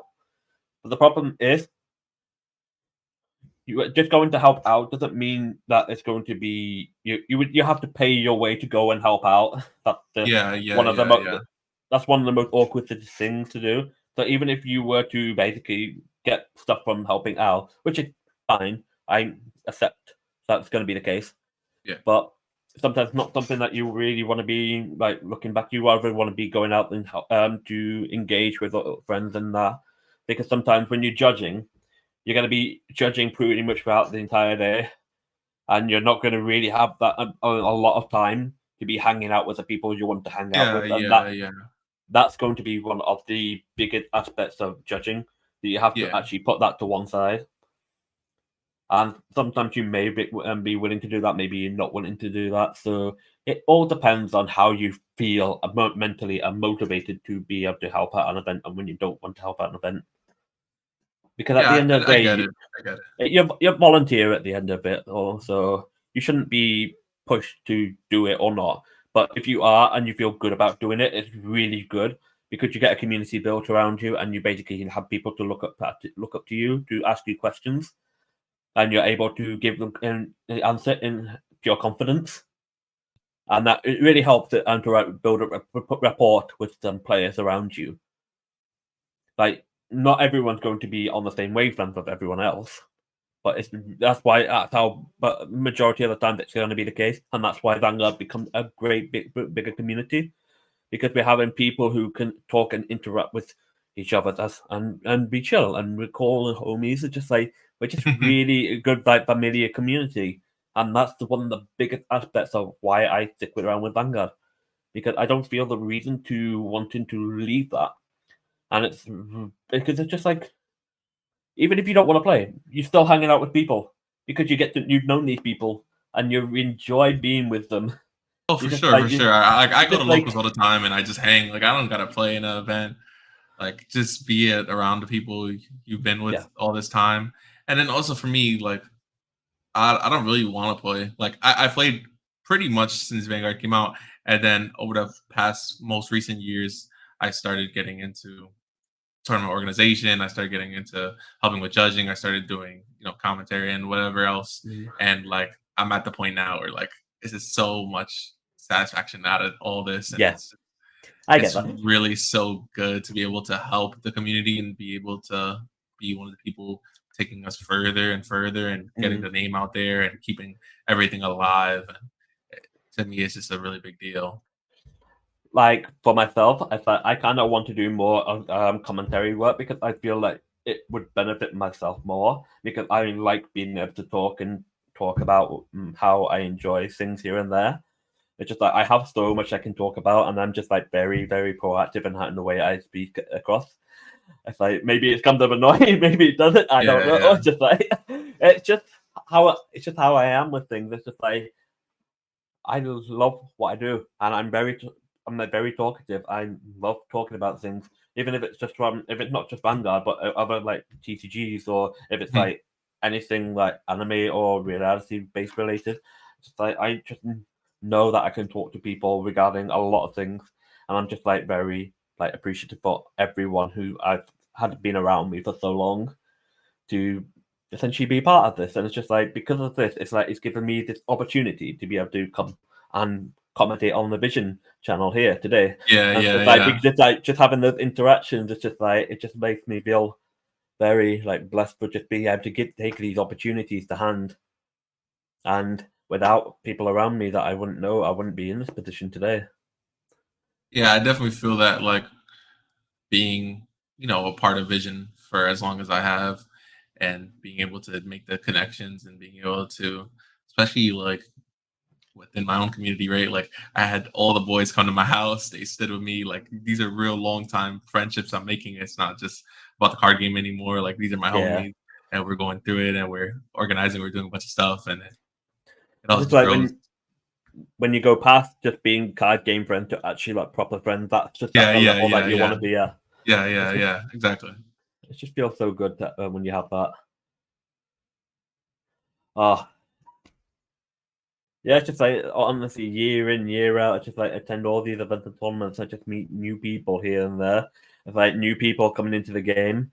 Just like, it's amazing how many people that you just get to meet without even understanding that you meet. Sometimes you end up seeing people that you've met before, but then you end up forgetting. It's just like, who are you again? Yeah. No, definitely. I definitely feel that, especially because I played in New York for so long, right?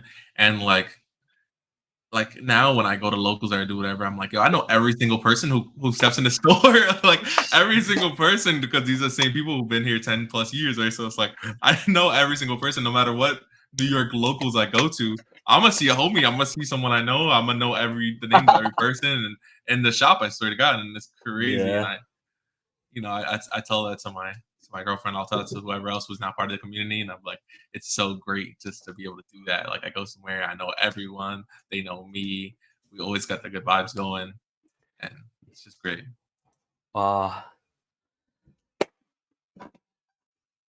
If there was anything that you would want to change about Vanguard as a game, what would it be? I mean, I just want them to take competitive play seriously. Like, I just want them to have best of 3 in real tournaments. I just want them to care about the competitive scene, because it feels like they don't really care with the best of 1. They're like, our game's a casual game, and if you take it seriously, oh well, like, which is really whack because the competitive community is so big, right? Like, we had so many people joining today to have a competitive event, and people really want that out of this game. And the fact that Bushy Road ignores that to me is like, it's pretty disrespectful, like. Yeah. I think the competitive scene needs to be looked at more from Bushiroad's perspective because a lot of people enjoy the competitive scene a lot. It's not even just for Vanguard, for Bushiroad, but for White as well. That is Oh yeah, yeah. There is a bigger scenery into both games where competitive play is being treated more and more serious as time goes by. It's like you just get all these numbers that come in for here and there, and just like you realize they end up growing in, year out, and majority of these people may be collectors, they may be casual players, they may be competitive players, but at the same time, it's just like you need to just a little bit more common respect because it's just like these competitive players want to go out to these events and that. Exactly, but yeah. it's just like when you have dates for like BCS basically just given within like 2-3 weeks before the actual event, it's just kind of like it doesn't feel like they want to take seriously. Yeah, it's just like they should just split it up, right? Like if they want to cater to a casual community, like just make 2 separate events. You could have a friendly casual event and be like you could play 5 overtriggers in your deck and do whatever and go wild and it could be fun and casual and cool. You know what I mean? But like if we want to have a more competitive event, like make a ban list, like like make it best of 3, like have it be really competitive, and that's what people want. And even if it means separating events or doing whatever, like people want the competitive stuff. People want the day 2 events. They don't care. Like they're willing also to pay entry fee. Like even if we got to put in to make that happen, like people will pay entry fee. Like it's not a big deal.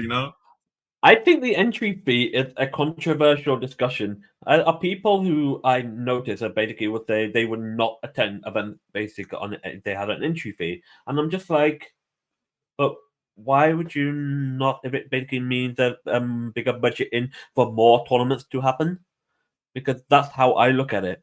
I think if you have an inventory fee tournament, you'll have more events to look forward to. Yeah, of course. Like if Bushy Road hosted a tournament and they were like $20 entry fee, it would be the same turnout. Like no one's gonna be like, oh, Bushy Road, they want my $20, I'm not gonna go. Like no one's gonna say that. They're gonna be like, yo, and if they're like, oh, the prize pool is gonna be crazy, like top 8 getting mats and this and that, whatever. Like everyone's gonna be like, we out. Like it's not gonna stop no one from going. And I feel like entry fee there's no prize product. It's just like you get a top 8 map for getting top 8. That's nice. I appreciate those.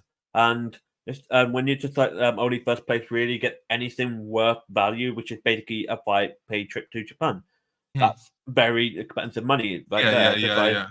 Like, it's like just to be able to give some players something better on entry rather than just like cheap stuff. It's like back years ago, just like we had like various different things. I remember they gave playmats on entry. Oh yeah. You remember that? I remember. Yeah, now they're just basically making it towards just top 8 in particular. I mean, I got top 8. I didn't even give him a play mat. So I got top 8 teams and they're like, here's a prize card. And the prize card is like $20. And I'm like, all right, I guess. Well, check out White Sports. Basically, the top 8 was like 100. Yeah, that's what I'm saying. Like, it's crazy. It's like the top 3 was like $600 and the winner's promo was like $1 to $2 grand. Yeah, I got my top 8 promo and it's literally like $20. I'm like, that's really sad, bro. Like, I worked all day for this. It's like, it's just free money. Yeah, bro. Looks like the round is coming up soon too short. There's like we're currently on time of the round for this current time. Just about. I still got another 3 minutes before it's all happening up. If we want, we could just go for a quick break, but we'll come back in a few minutes time for the next round. Yeah, let's hop on a quick break. I will be here for round 5. Yep.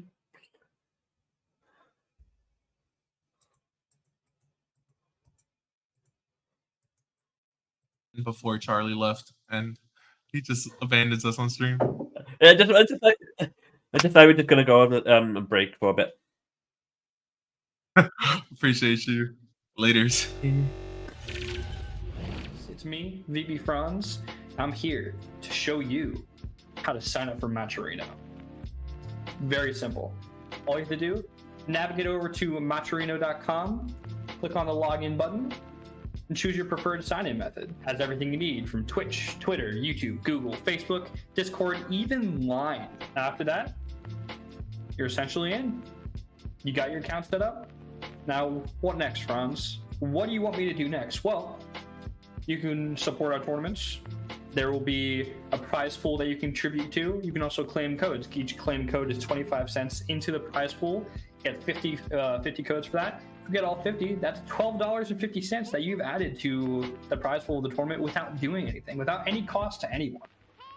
Now, if you would like to directly contribute to these tournaments, there is a direct contribution section for you. You can put as much as you want in there. Be our guest. Now, moving on to Marketplace. There's so many things that we can do with this. We can do Discord roles. We can do merch coming soon. We can do sleeves, mats, any apparel, anything like that you can imagine. All of these will have specific values that you can buy them for, and those values you can also get extra bonuses that'll go to our prize pool. You can buy a shirt for $10, $15, and you can contribute $5, $10 to the tournament while you're at it. And all that at zero extra cost to you. That money just goes from your purchase directly into the prize pool. Super cool stuff. Now, the last thing I really want to talk about here is quests. Now, over on the sidebar there, you'll see a bunch of quests going down. It can be anything from following things on Twitter, subbing on YouTube, to anything a little more in depth, like looking at a link, doing a small survey, anything like that.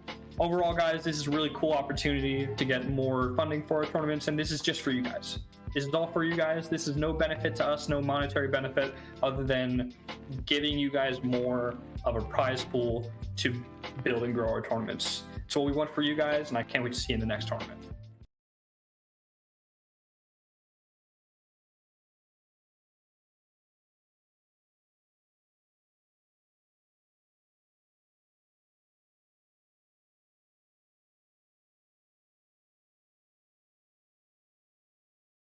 So I wanted to take a minute to appreciate some of our sponsors and partnerships that we've accumulated for this tournament. First off, I want to thank Kingslayer Cards for partnering with us for this specific tournament.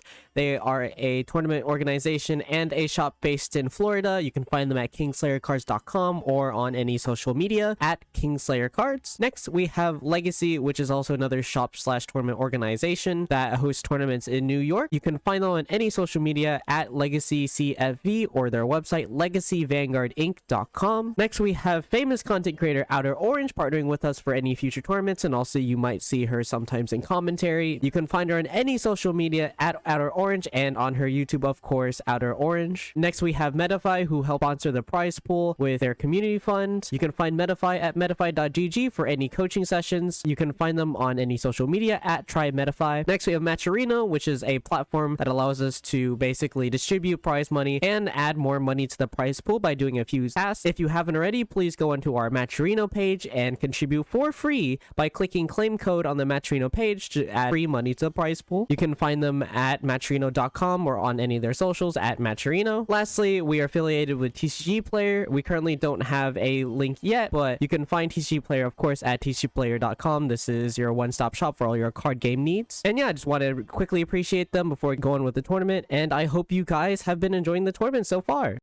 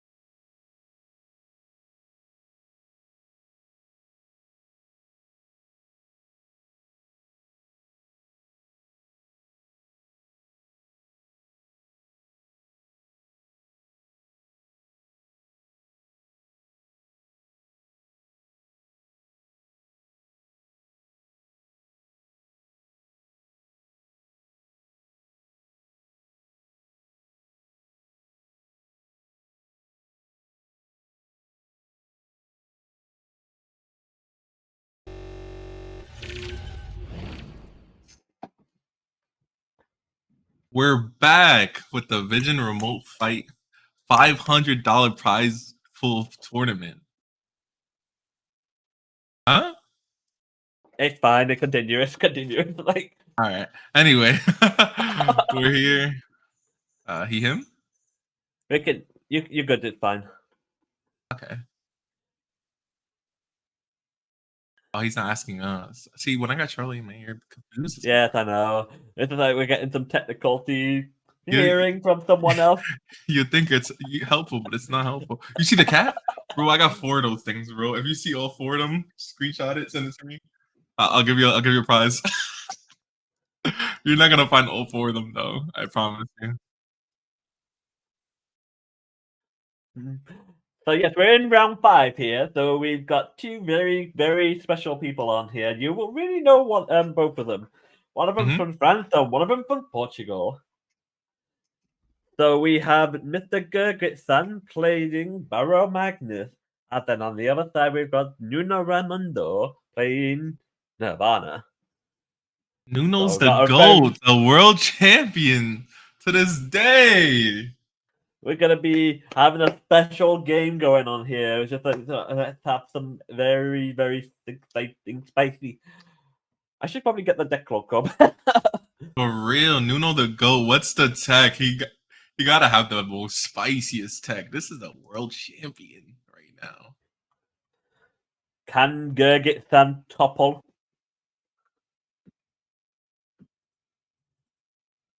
We got Barrow. We got Nirvana. Nirvana is looking consistent too. It's looking good. Check that out if you're playing the deck. Honestly, there's no better list you're gonna get. Ooh. It's not playing any of the other grade, the grade 3 overdress unit. He's just playing What 4. we're talking about for Nirvana here? Yeah, he's just playing the 4 Esperidia. He's not playing the other grade 3 that people were playing earlier. Mm. Still running the Resugis. I mean, the list just looks consistent to me. I do like the way this deck is looking right now.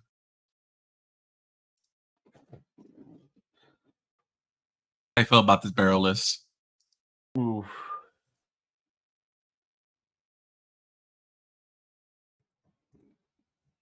See, they're playing this new card, Flaming Pony. I've never seen anyone play this card before. It says, when it's in Soul, bind a card in Soul Sarge 2. So it's just a Dimension Creeper pretty much for standard.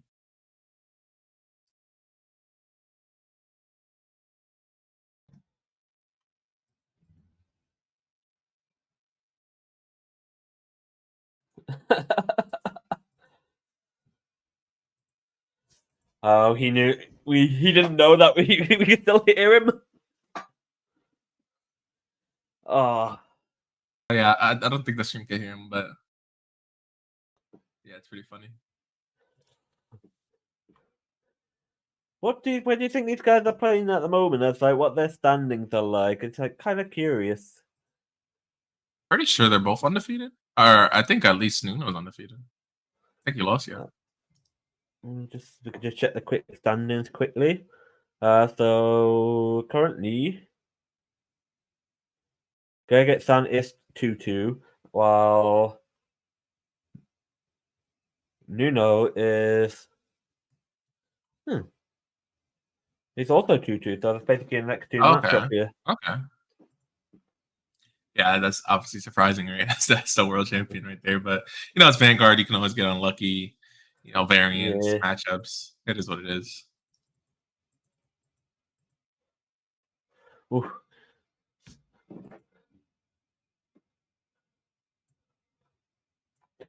I got Gerget-san playing a pony. It's 6K grade 1 pony. No, Yeah, 8K yeah. grade 1 actually. I thought it was 6K for a minute. The style of buying this card and soul charge too. It's easy soul. Yeah, I don't know about not playing 4 Swirly though. I feel like Swirly is the best, like one of the best cards in the deck. You know, I wouldn't play 3 of that.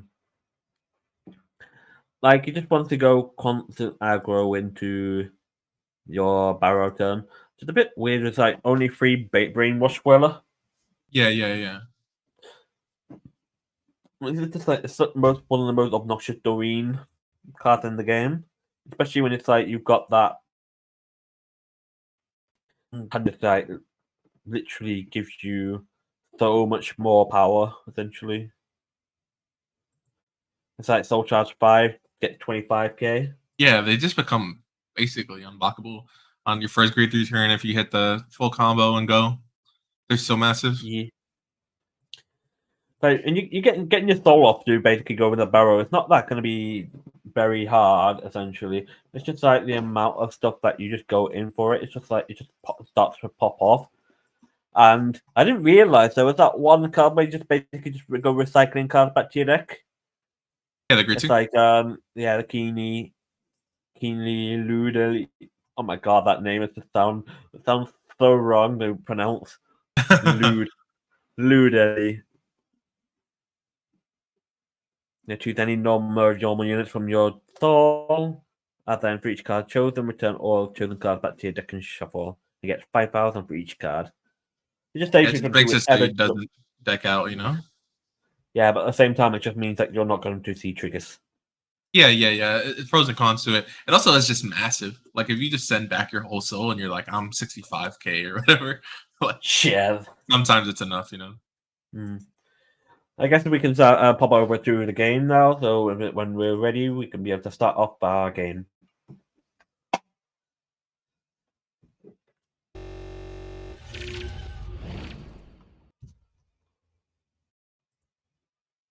It looks like they're almost ready here. Yeah, they're starting now. So with Nirvana going first, how do you think it's going to take into going against Barrow? I mean, I don't feel like it's much of an advantage, like because against Barrow, you want to CB deny them anyway if you can. So I almost want to say that deck probably wants to go second against Barrow, to be honest. He is just like looks like Barrow's going to start pressing the damage from the off against Nirvana. You can see that the grade 4 is already being damage checked. We now see the tricks right away. It's always interesting to see what Nuno brings. I know we had another tournament, and I'm pretty sure he played Prison. I'm sure he just owns all the decks anyway, but it's always interesting to see what he ends up choosing for an event. Do you think any of these players will still be playing these respective decks come next week? It'd be interesting to see, considering they've gone 2-2 this tournament. Yeah, now basically one of them is going to go X3. Yeah, that's true. I mean, I do feel like Barrow Magnus is the best of one deck because you just go rad grade 3, you get 15 solo, and then you just go crazy, right? Like I feel like it is better in best of one. So I can see them picking, but I'm not sure about Nirvana. Because it's like Barrow basically it's just like it can just throw players off. And for what Barrow does, it's just like if you're just unprepared to play against Barrow, you just like you don't know really what you're most likely going to be coming up against. Yeah. If you don't know the Barrow matchup, you're gonna get tossed. Like you have to counterblast them, counterblast deny them when you can. Looks like Nuno is going aggro into Barrow just to basically just push for the damage reach early on. He already went like Arcs and Nirvana as well. So it's just like big swings coming in, just tight. While just like Gerget's just taking all this damage, putting himself damage, no triggers. Yeah. Discarding a trigger to go into Barrow though. The question is how much can Gergrit start to pump his soul up by? If he's got a Pandemonium, then basically it shouldn't be hard to. Ooh, 2 triggers is not nice to see. But it's risky when you're soul charging so many cards that you could potentially see all those triggers go in. Yeah, it's the thing with the deck. It only blind soul charges besides from hand. So if you're soul charging off the top, it's going to be random, and sometimes you get unlucky.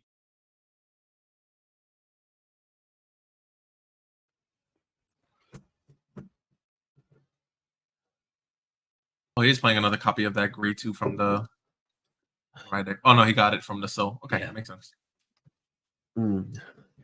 So, and he hasn't got brainwashed Whirler, so it's like he's not going to get any like power pumping play. So he's just literally just trying to build up his salt as much as he can and just play to the strengths of the deck anyway. This grade 3 though is absolutely so important for the deck. Yeah, he is going off. I'm assuming Just- he has the full 15 if you're doing all this, you know?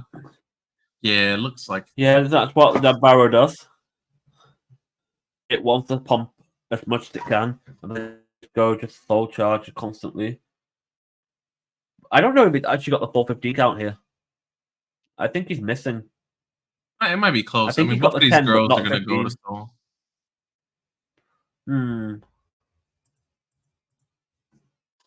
Okay, yeah. Since he didn't attack with the other column, he only has the 10. So 3 in hand, checks a crit. A Pandemonium. The Pandemonium will be helpful for next turn, for sure. It just sucks that he expended so much and he still didn't get to 15. It happens sometimes. If you don't have the appropriate cast to basically fall out, do things, you tend to be a bit more restrained Yeah, he definitely in gets your it next line turn. of play. Just don't know if he lives this turn on 4 damage against Nirvana. It's going straight into Maha to get the trick star, and then going to take a damage to the Barrow. Yeah, no defense trigger.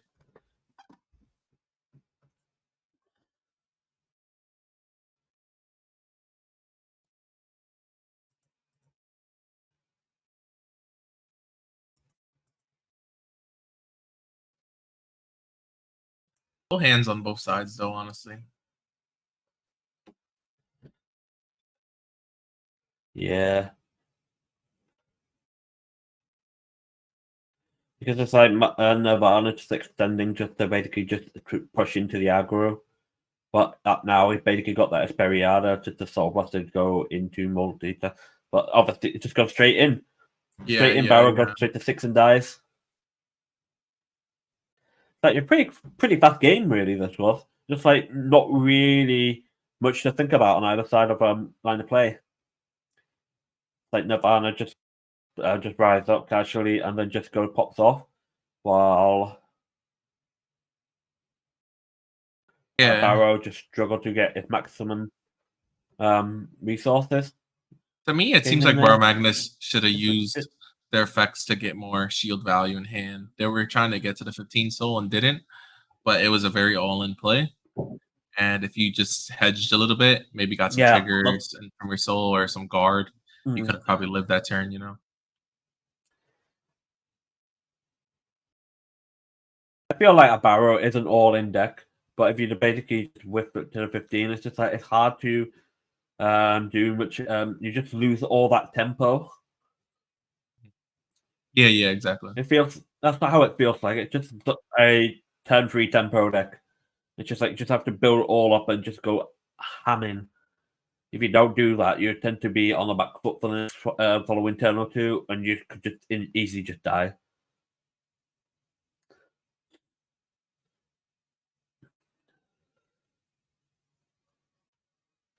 With Barrow going first this time, it just means probably you have a better chance of the. Ooh, what? Oh my god, that's turn 1 OT. Ooh. Oh, that's crazy. That was pretty strong. No triggers though. That's like, but Gergwit is probably more better off this way. It's like it's only just an extra 1 card check, basically. Yeah, it's 1 card and 1 damage. You know, I got, and like all things considered, now he could play so differently that he knows that overtrigger's out the deck. Go for the game. Yeah.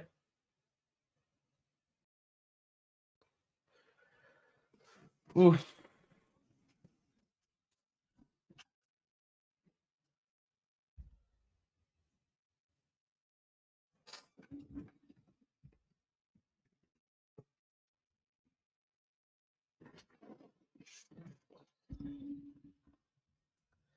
It's just like a very pleasant play game. It's like both players tend to know what they seem to be doing, It's like it's not really any margin for error, but there's not also they don't feel like there's anything to play for, so they're just going for their own natural game. Yeah, when you're X2, you just Like hope Barrow that just a needs miracle you top. Yeah, just to get the bubble in really, but at the same time, if you lose, you don't really mind it too much either. Yeah, you don't feel too bad. But no, so he did draw the Pandemonium on a forecast he soul charged.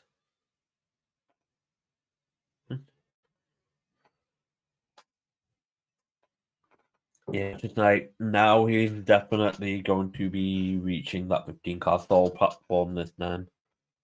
He's way over 10 cards.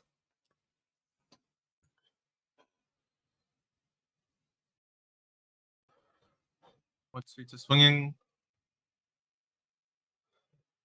Just when it hits in the 10k base. Force those cards out his hand. Gonna damage the trigger. Ooh.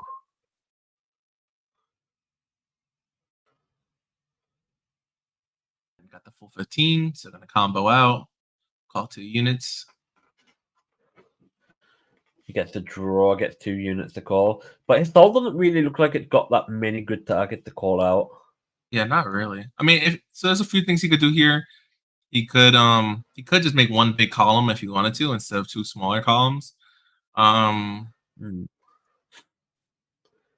He could opt not to soul charge anymore. There's a few different routes he could have taken, but getting another defense trigger, and yeah, like that's the thing. If you have 2 smaller attacks and they hit defensive, his turn's just over just now. shut it down. Yeah. But here's the thing now, it's like no on the 4 while Gay gets on 2. So even if he wants to go up into the temporary Mahanirvana play, it's like he still won't necessarily have the full maximum output because he could still basically check the defensive that needed. Yeah. So it just comes to the question now, it's like how does he want to take the approach for this following turn? Is he going to go straight for the turn grade 4?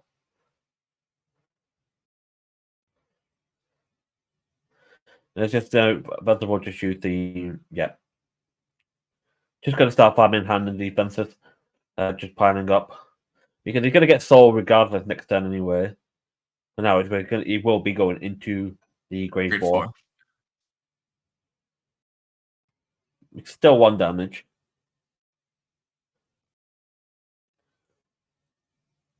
But realistically, it's just like he doesn't have the threat of the OT. Yeah, exactly. That's the But thing. Once you know OT is out, like the game's a lot more simplified. Yeah, very much so. He's like just like PG. There's no crits around. It's just like I spoke too soon. There was a crit there. It's just like a crit and a heal, both resolving. Yeah. He just needs to block this off, then he's fine. Oh, so he did have the OT on that side. Okay, so both OTs are out now. That fair Vanguard about to happen.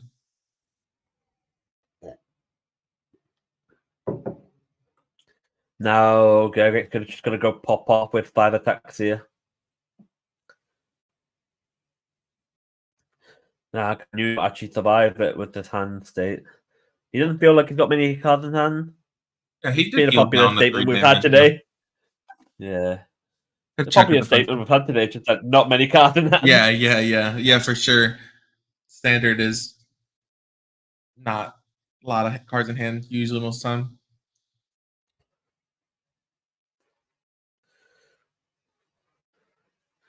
But we know one thing for sure, those Swirlers are getting big. Oh, is he not doing any more soul charging? No, Yeah, it doesn't seem so. He might be running out of cards in deck. We'll see, really. We'll just have to basically make sure because it's like these Rear Guard swings are basically at least 30 to 40 shield guard each. It's like you got him with a heal and crit, sure. That's more hand than I thought, to be honest. That's like 8, 9 in hand.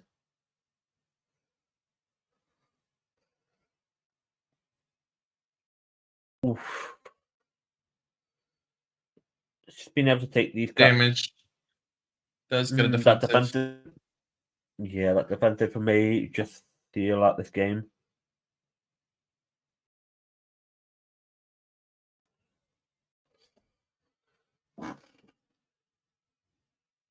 Will it still like this game, maybe? You still have the persona right buff, so basically these cards are still all hitting. But it's just like they're still pretty easy guards to guard with. Yeah, he's gonna go again to You opt probably in still got that for purpose. 2 attacks, which is better on this time because he's at 5. No triggers on the drive check. Very unfortunate. That's probably it really, because it's just like you can just PG this last one and be done with it. Yeah. With a 3-card hand, it's just like, what do you do with that? Yeah, it's rough. There's no OT out. Your deck is very small. Like, Nuno can't go popping off big rears either, because it's just like it doesn't. You have the. You just need to stick in 1 damage, but it's just like, does he really have the hand to go popping off rears?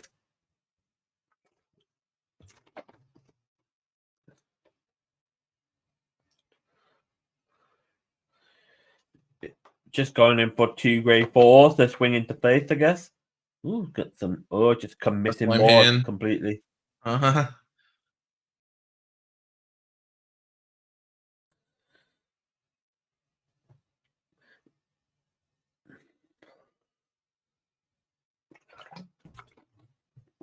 Yeah. All right, because you got the grade 4 that restands itself, so it's basically 4 attacks regardless. Yeah, card is Yeah, so no, good. that's the. That's Yeah, kicking. just a straight up 2-0 win for Nuno here. It was very low quarter compared to previous games. It's just like felt like player skill difference was really big matter here. Mhm. Like Gergwit wasn't getting his soul pumping up. Yeah. It's like Gergwit wasn't really getting his soul count managing well. It's just like even if he did, I don't know really, but it's like it was really hard for Barrow to really turn much around in that game. Like game 1, he didn't reach the top 15 soul count. He committed to it, and Mhm. it backfired. So basically, it's just like he couldn't press up from that. Then game 2, it's just like even though Nuno got the over trigger like turn 1, yes. It's just like it didn't, even though it didn't do anything. It's just like he just got extra cards in hand to resource, because it's just like that draw an extra drive check, so you can draw into arcs, draw more cards, Yeah. and just constantly just start cycling into its overall turns. It's just like platforming out its aggro. Yeah, I Like definitely just feel the like thing about game 1 aggro, was just winnable. Like, for at least for Barrow, I feel like they weren't sure how many cards they had in Soul, maybe, and then went for the full commit, and then realized later in the turn that they didn't have 15 or couldn't get to 15, and that they had to pivot and do something else. And yeah, it just seemed like mistakes were made somewhere between the first game, you know. like it's a very rough one to take, really, because it's just like realistically, Barrow should be doing a lot more than that, or what we've seen, basically. But it just didn't feel like he had the soul charge that that he really wanted to get. So it just like the cards didn't really have the soul, the cards in soul that he really wants to be able to call out and just be able to maximize off its potential output. That just kind of felt like it just dragged him down. So it's just like he couldn't really push Nuno effectively as he wanted to, because it's just like he just found all that card hand advantage in the end, and that's basically the difference in game 2, because he just been able to cycle up that hand size to basically sustain against Barrow. Yeah, I definitely feel like for me, I feel like Bar Magnus is a pretty hard deck to play. Like especially doing it. It's a hard to pilot for sure. Yeah, all of that. Like just playing, I feel like when I played the deck, if I made one or two mistakes, like it would generally cost me the game. And it feels like the kind of deck where you have to be sharp, even like past the 15 soul. Like you get the 15 soul, and then what? Like you don't just actually win the game when you hit 15 soul. You still have to make a bunch of decisions. You still have to plan turns ahead.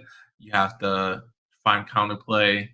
Like it is a standard deck, but it is has the complexity of at least like a V premium or premium kind of deck. Yeah, that's for sure. So I feel like standard is so much more skill intensive, so you have to consider all the reasonable matchup states that you can come against. And if you're not aware of what the decks, how they pilot and whatnot, it's like you're not going to be able to sustain a long game run against them. It's like you have so much that you have to consider now, and it's just like it's not this like simple. Even though the decks can be linear and one line of thought, it's just like how you optimize them is a big, complete different story. It's not like how it's like if you can do this one play that you just basically just win the game. It's just not like that at all. Yeah, exactly. Like That's what Burrow is. Like you have your main line, which is get to 15 soul, but then after you get to 15 soul, there's just so many decisions to be made. Like you attack, you look at your whole soul, you're like, what do I do now? How do I min max my turn? How do I make sure I have enough to guard? How do I make sure I don't deck out? I can't soul charge too much, but I have to draw cards and I have to do this and that. And like in order to bring the deck to the top tables, you have to just be playing perfectly, I feel. Yeah, you have to understand it on a consistency basis. If you don't understand that, then you end up going to suffer more losses, even if it's down to RNG and whatnot. RNG is going to be a factor at the end of the day, but I don't think we're going to have to blame RNG for majority of the mistakes that were taking place in the game. That's so much more to it than that. Yeah, for sure. Like every deck is gonna high That roll. was really a quick showing though for Yeah. It was fast. That's for sure. Yeah, it's like oh man. Like look at the best of three. This is basically one of the worst things that happen for a best of three. It's like when a game match just finishes like that, then you're just like waiting for 40 minutes to an hour just Yeah. Sometimes I prefer best of one because it's the short period between each game, each round is basically not going to be as long. But in the best of three format, it's just like end up going to, and if you finish way too fast, which can happen, obviously, not anyone's fault. It's just like it just happens. Just both players know how to play, so they just basically know how to pilot their decks as fast as they can, without really needing to think too much into other scenarios. They're just like Nuno does really well and keep attracting a stake for the opponent's decks, and that's why he manages on a consistency basis to be topping all these events. And not just him, but there's big players, other players out there who do relatively well. Just like there's so many people. It's like in America, you got the people like Norman, part of WTC. Yeah. You've got in Europe, you have like players like Mohammed and Maxime and Jay and various other people. It's just out there dominating results because they just know and understand how these consistency issues work and how to manage it, even on the basis of RNG impacting their game. Yeah, for sure. A lot of people say, it's all luck and RNG, blah, blah. When you look at the top tables, it's always the same people at the top tables. Like, there's no way it's luck if people are just consistently topping all the time. And that's basically what it is, because these players know the game inside and out. They know how to manage the RNG of it. Even if it basically sometimes it's a case of RNG just dominating completely, where it was no fault of their own. It's just like they'll just roll up next week, and just basically just end up XO the event. Yeah. So it's like sometimes you're gonna get events like that where it's just like, the RNG just screws over completely. But then it's the majority of the games are going to be dictated on the skill level performance of underbalance and understanding and the knowledge of your card's effects. And that's a really big key thing into standard.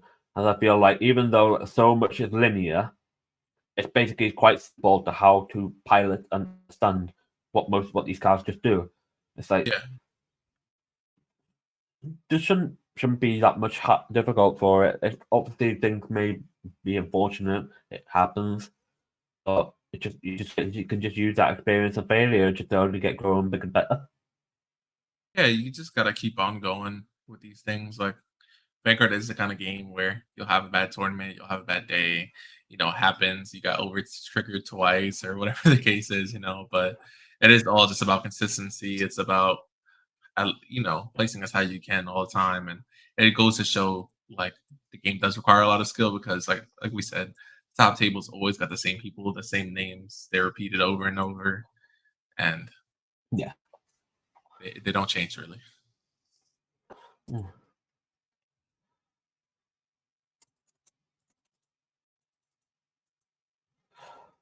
Ooh. Like the round started at just find out again. Started half an hour ago, so we still got roughly another half an hour till the round is over. Okay. Do you wanna let's go on break for a little bit? We'll come back at the end of this round. Could do it, just like if you want to talk about a bit more about other things. Oh, sure. Because we got like half an hour until the end of the round. It's over, so just like we've got That's a what fair I'm amount saying. of stuff that we can I know go we through. can't hop in Yeah. another game, but what's up? What's up, Charlie? Get me on the DNF. Put me on the Guilty Gear Strive. I'll stream my I'll share my screen. What we doing? Want me to play something else? Oh no, he denied me so fast. Let's get on the Vanguard Zero. We're gonna play Teamfight Tactics now on stream. Moving away from giveaway. We're doing a giveaway. Yeah. I love giveaways. We're gonna do a giveaway. Chat loves giveaways too. Oh. Guys in chat, you wanted to look at the Ooh, they're going to give a giveaway for any coach anywhere on this platform. That's going to be our giveaway. It's like, what's going to be the context for it? How to enter? Let's find out. I'll Metafy, obviously. My bad. There's going to be on Metafy. There's going to be a free coaching session giveaway for any coach on Metafy. If I got a free coaching session, I gotta book Charlie, right? That's the move. That's the move. If you get a free session, you want to book Charlie?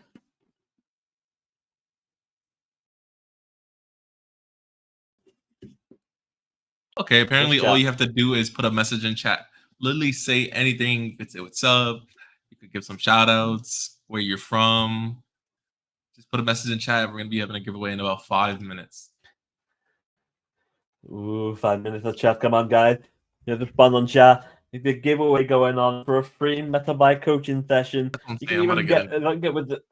You can even get yourself in for the like stuff card tweet of Charlie, or you could literally go in for someone like Derek Dow.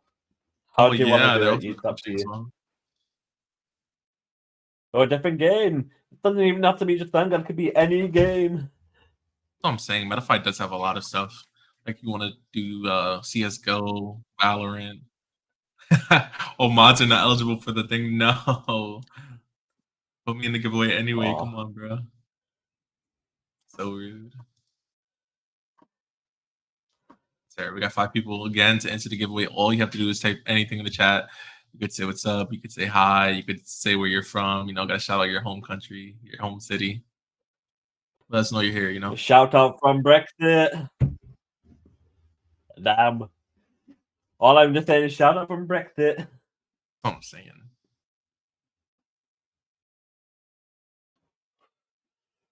So how long are we giving them? A few minutes?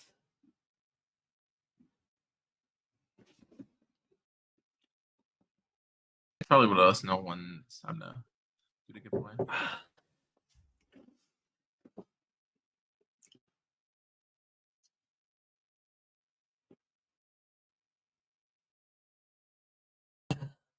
Okay. Yeah, if we don't have enough contestants for the giveaway, we'll do it on Twitter because Twitter's always popping for giveaways. Only got like about 2 people who sent hello so far. It's like hi, Gavin Likey and Boss Game likely is me. Apollo. That's me, my account. Wow, really? What scam? I got Can't believe you're scamming. I can't believe you're scamming your own commentary channel. I am gonna put in Oh. our Twitter in the chat. So also follow the Twitter. We have their giveaway there. You'll be able to join up.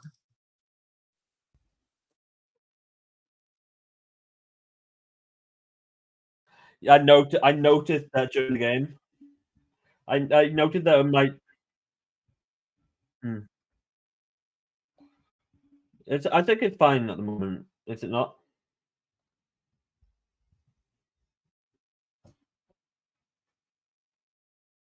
So imagine stream watching, like, who is he talking to? What are they?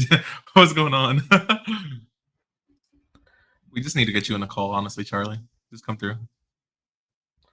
Like, a Discord is like about yellow bars. I've been having some issues with, but not here.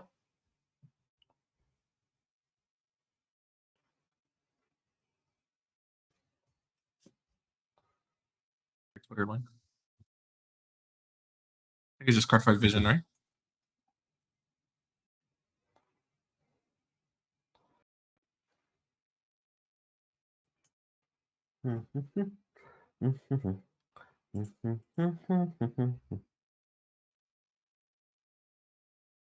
Yeah, I'll throw exclamation point socials as well. Got the YouTube, Discord, Twitter, Facebook. Follow us on all platforms.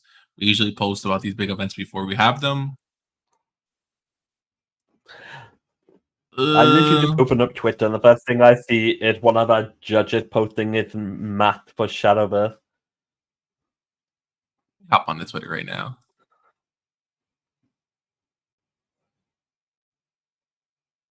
Whatever.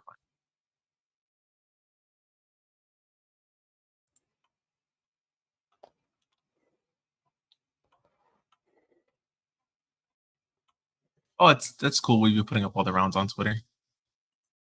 Yeah. We gotta thank the sponsors, bro. Of course. Why would you say we shouldn't thank our sponsors? That's crazy. You always thank our sponsors, man. How many times we can say a thank you for all our sponsors for today? I'm gonna run through the sponsors again. We got Kingslayer Cards, tournament organization. They got a shop in Florida, and they're making the top 8 mats. The mats are so dope. I don't know if you guys seen it yet or what, but the mats are fire. I'm getting one. I think Charlie's gonna get one. Like we're getting those. They look really nice. We got Try Metafly, who we're having our giveaway for. Their free coaching platform. Well, not free, but it'll be free on us when you win the giveaway. But yeah, we also got we got our player communities as well. Player communities such as Outer Orange is basically donating all to the prize pool. To donate $200 to our $500. That's what I'm saying. The Matcherino's at $500, bro. $500 Matcherino. It's insane. That's so much money. All this basically coming off of the goodwill of the community. That's just insane. Also want to shout out our Metafy code is Viz10. You get 10% off on anyone you have a session with. So I'm gonna throw the code in chat as well. It is Viz. Like VIS10 at Viz10.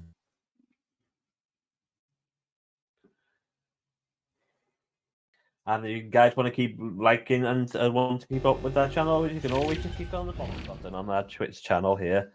And always, the subscription is really appreciative. So we'll keep all the tournament updates on Vision. Going to be trying to bring more events in the near future, hopefully. Just basically going to keep going at it. It's just like it's always going to be something new down the line. It's just been a fantastic event being here. Just big thank you for Charlie and for inviting me over onto this, and for Andrew for having me on him, joining with him today. Like all the other fellow judges, we give a huge thank you for helping out, volunteer for this event. Judges are going crazy today. We have so many people, and they've just been going going hard at work. I see a bunch of judge calls. I see a bunch of rolling questions. I see a bunch of stuff. And the judges are giving it their all today, and that was really appreciated. Like they go so ham. Hmm. Of course, our tournament organizers too. Like it takes our big team to host something like this. Like it wouldn't be possible without every single person involved.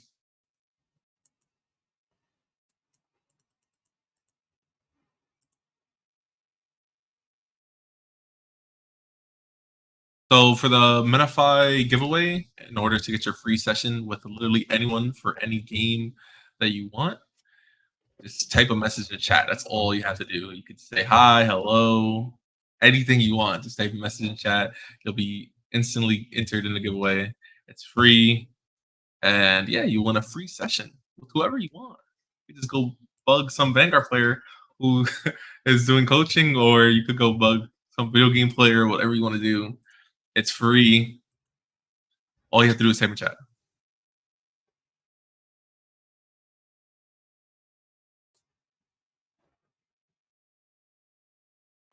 Ooh. We still have a little bit in the round here. Yeah. Right. I just need to do a reconnection, so I'll be back momentarily. Okay, let's take a break then, and we'll be back when the next round starts. Yeah, we can take a break now. Just make sure I'll get everything popped up. All right, sounds good. See you guys in a minute. So, catch you guys later. Bye-bye. It's me, VB Franz. I'm here to show you how to sign up for Matcherino. Very simple.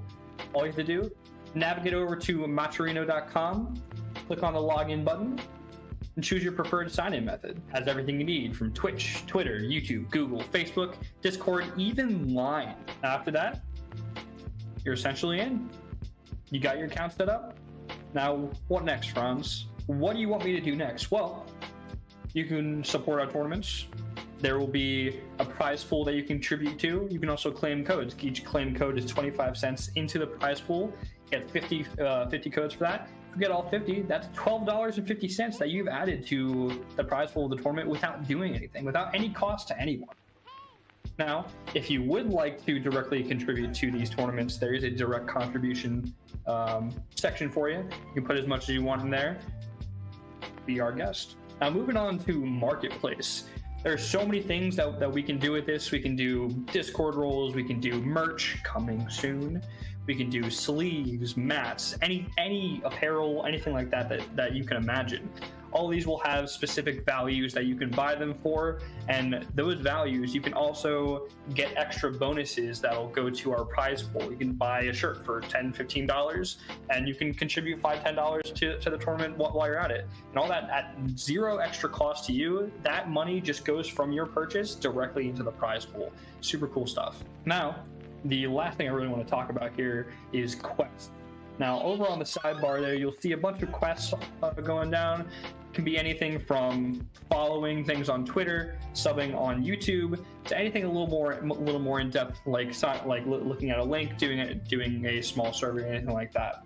Overall, guys, this is a really cool opportunity to get more funding for our tournaments, and this is just for you guys. This is all for you guys. This is no benefit to us, no monetary benefit, other than giving you guys more of a prize pool to build and grow our tournaments. It's what we want for you guys, and I can't wait to see you in the next tournament.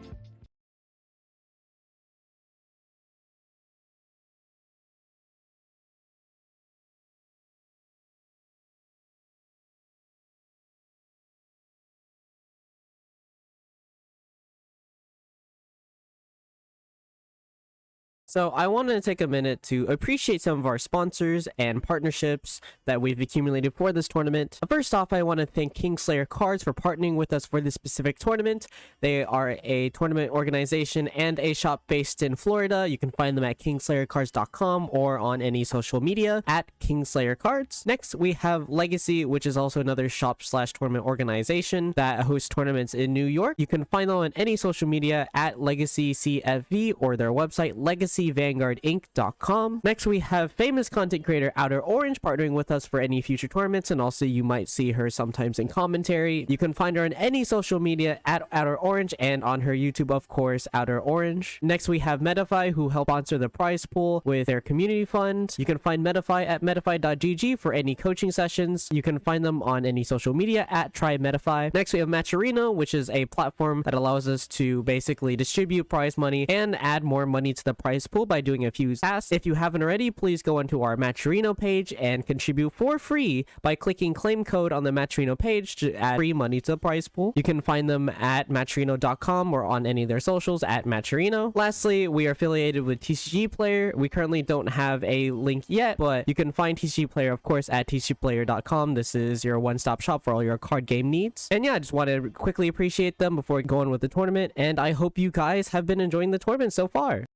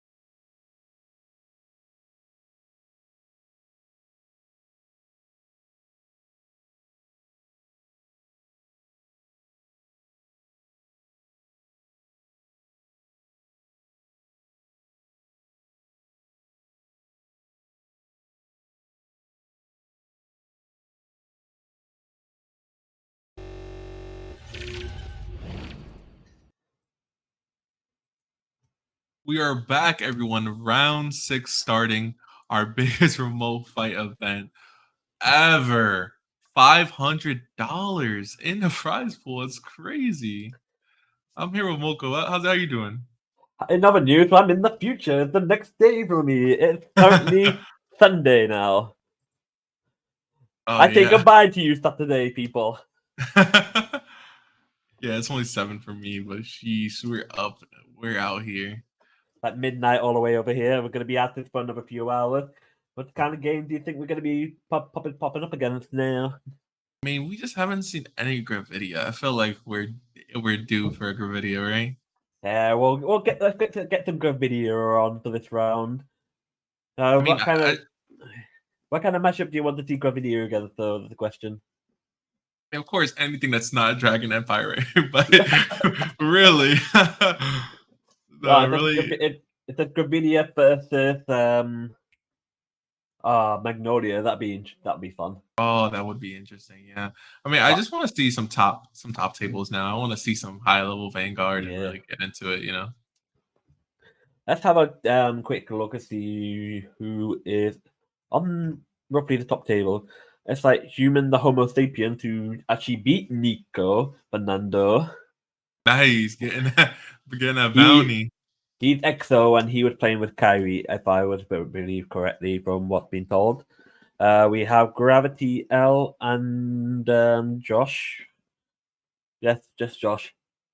Basically, they're also EXO. So if let's have a look at what Gravity and Josh are playing up at the moment here, because they are the EXO players at the minute. Let's have a look. Josh is playing Barrow Magnus.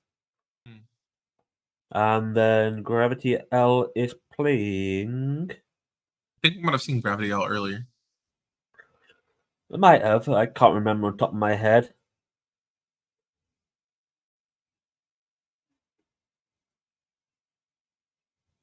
Okay, we're going to have a matchup right now with the 2 undefeated players. Ooh, let's have a look at what Gravity L is actually going to be playing against them.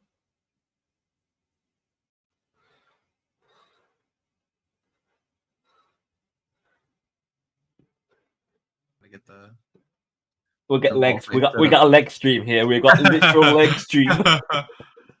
Thank God you guys can't see what we see. Trust me, you don't want to. Don't change, Charlie. Don't go. We got actual legs. Oh man, that's hilarious. We didn't actually find. We've got Kyrie, but what is Gravity L actually playing? I'm still trying to find the list. Gravity L is playing something Dark Stays. Okay, let's have a look. Brucey? What a Brucey, yeah. That'd be crazy. Okay, that's not the one I'm looking at. I need this one.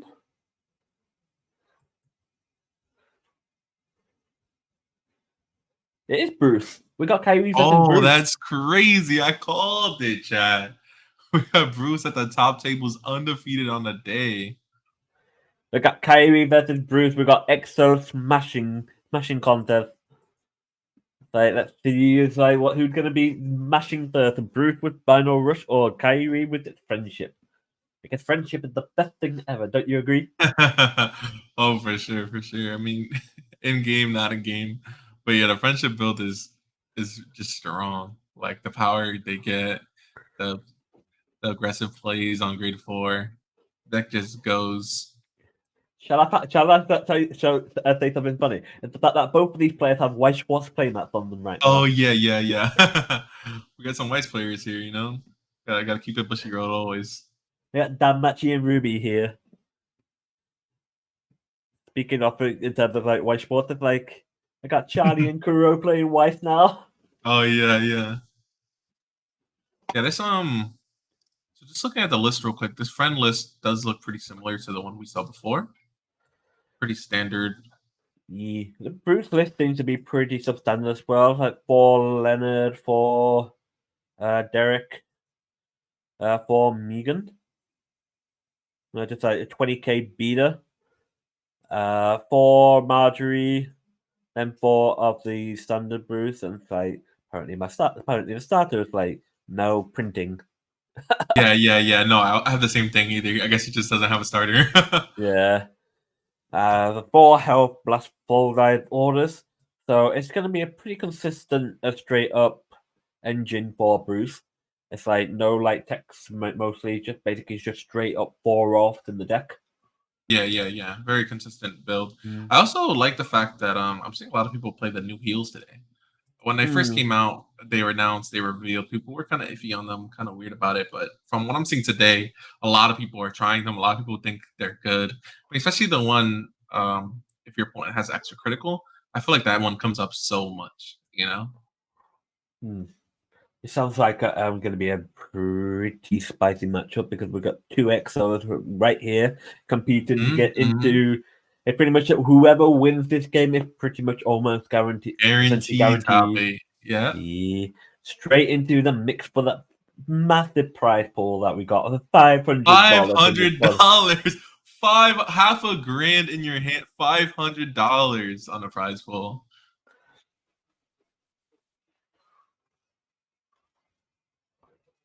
It's like just basically so much as like both of them guaranteed. It's like no, it can't be guaranteed just yet. It'll be guaranteed after this round.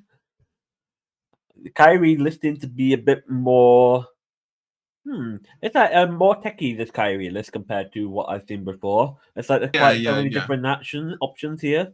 It's just like you got your straight up standard, but there is none of that grade 3 that gets 10k.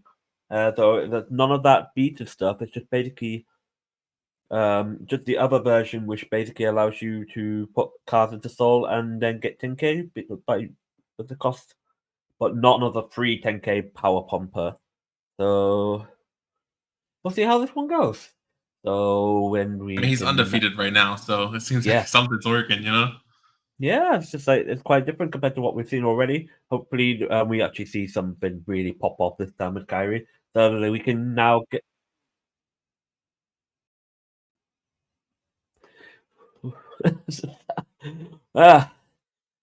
So with Bruce, quite a surprising EXO turnout so far today. It's like there haven't been many Bruce players for today. It's like what 4, 5.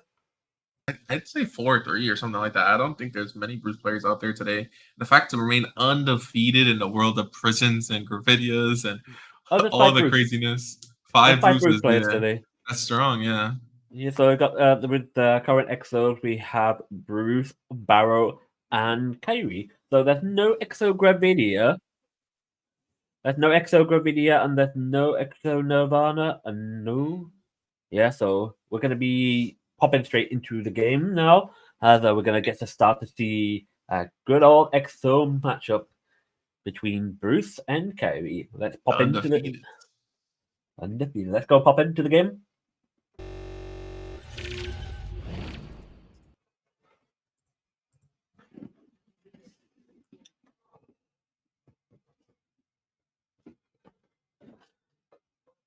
Just gotta wait for our players to basically just start and draw their opening hands and get themselves ready.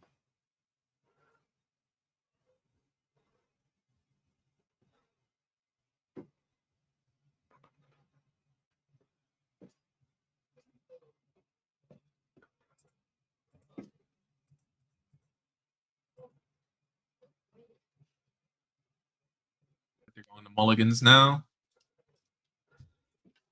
Yes, Keitha, that is indeed how I look. Have you not seen my Twitter at all?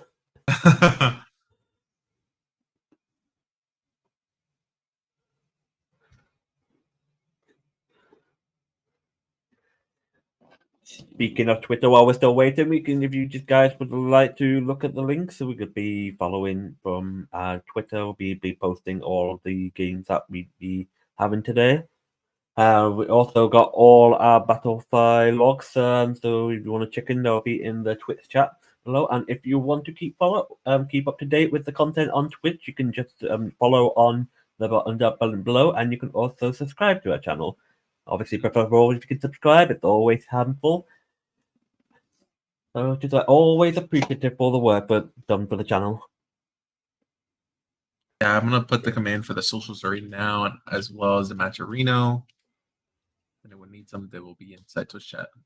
Yeah, YouTube, Discord, Twitter, and Facebook, and of course the following up with the Maturino.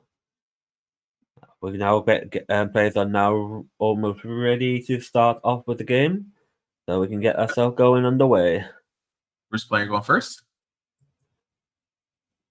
The Bruce player going first is actually really big because it can just go straight into final rush turn 3 and use stuff like Derek and Leonard. So basically the numbers actually swing really relatively well into Kyrie grade 2. Especially as a 10k to 15k, 20k swings. It's more the fact of how much can it go. It's all garden early. Bruce doesn't want to take the damage early. He I just want to want to pass. just Oh, the over trigger. Turn 1. No way. On his 1 to pass. Oh, what a difference maker. This is how you stay undefeated, folks. That's how you do it. Flip lyrical OT turn 1. like how. Oh my god, that's going to be such a huge momentum for Kyrie throughout this entire game. It's just the fact that all their rear guards are going to have 10k power pump for the rest of the game. Nothing to stop it. It's just going to go swinging 20, 30k power pump right into the face. Mm-hmm. Yeah, Like just so how do you big. deal with this? This is nothing. It's not like Darkseid's the overtrigger being with just 10k and the quick pump on the Vanguard constantly. It's just like 10k across the board outside your Vanguard, which is super big. It's like those numbers are going to be very, very scary to manage. Yeah, for sure. Like if he has a melty right here and he just calls a board, like everything's swinging for numbers. He It's like discards the grade 4 everything. Kyrie too. Like Has the melty. Oh my god. This is such a good spot for him to be in. you're just gonna just completely just blast away through into Bruce. And not to mention, just like with the Kyrie grade 3 allows him to still multi-attack as well. With 3-4 attacks, he can just pop off on right at this very turn. That's definitely not enough to guard. That's 20. That is not enough. Yeah, that's definitely not enough to guard. Charlie just might pop in there just make sure because Yeah, it's yeah. still. Both of these attacks are really massive.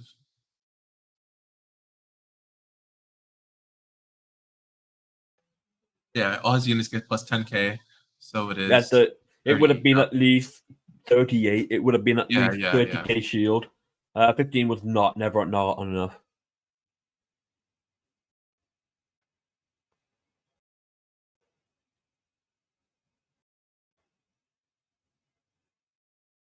Guess I'm just gonna go roll through it then. I'm gonna actually just ping a judge and see if we get someone to come in.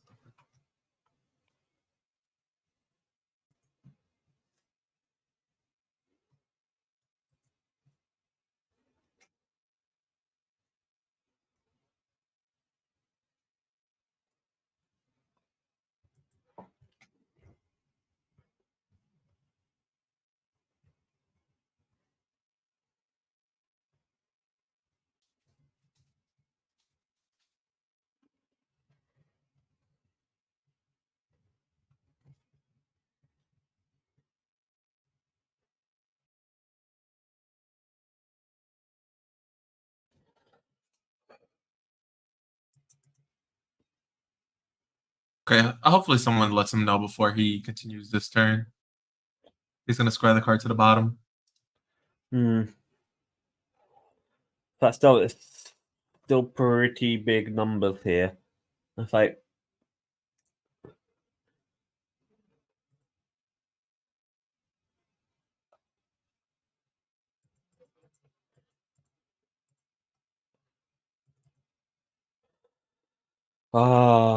yeah, not really much we can do, unfortunately, since we can't really do much about it. Yeah, I mean he's took 2 attacks so far, so it only made a difference on 1 attack. Hopefully someone lets him know sooner rather than later, and then everything will be fixed. I mean, you know, these things But happen. we've already gone past the time frame, really. So Yeah. I think it's talking to him now, essentially.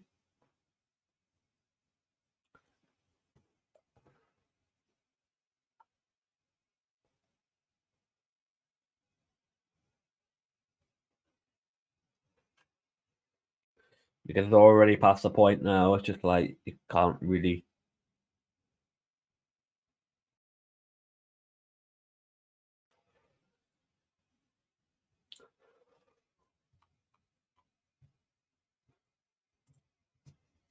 I'm not a judge, so I'm not really too sure what happens here. But we'll see what the staff ends up deciding to do on this.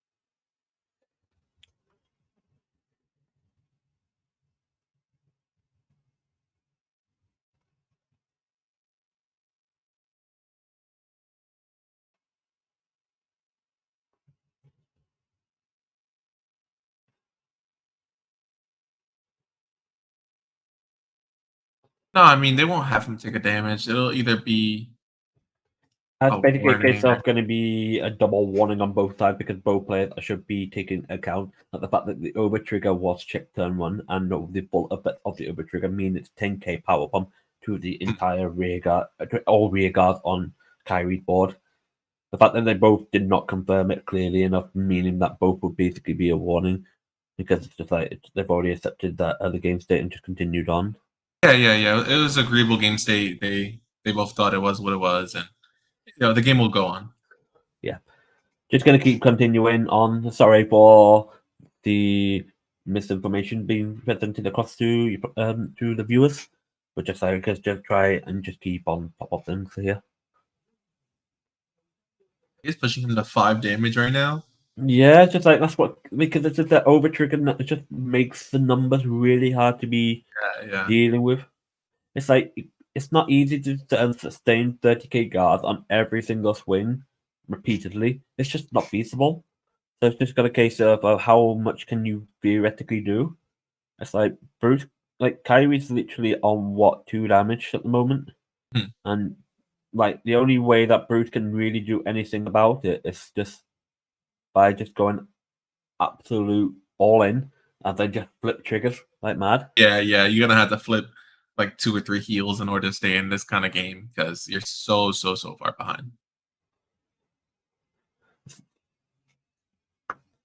Even the over trigger might not even be enough to sustain this game at this point. Yeah, he just needs defensive options. He just needs PGs. He just needs heals. Just has to not die really. It's very hard, especially when you know that you need to make sure what your numbers are going to be coming up across. It's like using the order now, so it's just like the front row getting 10k, so it's going to be number swinging back at Kyrie's face. Whether if it's not big or whatnot, it's still going to be blocks of 20k, 15, 20k shield guard. Yeah, Hollow, he did call the heal. Those are the new effect heals. So he did call a heal to Zekro. Marjorie. We don't know what his soul charge because it's just covered up. Kyrie player's hand is just so big, and they're also at 3 damage. Going to continue to take attacks. It's a draw defense. That's still huge for the Kyrie player. Now the question whether or not is that can Bruce just burst itself in? Like Kyrie's had like a 10 card hand or some similar. So the question is he going to just risk it? Or is he just going to block at both?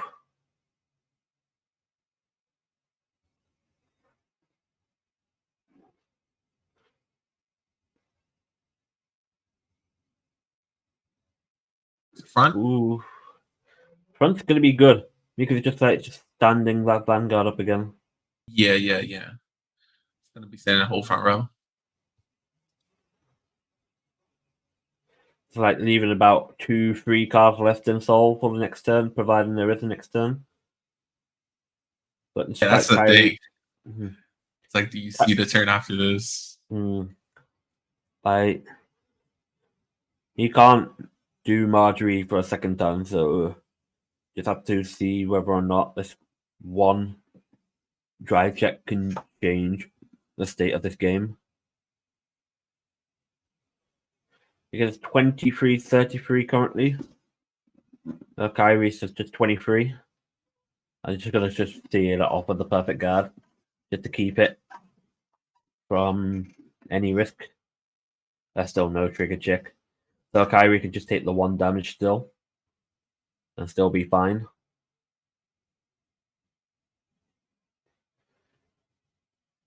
Yep, there's no... Yeah. It's gonna be just an... Yep, just the second perfect guard, so he's just safe in hand anyway, regardless of what happened.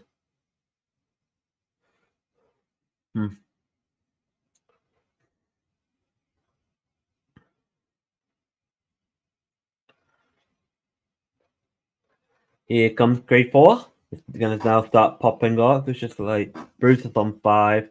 He's got a certain amount of cards in hand, so would it be enough to keep him alive for the turn? That's going to be a question. Because every single still has the 10k power pump from the over trigger. It's like, how big are you going to be swinging the rear guards at 25 minimum? The Melty itself is going to be 25.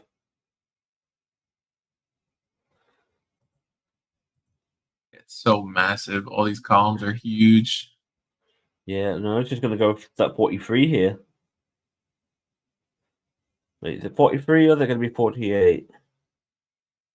All your rear guard placed this turn gets 5k. The Melty got placed this turn. I think they both got placed this turn. Look at top and leave it there. Yeah, it's going to be just a trigger. Just why not?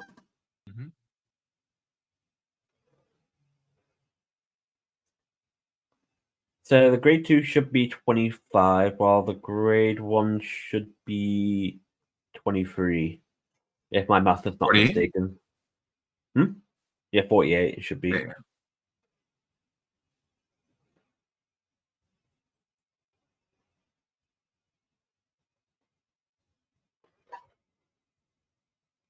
So hard to stay alive here at 5 damage. Yeah, it really is. Gonna take it, hope for a heal, but doesn't get it.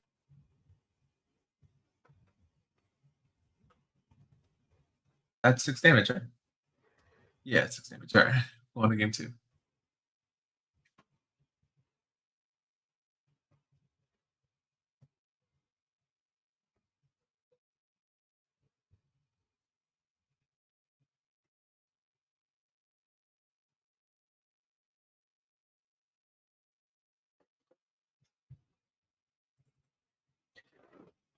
So it's not really been one of the games for Gravity. It's not really one that he was expecting to take into game 1 here.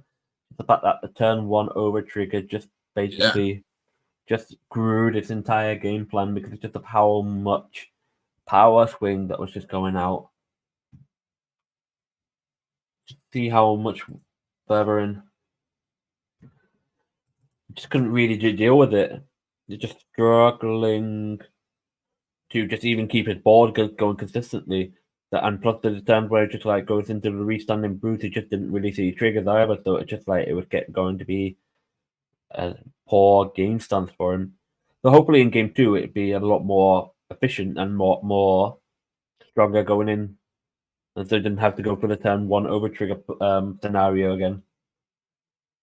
Yeah, he'll have another chance at going first, and I think obviously without the variance of turn 1 over trigger, I do feel like Bruce going first is favored in this matchup. Bruce shouldn't be in the position where it's basically just losing out on hand just because it has to keep guarding its advantage resources. You never know, really. It's just going to be coming in game 2 thinking game 1 is going to be a write-off because there's nothing he could theoretically do. So it's just like, but he understands what his opponent's deck is going to do anyway. So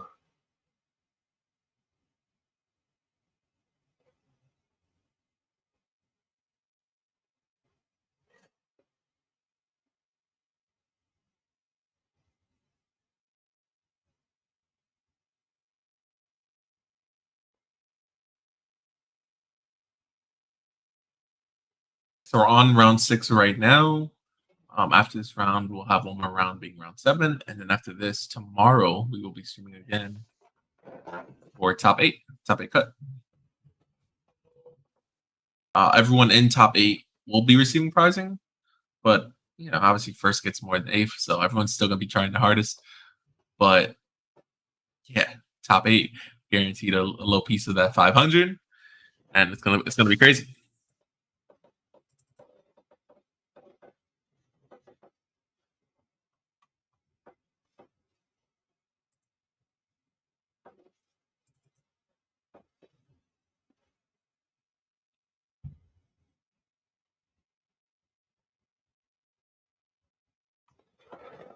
Ooh, game 2 is going to be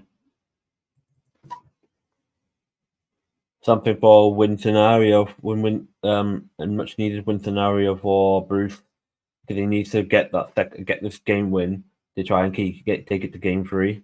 He's going to return this entire hand back. Maybe whether or not it was the pieces that he didn't need, or it was like looking for something in particular.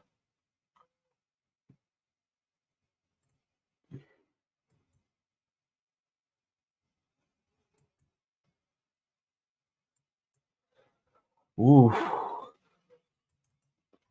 Do you think Bruce can bring it back in to make it 1-1?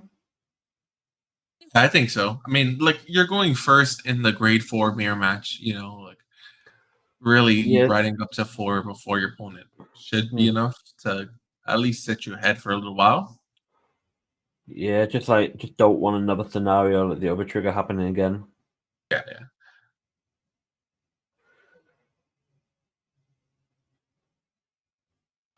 It's like over triggers like the lyrical is so important aggressively than it is defensively. It just changes the state of your game so much more than you think it would. Yeah, turn 1 lyrical OT is probably just the best thing that could happen inside any standard game. To be honest, I don't think I can't really think of anything else better on turn 1 than to hit lyrical OT.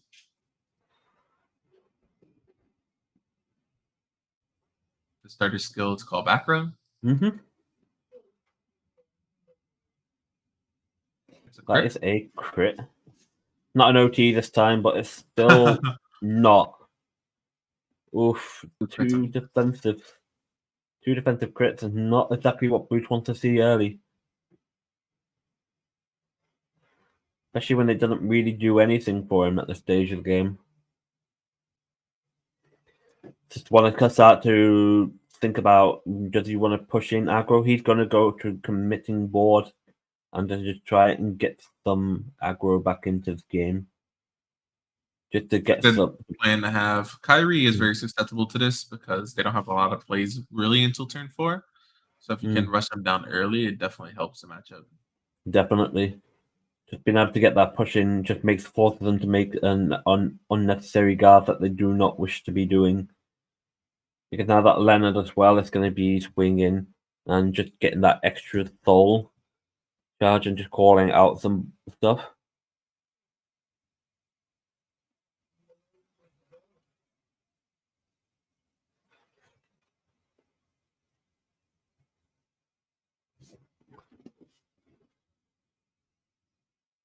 Because the Leonard is going to be a mandatory soul charge.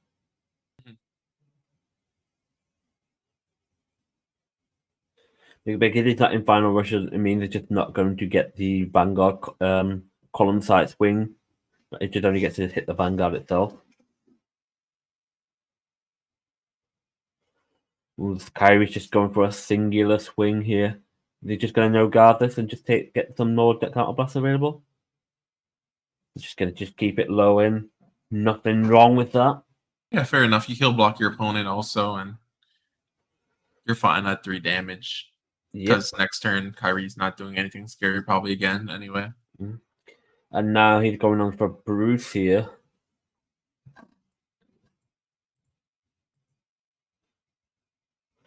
But it's still not final rush, so it's just like cards like Leonard still don't get the maximum potential.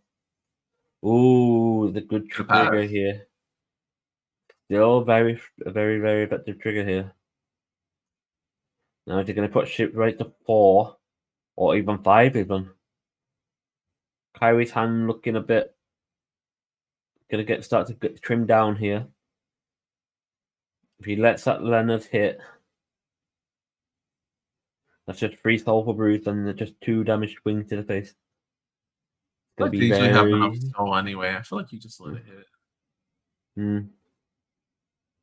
It's a draw trigger. And Leonard is mandatory. Yep.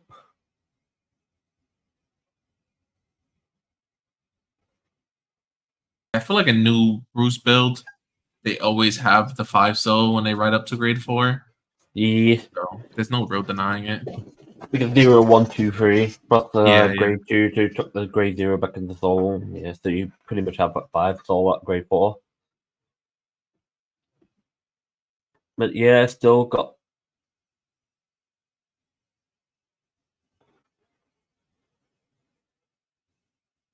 Melty.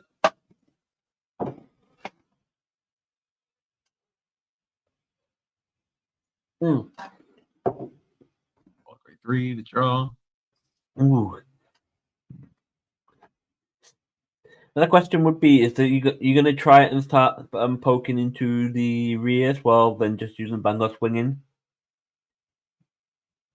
or you just gonna try, or would you consider just hitting everything straight into the Vanguard and trying to push some damage? Because if he's going to be dropping grade 4 bruise, it just means that Leonard's not really going to be doing anything for the next turn. Yeah, that is So pretty true. just. I mean, these attacks are small enough anyway that I probably would just attack sides and not give my opponent the ability to just take damage.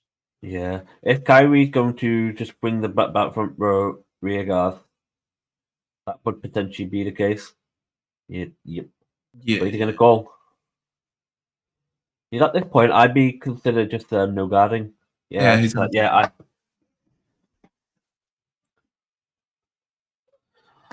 crit trigger. That's a good defensive draw, though. That was a draw, right? Oh, that's a front trigger.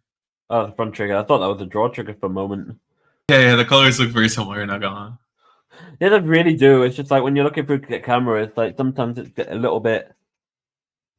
I thought it was a front trigger, but apparently the Bruce deck is not running draw triggers.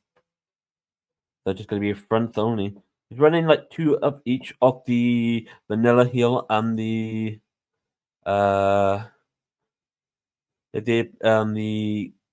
gets about 1500 shield if the opponent's Vanguard is quick 2 or greater.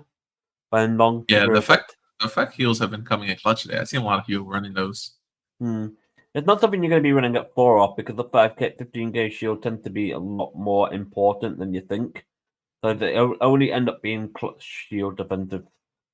The only time when these kind of heal triggers would be mattering the most would be against Vanguard like Gravidia, but at the same time, it's like it's not. You're going to be perfect guarding those anyway, so it's going to be really. It's not something that you'd be considering most of the time, is it? It's a bit weird one. Our Kyrie player did not check a heal or a defensive. Sitting at 5 damage now. Yeah, got that Marjorie as well. Just get that extra power, extra soul, and that extra draw. And he gets that 10k till the end of the turn, so it's going to be a bunch of 15s here now.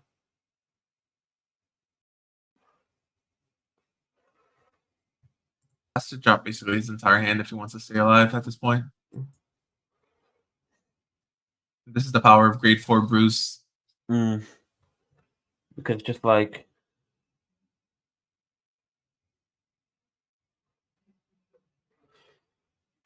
perfect guard, good. X gets a heal. After heal. That's a good heal.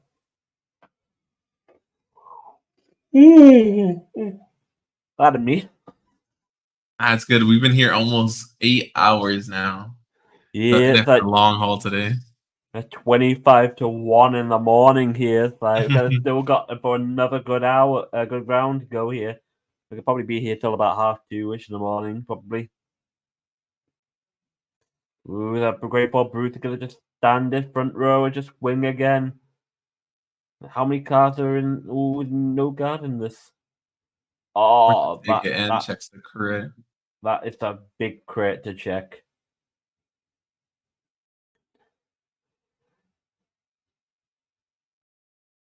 He's dented the OT,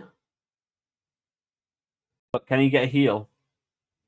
Oh, that would have been so crazy. Oh, the Bruce clinched game 2. Even though there was a defensive 6 damage over trigger, that crit came in to help him to clutch that game 2. That's just crazy. And you buy the snip. How crazy is that? Yeah. Like he needed more than that. It wasn't enough. The Brutes player just getting to turn 4 before your opponent in this matchup is so huge. Like, because Kyrie doesn't generate that much advantage until they're on grade 4. So him going first in the matchup really set him far ahead. I'm curious to see how he does going second. It's like, is he gonna actually opt in to go Bruce grade 3 just to try and slam into Kyrie? That'll be a question. Yeah, he definitely can get a aggressive mulligan going on here and try to put pressure on early game.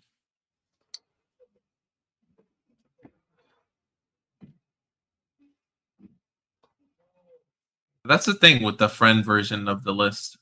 The friend version of Kyrie is that they have a lot of early game plays as well. Like if you draw melties or if you have friend columns, like they do help you out in early game, so it's not that bad. Oof.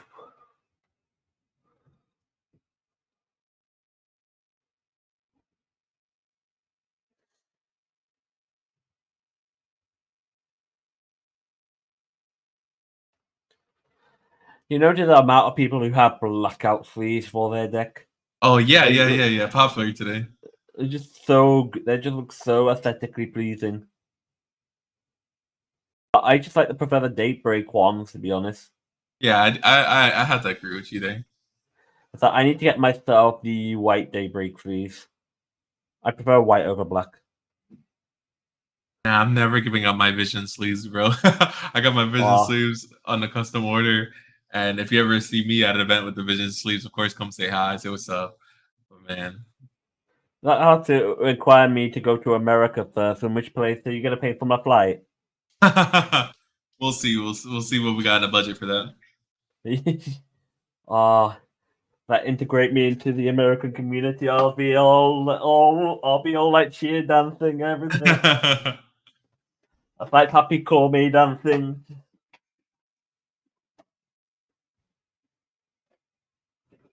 Ooh.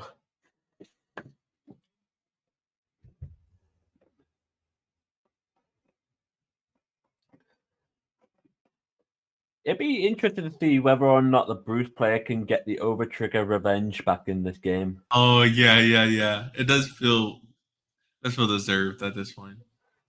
It feels like it's just like because the Kyrie players got the over trigger offensively and defensively in game 1 and 2. Game 2, it didn't make any difference for him because he was taking the secondary damage regardless. But it's just like we haven't seen the over trigger from discarding a perfect guard here. Yeah, we might see if he went the aggressive route or not. Didn't call any more grade 1s though. Bro got his whole legs in a stream. Yeah. I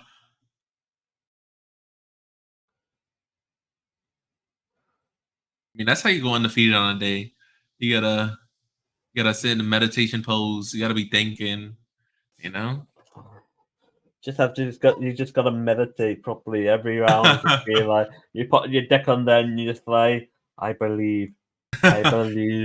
He's in between sets like doing some, getting some yoga in, you know.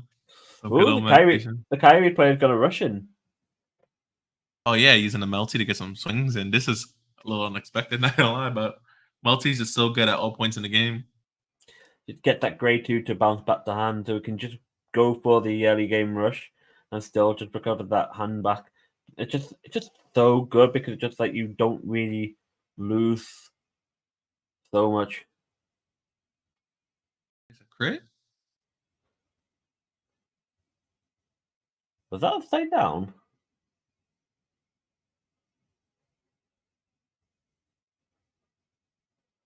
I think he showed the card upside down.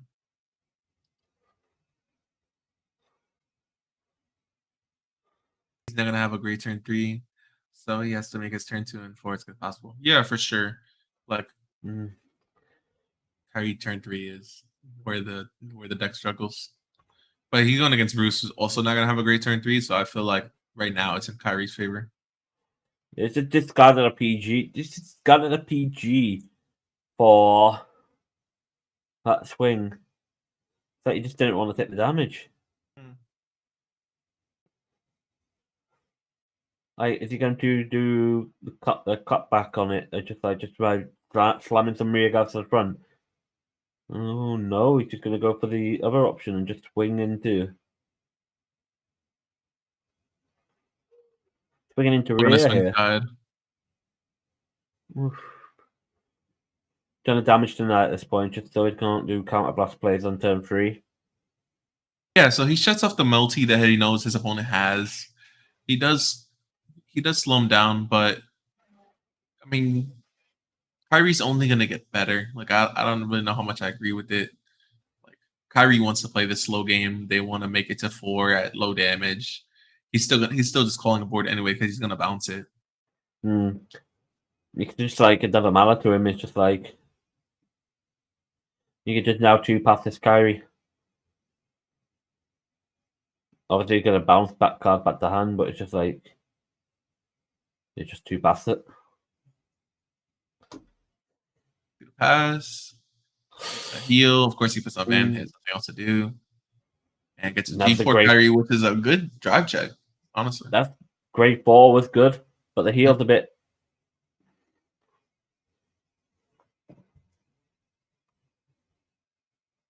Definitely a little misplaced. But Bruce is going to grade 3, and the grade 3 turn is going to be pretty slow here still.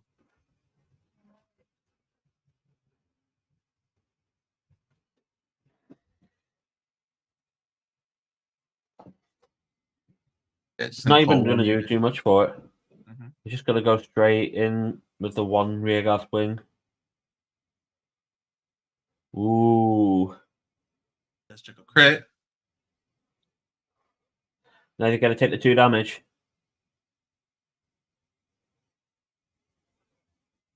He's going to take the 2 damage. It's a draw trigger. Yeah, draw triggers are just so good. Like, so I don't understand not playing draw triggers in this meta right now. I feel like you got to run the 4 draws.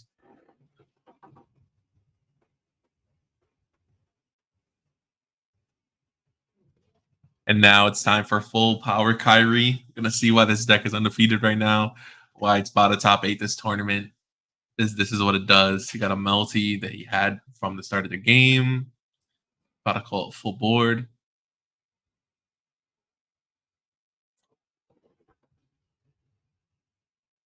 Another grade for Kyrie.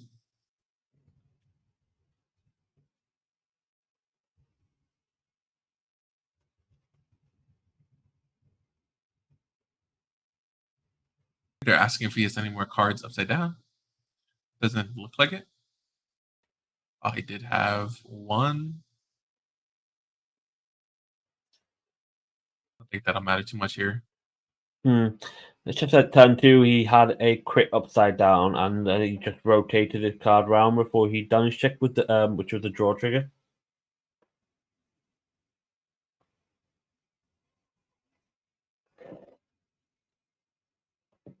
It does seem like he turns his cards around for maybe his opponent to read. So it makes sense if some of them get stuck. There was a card on top of his deck where he turned it round upside, which is upside down, but he turned it round the other way round. But it was a draw trigger. Okay. About the early on in the game, that was another card that was upside down, but it was also a crit trigger. Yeah. I got to see how people would be suspect.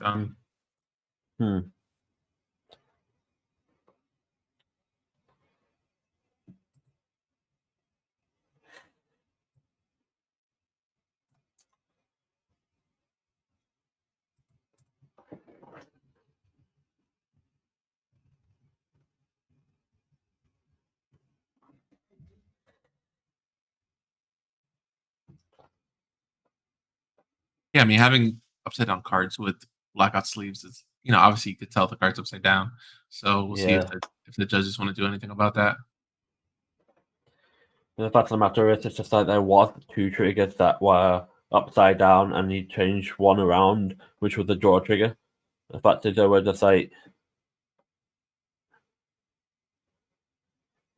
but specifically 2 cards in the wrong position, and they were both triggers.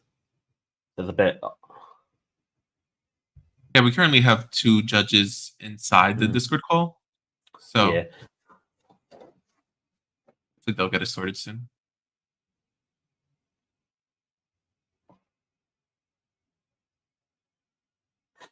Okay, it looks like they're playing on.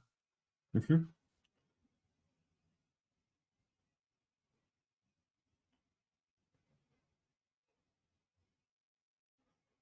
First player is still at relatively low damage. I'm gonna drop 2 for this attack.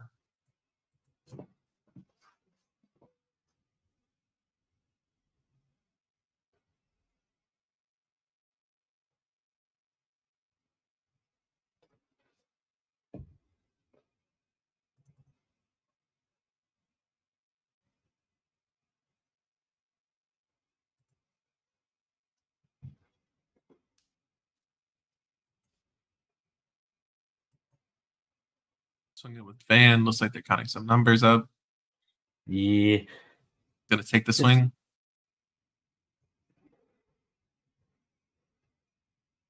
Gonna check a crit. Power to the side. And nothing else. The crit's going to be very.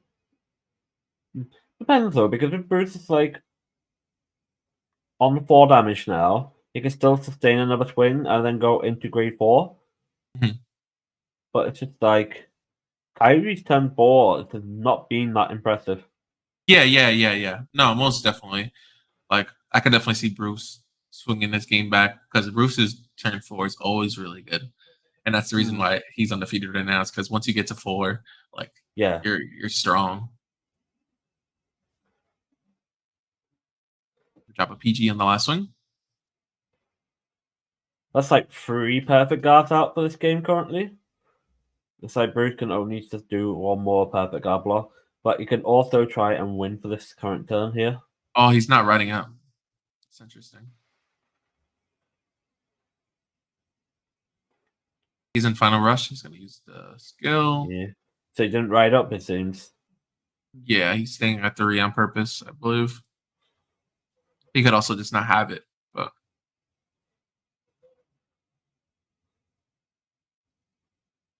going front to the back. Order.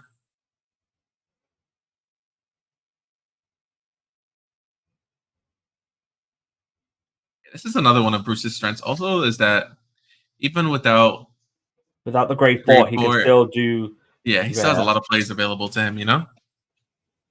It's like it's really strong just to consider him running in, and just like so much you can do with turn 3 and turn 4, Bruce.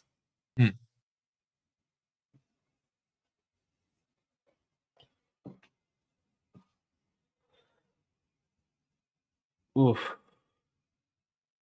Shooting Marjorie just to get that soul and an extra draw. And just pushing in. While you got big numbers in. It goes straight to 5. Now Bruce is going to hit in with rears. Soul blasting the 5 out there. Recent sides. Every player does look to have at least 9 to 10 cards in hand. But even then, it's like that's going to be down to 2 or 3.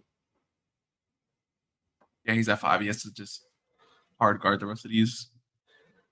The question is, that's like, how much can he hard guard? Because if he gets the front trigger, there's that 25k block. Yeah, because he had also the order from earlier. I gave his front row plus 10.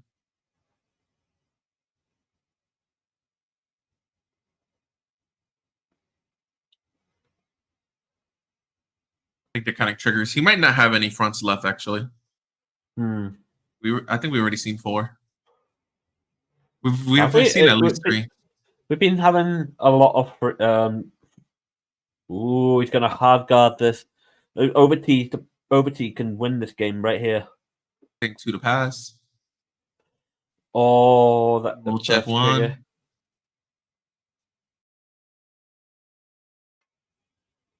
This card's left in hand.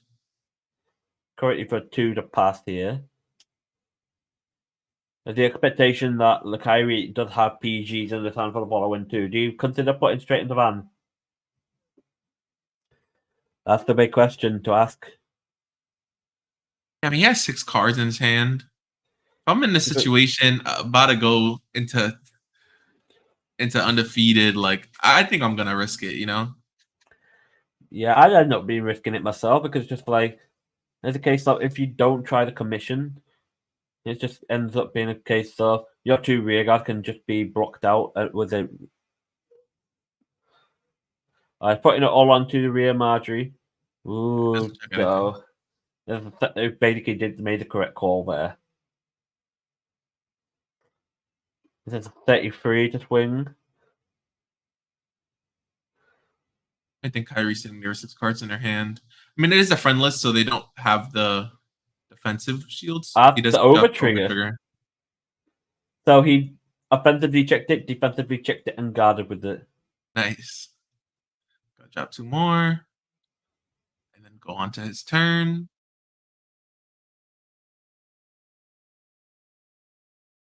Bruce player is also at 5 damage now, so it's going to be the same sort of scenario where you got to block everything in order to survive. Oof. Call off a Melty to draw a card.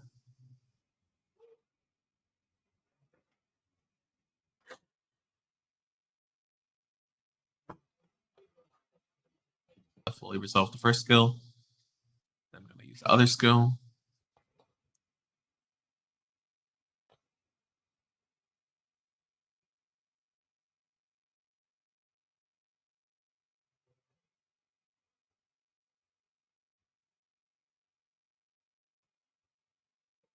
Just flipping them upside down just to make sure they got the 5k power. Yeah, Bruce player could have also drawn OT off the marge. That's pretty chill. It might be able to survive here. No? Ooh, that's check the heel. Let's go. Oh, that's right. How many times have we seen the 6 seal today? Oh boy. Gonna bounce the column. Who's he gonna? Just gonna Call go it for straight another. back. But that column's a little bigger. They are in a friend state.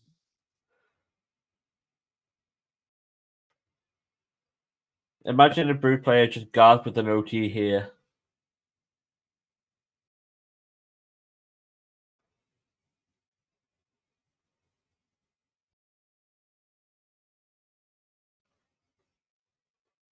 All these units called are a little bigger. And also with triple drive. Yeah, but Bruce is on 23 at the moment. It's like Kyrie's not swinging big here. Oh, he is going to be forced to take it. PG. Nothing. Grade 1. And a crit. Oh, the crit seals it up. No way you're double healing on 6, friend. Oh. GG's.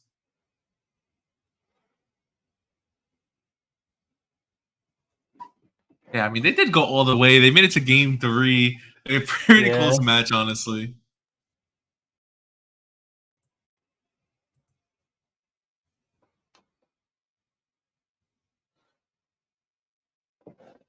Ooh, so thinking of that, how that is currently just happened. Yeah. How would you, as a Bruce type player, take that game, those games going in forward? I mean, game 1 was a wash. There's nothing he could have really done about game 1.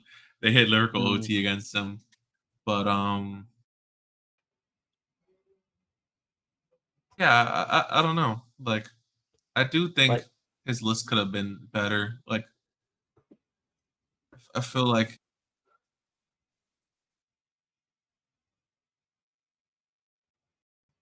yeah, we're moving Discords here. But yeah, I do think with this tournament, with how big the testing is, Yeah. that you could sort of look at your list and be like, what worked, what didn't work, and get Mm. it ready, you know? Like, I was like wondering in game 3 exactly could the Bruce player have done more optimize a bit more differently with the card that he was discarding for various effects, such as for the Oh right yeah, line. yeah. Because I noticed you discarded Grade 4 Bruce and some PGs early. It's like, are you really wanted to discard those vital pieces? Because he didn't go Grade 4 Bruce in the end. Because he already discarded it earlier on. And I was just like, I thought he would have discarded it because he had one already. So then Yeah. I was thinking the same thing. not having it in hand has really kind of just changed most of that game.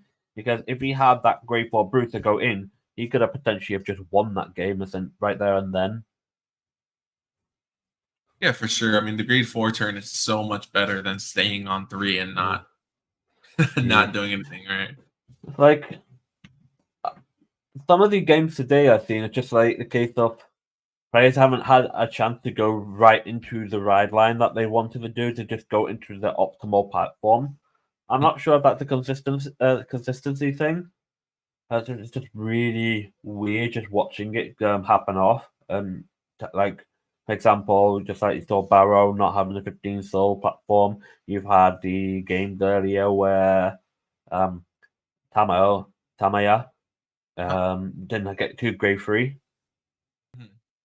We had this one when Bruce had grade 4, but wasn't able to go into grade 4. Wasn't able to just do its final rush turn as best as he wanted to be. It's just like it feels like the early game aggro just basically end up taking the aspect to the later game. It just like it makes it struggle harder to just basically retain a hand that you want to use to commit into the board state that you realistically want. Yeah, for sure. Like it's so hard to maintain a hand of like grade 4 brews and like 3 grade 3s. Like you do need all that stuff, but then with all this urging pressure, especially with the friend package with the melties, he swung out full board turn 2, right? And it's like, Yeah. well, that is just a disruption, really. He's forcing him to get rid of stuff that he would want to keep and hold on to and force the guard with instead. It's like I don't think there's anything there are quite a few things that the Bruce player could take out of that game. It's not like he wasn't playing bad or anything. It's just Yeah. just that there were certain things that were just out of his control that he could not deal about, and unfortunately, that was going to be the case. It's just like he did what he wanted to do in game 2, and we saw the full strength of what Bruce can do as soon as it hits that turn 4.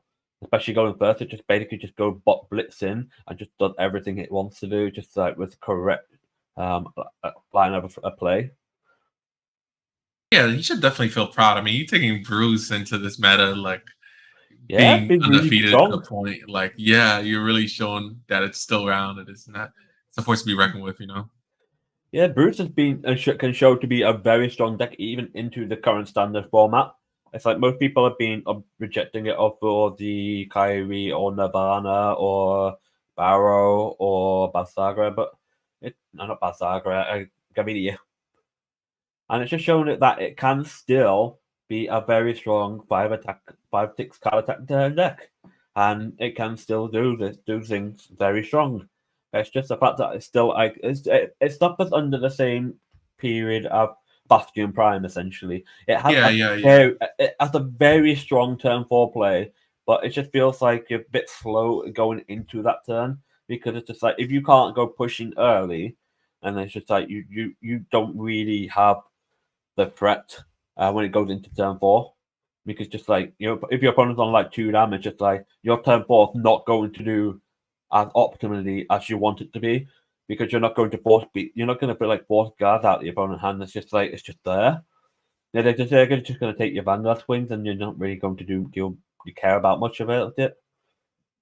Yeah, for sure. Bruce's kill turn gets pushed from turn 4 to turn 5, right? Like, because they have no early game. So turn 3, you don't do anything, and then turn 4, you're gonna get rolling, and you're gonna push your opponent to high damage, and you're gonna be there. But then your real turn that kills ends up being turn 5, which is why I think it isn't really meta because like Gravidia's kill turn is turn 4, right? Like they're gonna ride the 3, and then they're gonna go to 4, Persona ride, half 5 meteors and just kill you. I think Gravidia still is kill switch at turn 3 because of that. It is you are going 28k crit 2 swing on the Vanguard. It's just like it optimizes that kill switches a turn early compared to Bruce and Bastion because their kill switches on turn 4. Yeah, so it's like, but yeah, just like Gravity is basically just like optimized at turn 3 potential, just to basically just go high hand shield and then just go pressure in for with a quick 2 big Vanguard swing, and it could potentially go doubling its trigger effects. So just seeing 1 crit on the by meteor dispatch is just like you just really could just end game there and then, and there's nothing you can't do, there's nothing you can do about it. Because it's just like you can just literally see, oh, then no Garda too, and it's like just 1 crit, and that's just game right there because it's 4 damage. Yeah, Gravidia full sending it with 5 meteors on turn 3 is just a death sentence. Like there's not much you can do about it. Either you have the PGs or you don't. And then rough. Anyway, we're gonna take a wrap up here. We're gonna take a break in before we go into our final round. So please stick around. And hope guys have been enjoying. And don't forget to like and follow all our content on Twitter, YouTube, and all our social media stuff. And do not forget, we have a promo on Metafy with the code VIS10. You get yourself 10% off on any coaching session on Metafy. So please we'll have that in the link below in the description. Yeah, we're also gonna be running our giveaway on Twitter. So if you're not following us on Twitter already, please do follow us on Twitter. I'll put the link in the chat. And yeah, we'll be back with the last round of the tournament for until tomorrow where we're doing top 8. Yeah. We'll be seeing you guys in a bit. Ciao. See you soon. It's me, VB Franz. I'm here to show you how to sign up for Matcherino. Very simple. All you have to do, navigate over to matcherino.com, click on the login button, and choose your preferred sign-in method. It has everything you need from Twitch, Twitter, YouTube, Google, Facebook, Discord, even Line. After that, you're essentially in. You got your account set up. Now, what next, Franz? What do you want me to do next? Well, you can support our tournaments. There will be a prize pool that you can contribute to. You can also claim codes. Each claim code is 25 cents into the prize pool. You get 50 codes for that. If you get all 50, that's $12.50 that you've added to the prize pool of the tournament without doing anything, without any cost to anyone. Now, if you would like to directly contribute to these tournaments, there is a direct contribution section for you. You can put as much as you want in there. Be our guest. Now, moving on to Marketplace. There's so many things that we can do with this. We can do Discord roles, we can do merch coming soon. We can do sleeves, mats, any apparel, anything like that you can imagine. All these will have specific values that you can buy them for, and those values you can also get extra bonuses that'll go to our prize pool. You can buy a shirt for $10, $15, and you can contribute $5, $10 to the tournament while you're at it. And all that at zero extra cost to you. That money just goes from your purchase directly into the prize pool. Super cool stuff. Now, the last thing I really want to talk about here is quests. Now, over on the sidebar there, you'll see a bunch of quests going down. It can be anything from following things on Twitter, subbing on YouTube, to anything a little more in depth, like looking at a link, doing a small survey, anything like that. Overall, guys, this is a really cool opportunity to get more funding for our tournaments, and this is just for you guys. This is all for you guys. This is no benefit to us, no monetary benefit, other than giving you guys more of a prize pool to build and grow our tournaments. It's what we want for you guys, and I can't wait to see you in the next tournament.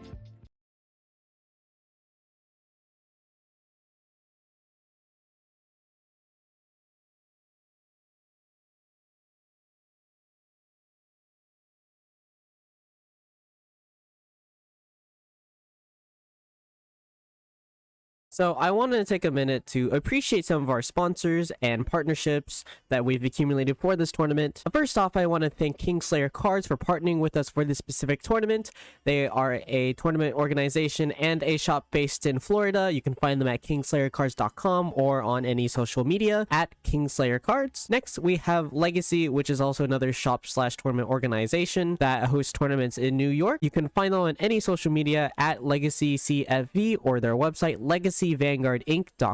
Next, we have famous content creator Outer Orange partnering with us for any future tournaments, and also you might see her sometimes in commentary. You can find her on any social media at Outer Orange and on her YouTube, of course, Outer Orange. Next, we have Metafy, who help sponsor the prize pool with their community fund. You can find Metafy at metafy.gg for any coaching sessions. You can find them on any social media at TryMetafy. Next, we have Matcherino, which is a platform that allows us to basically distribute prize money and add more money to the prize pool by doing a few tasks. If you haven't already, please go onto our Matcherino page and contribute for free by clicking claim code on the Matcherino page to add free money to the prize pool. You can find them at matcherino.com or on any of their socials at Matcherino. Lastly, we are affiliated with TCG Player. We currently don't have a link yet, but you can find TCG Player, of course, at tcgplayer.com. This is your one-stop shop for all your card game needs. And yeah, I just want to quickly appreciate them before going with the tournament, and I hope you guys have been enjoying the tournament so far.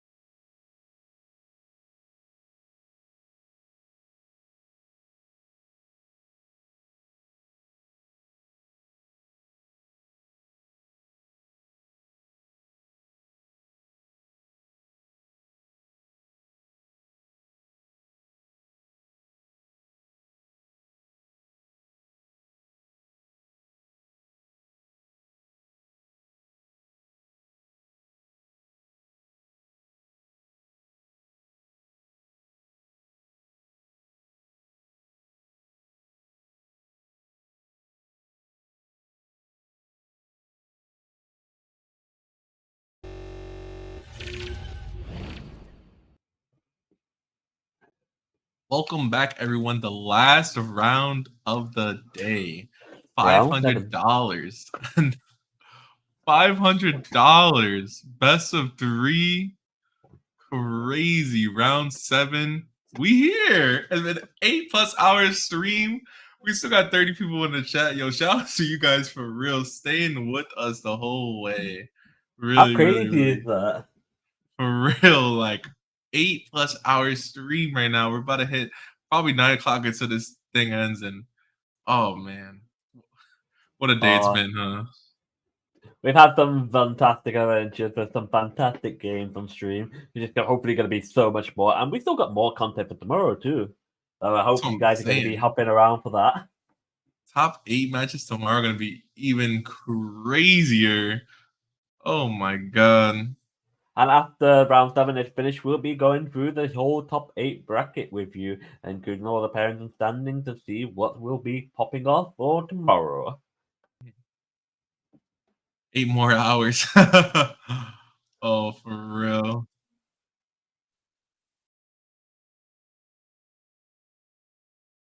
Do that.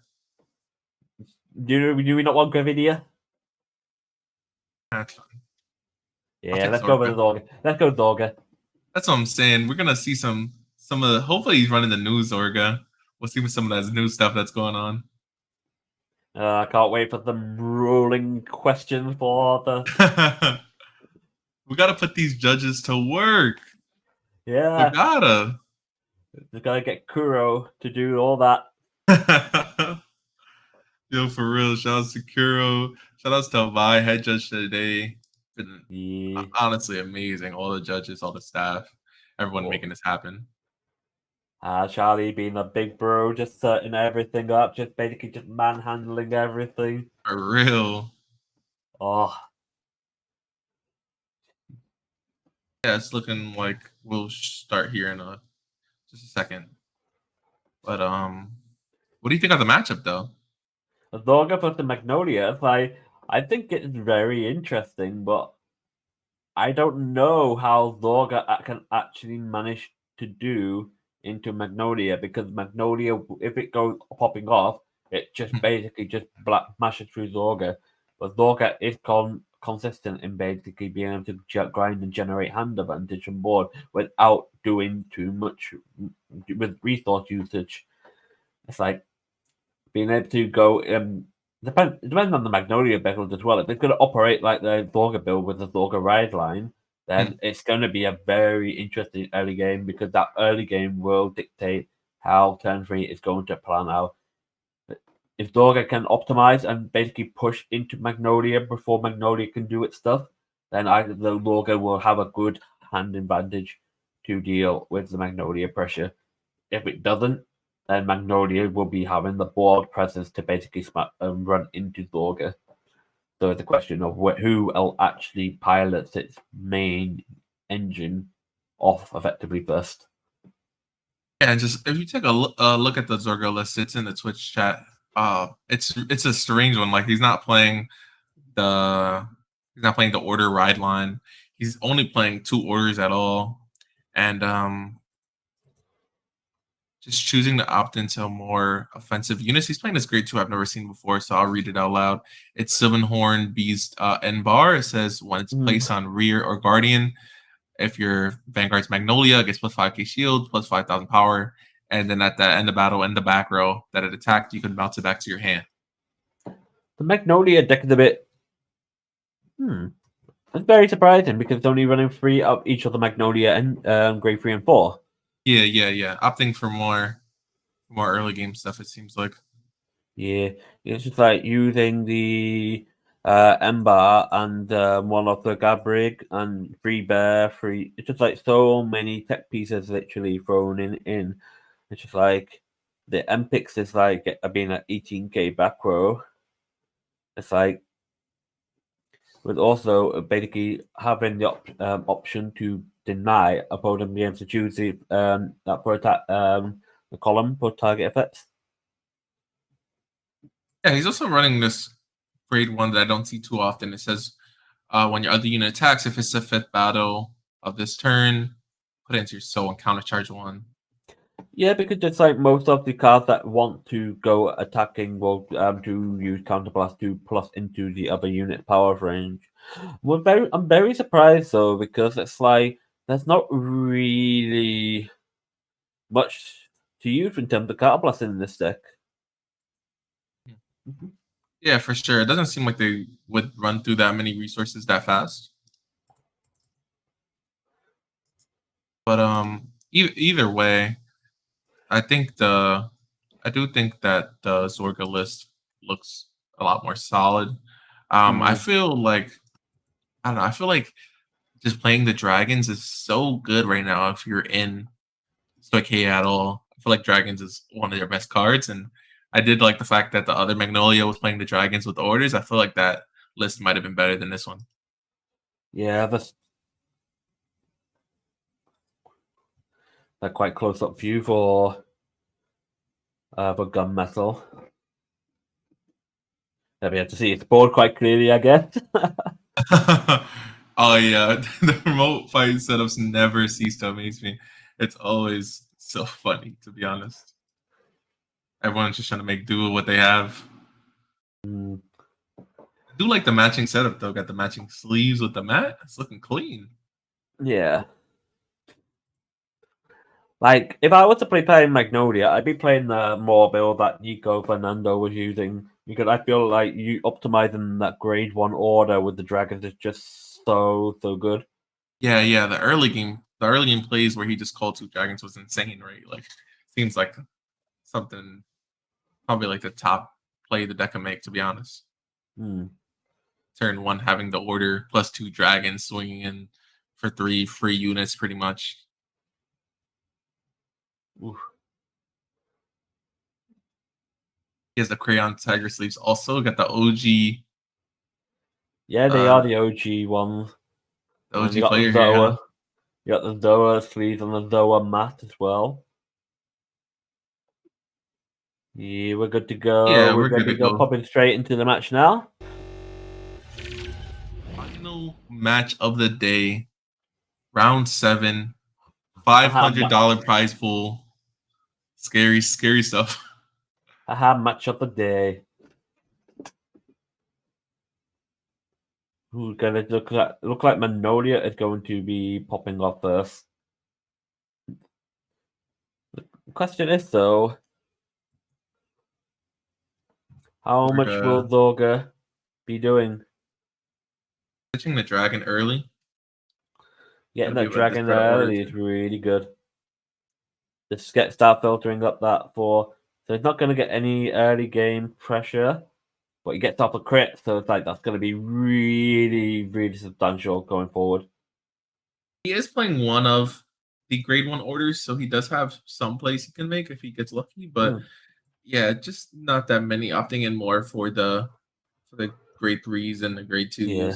So he has better Aqua Magic turns later. I think in the grade 1 stuff, that grade 1 order basically best off with the Magnolia package just because of how much you're attacking. Yeah, for sure. And plus, calling once about that bad. Let's see. Sorry. I don't like sneezing that much. So it's just committing into the board now. It's just like he's even calling that grade 1 that counter charges. Good damage check with dragon. Just up playing the Magnolia play is also just playing the original ride line, which gives you more advantage on board. Yeah. As you call a unit from the top of your deck. He called that grade 2 thing. Was it grade 2 or no? Epics, yeah, it's grade 2. Yeah, Empics, yeah. You got that from the top of his deck, so that's a good top deck for him. Which is going to start out the order. Yeah, then he's going to just do it just so he can. With some of these orders are so different. So you just get dry +1 while just getting some free dragons to the board. He got free dragons. He's going to have 2 drive checks. That seems like a pretty good play on turn 2. Yeah, definitely. Checks the heal. Get the dragon into the drop. Oh, that's so clutch. I forgot the dragon was in the damage. That's really nice. Gonna hit a Oh, defensive draw trigger. The fact that both of these are 15k grade 3s. This one's swinging for 25 though. So did he want to guard 2 cards and to prevent from going to 4? These Doing Magnolia that. builds are so cool. Honestly, I wonder how cheap the deck is. Like, I feel like honestly, I might pick up some of it. Like, it seems awesome to be honest. Yeah, I think you can even use the grade 2 just to get that extra drive check just in that Magnolia deck, just because it's just like, what? Oh yeah, 3 drag to the board plus a drive check. Yeah, for sure. But you do need to have orders in hand. Gonna ride up to 3 here. He is at 4 damage right now compared to 1.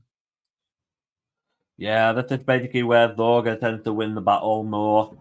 Because he just already put it. Oh, that heal. Heal on Just top. forced to call that heal is rough. He wants to be checking that, not top decking that.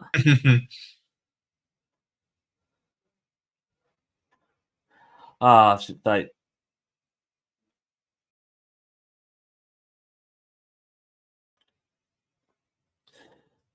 It's like that heal being in the back row is going to make things a little bit more frustrating for Magnolia. It's just like it does that one extra trigger out of his deck, but he wants to call 2 more rear guards to get maximum potential. Yeah, He's going for the grade 0 order. Gonna mill and then call from drop. That grade 4, a bear, and a perfect guard. That is not a good mill to have. Because the grade 4 is really vital. You want to see in your hand, and the bear's good, but that's really about it.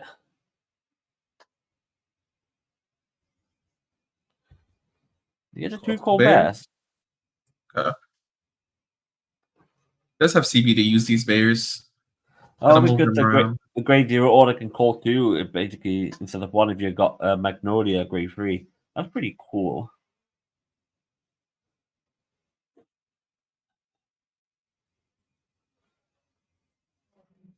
And now he's going to start pressing his attacks to try and get some damage back here. He does get a heal. Always good to see heals. Always good. And now it's basically like 2 heal out from that turn. But it's just like, how much more can he realistically look at? Because it's like the Lord is going to press hard for the following turn up.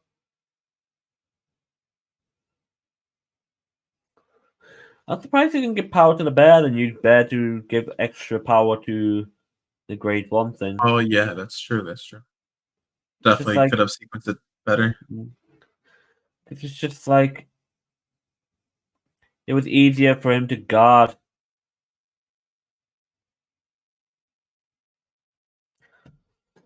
We've got 2 bears there now, but though he's got the order in hand, so he can still call the bears back next turn if they get retired.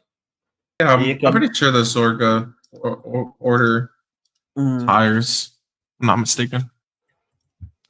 Yeah, the new Zorga. If you did Alchemy Magic this turn, all your front row get plus 5,000 power. 1 turn, cut a +1, discard a card from your hand. Choose a normal order from your drop and put it into your hand. And until the end of the turn, when you would play a normal order, you combine a normal order with a different card name from your drop and Alchemy Magic. So you basically just salvage any order that you want, and then you just Alchemy Magic after. Yeah, he just Alchemy Magic with the grade 3 order. I'm gonna read this one too. It's like honestly staple in the deck. Counterblast 1, choose a grade 3 or less from your drop, call it Rigard. If it's part of Alchemy Magic, choose one of your vanguards, and it gets all your front row units get plus 5,000 till end of turn. Yeah. So it just makes your board that much scarier. Yeah, plus it's just like he just gets the 2 dragons out from that as well. So it's just like, oh, that's just nuts. What was the card he bound with it? What was the other order that he used for Alchemy Magic? Yeah, he Alchemy Magic with the Cloud Miasma. Not gonna be dealing damage here. We'll be putting trigger onto his dragon. So those dragons are going to be swinging with a crit.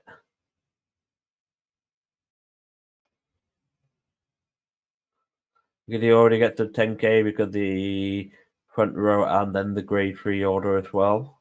Yeah, gonna be forced to drop a PG here. And could take this one. He's at 3 damage. Is gonna opt to take it. Ooh, goes to 4, goes to 5. What kind of trigger is that? I can't see it too well. I think that's a crit. Card's a little off frame. Yeah, that is a crit. Yeah.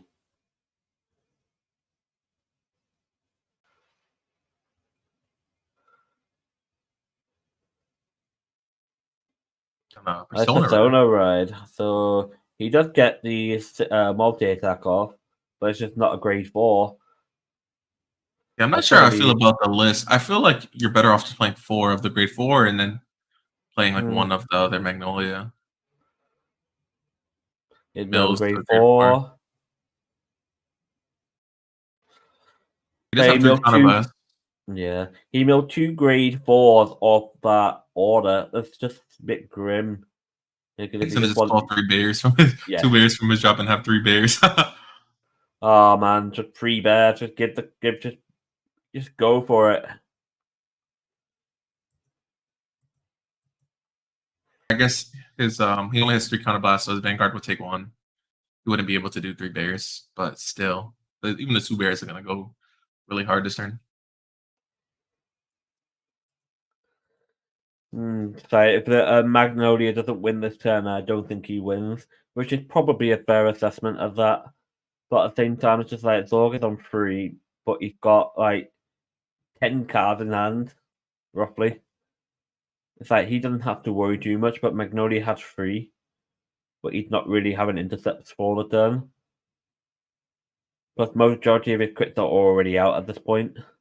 Yeah, that's fair. He definitely has damage and has had some crits and drop.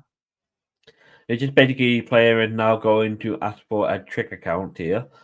The head counting amount of what's left in deck. We haven't seen the over trigger yet though, and that's a crit as well. The over trigger has not been shown on both sides, so it's like even if he does flip the over trigger, it's not like it matters too much. Technically it will do because of the bear. So he's gonna give the 100 million to that bear. Oh yeah, that would be crazy. I'm gonna check a Ochi, gonna check a draw and put it on his bear. No D trigger from Zorga.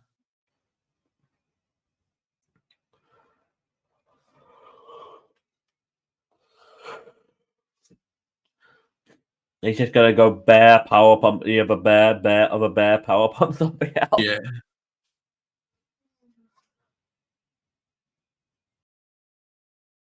Drop 15 on that bear. Then this bear is gonna get even bigger. Jesus Christ, how many power counters are on that bear? Yeah, I mean, my Zorga player only has to guard 1 more attack. So either has a PG, takes it. Well, now he has to show PG. That last attack is basically unblockable. All the amount of dice on that card. Wait, how much is it? How big is that? I can't tell. I just see 1, 2, 3. Too many dice. Okay, he dropped the PG for the back row, so we'll assume he has 2 PGs. Unless, show us the last PG.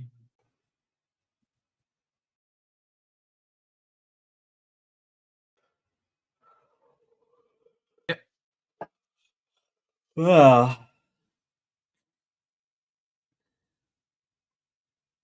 So Magnolia has 6 in hand, and I presume that is 1 intercept available here. Yeah. The grade 2 on the left is his interceptor. Still does have his OT in deck. I mean, if he had 6 damage OT, definitely in a pretty winning spot, I'd say. You're just gonna go straight in with a Persona Ride. You go salvaging the order, and then just going to power pump this entire stuff. Just go straight all in. Magic. It's moving out the dry check, calling a perfect guard out of it. The front row get 20. Choose his boy in the back to get bigger whenever unit attacks. Yeah, plays 2 fresh dragons. Oh, is that the Magnolia order that he did? Yeah. Mm-hmm. I thought it was the dry check one, to be honest. Nah, But he yeah, was that playing makes the sense. one of.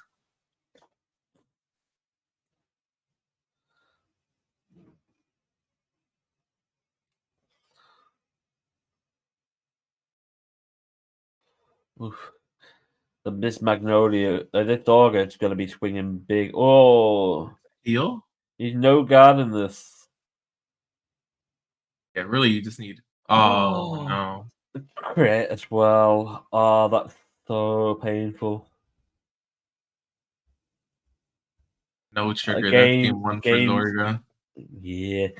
It's like I said earlier, it's like Zorga can basically do with early game advantage. It basically can turn up the tide of the game, and that's basically exactly what's happened in this game 1 right here.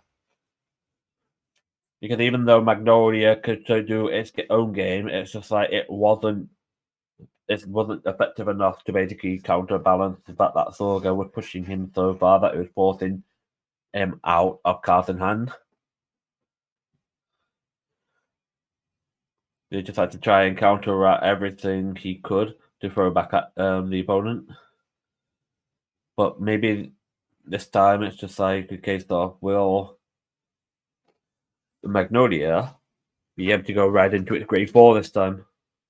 Yeah, I definitely feel like if he was sitting on his grade 4, he had the extra interceptors, he would have been +1 in hand because he didn't have to call down units from hand. Like, I feel like missing out on the grade 4 is pretty big there.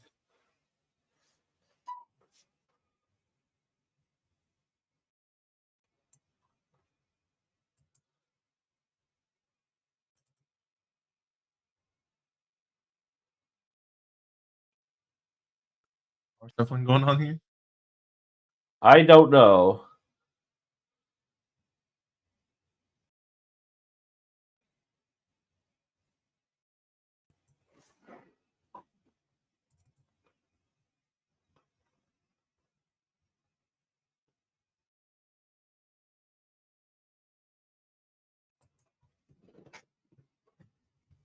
That Lukier mat is so nice. Honestly, that Lukier mat is nice. Shout out to everyone bringing their nice gear out for the tournament. We see you. I've seen a lot of nice mats today. I've seen a lot of nice sleeves today. Everyone bringing their good stuff for the show.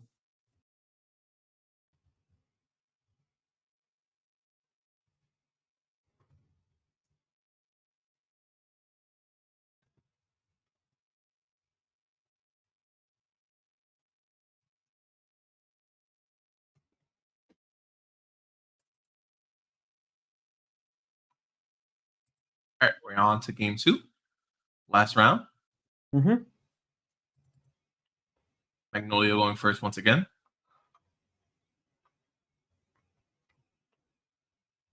Start the grade 1. Going to draw 2, and it's hopefully a order. Oof. No dragon in there. Heal straight away. Not something you want. But that is a great for Magnolia already.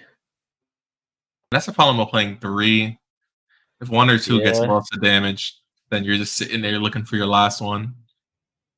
It's not a nice look to see. I draw trigger, there's no top deck for this time.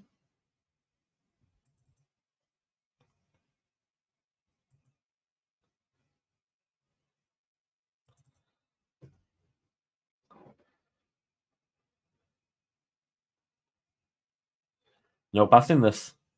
PG.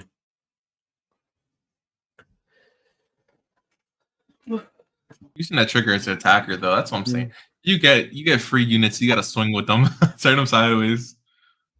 The Magnolia doesn't feel like it's going to rush into the game yet. But will Zorga be pushing in this turn too? because that's how it feels like it. That Shadow Cloak is going to be very interesting.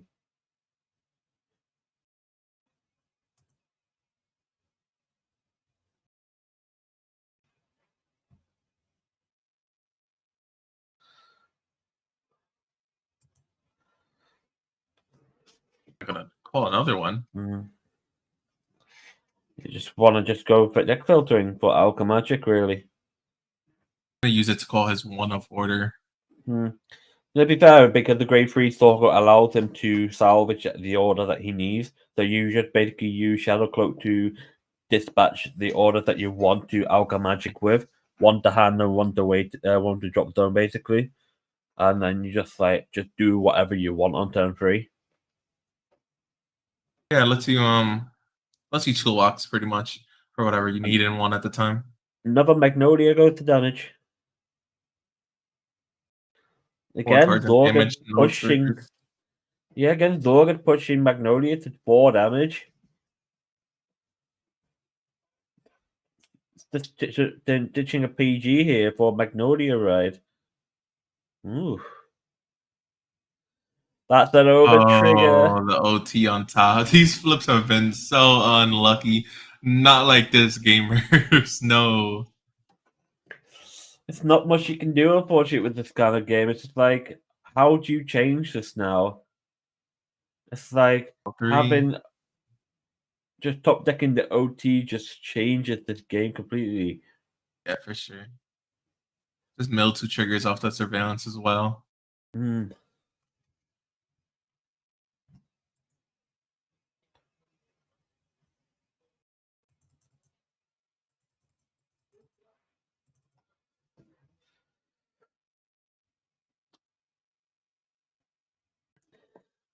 Its board does not look that good.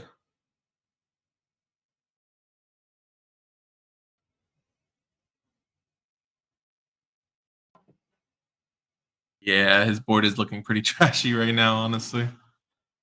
Does have a full field, but they're all very small attacks. Yeah, even if he uses the Magnolia skill, it's just like it's not doing anything. Still no trigger. Crit trigger. Sure. He gets the crit and power going to where specifically? Yeah. 2 damage. Gonna check out D trigger as well. The defensive really kicks in here. He still gets 4 attacks, but it's just like 123 for Vanguard. He could just like intercept here. Wait, it's 23, right? Yeah, it's 8. Yeah, it's 23. Or 22. No, it's 22. The Vanguard's 23. Because that's a draw trigger. It's only 4K.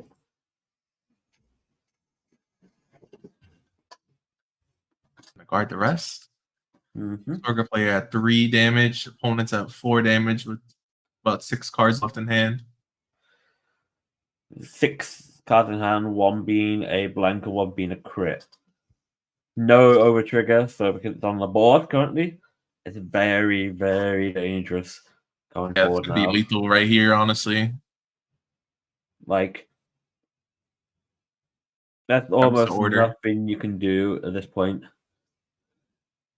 Because now it's just like, get that grade 3 order, get behind the drive check 1 for Alchemy Magic. Yeah, he's gonna get drive checks. He's gonna give his front row +5.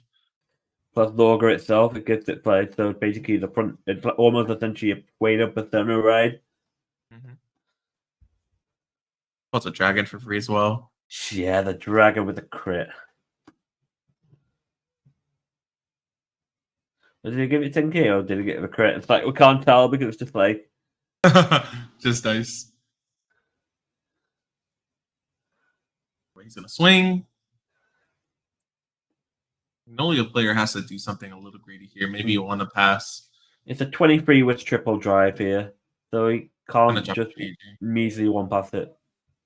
The heal. He gave it the 10k power. And a crit. Still a crit. Put it all there. So now he has 2 units swinging with crits. Opponent has 4 cards in hand.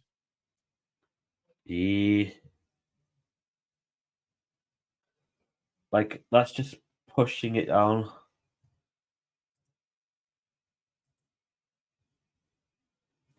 Oh, it gets 10k in a crit if you put Ultra Magic this turn.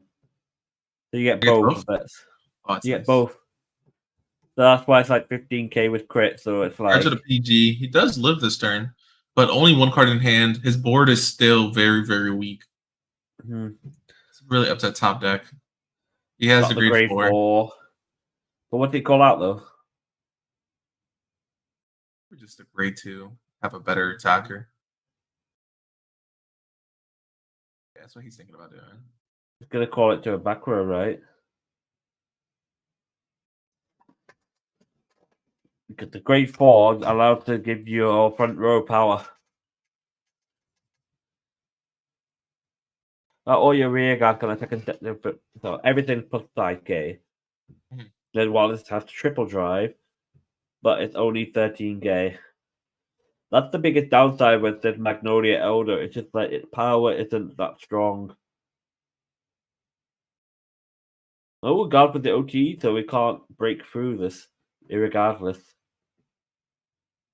No trigger, no trigger, no trigger. 3 grade 2 drive checks. That's really rough. I think that's probably the game, honestly.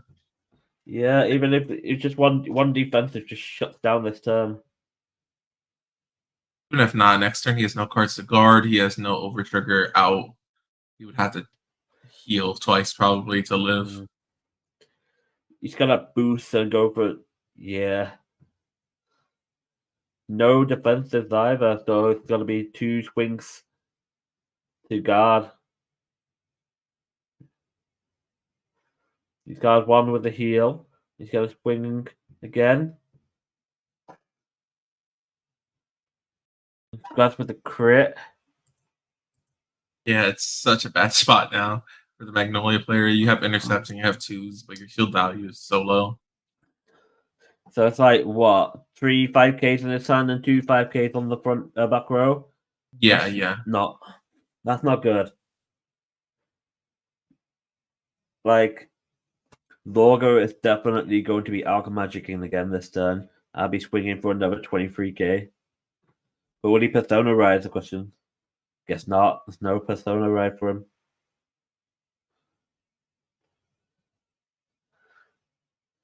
He just gets that grade 3 order, then just Alchemagic again.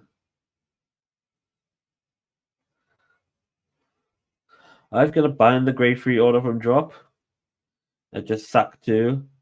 Cat draw 1. Move the soul, cat a charge, and call the dragon back out again. That card gives you so many resources. It's crazy in the one order. Yeah. You just get that grade 1, and it's just like 2 It's 2 dragons. Both 15k with crit. Both 25k in crit, actually, because Lorga gets front row 10k, and the dragons themselves get 10k.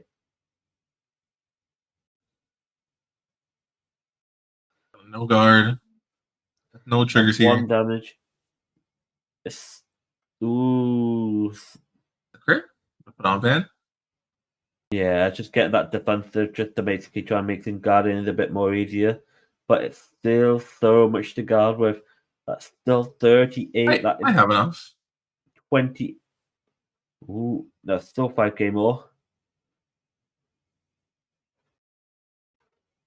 Can he intercept with a great ball? Oh, they all get intercept right here.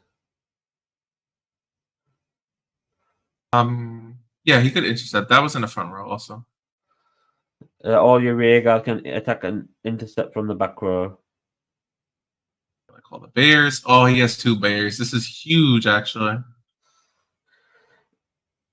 Might be able to steal this game away right now. His opponent's on 5.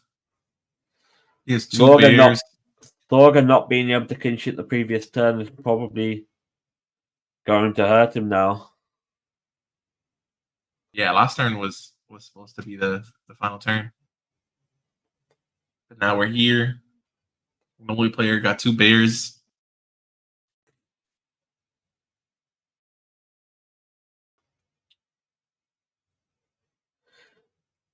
Like, in theory, you could just... Always gonna no guard the van. put all the triggers onto this bear. Gonna get a Crit as crit. well. Oh, that's crazy. Yeah, GG's. Yeah, the game 2 going into Magnolia. But That game 3.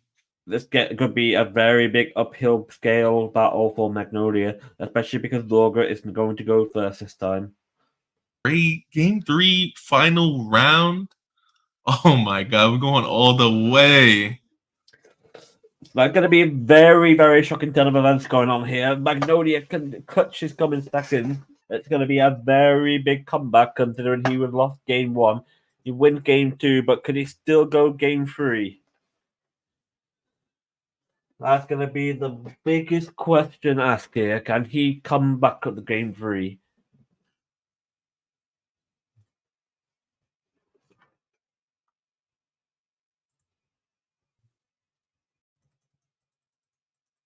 I'll leave this one up for 5 minutes. I'm gonna make another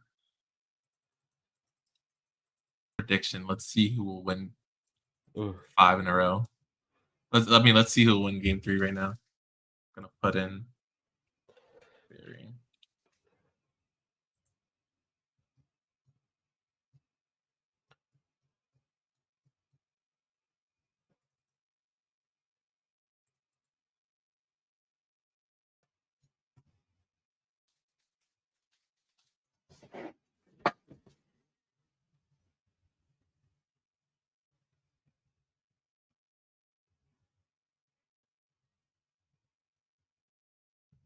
All right, put your predictions in the chat, folks. Last game of the night.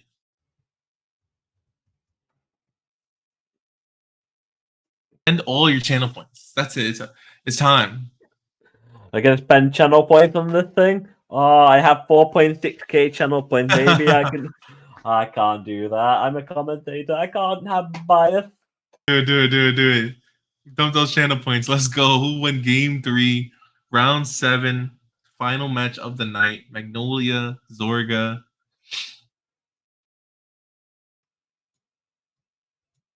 Zorga going first, drawing 2, pitching an order. That the grade 2 order, that's going to be really good going for him. No, that's just like Magnolia. What did he want to do? Did he want to go early? No, he's just going to go simple, one swing into the face. Trigger. Triggers on either side. That's a grade 3, that order that went into damage side. Does he want to make sure that he doesn't have any problems going in for second? Getting a drive check, though, is going to be interesting here. They will be getting that grade 3 order from Shadow Cloak.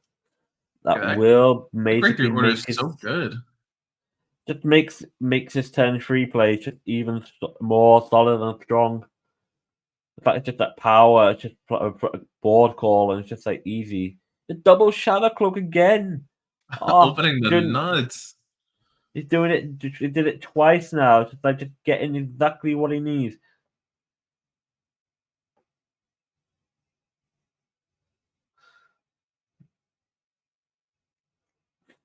Gonna get the grade 2 order for resources. Oh man, he's not using the grade 2 order drive check. I wonder why not. He probably didn't have the order in hand to do so because he had to discard an order. No damage check here.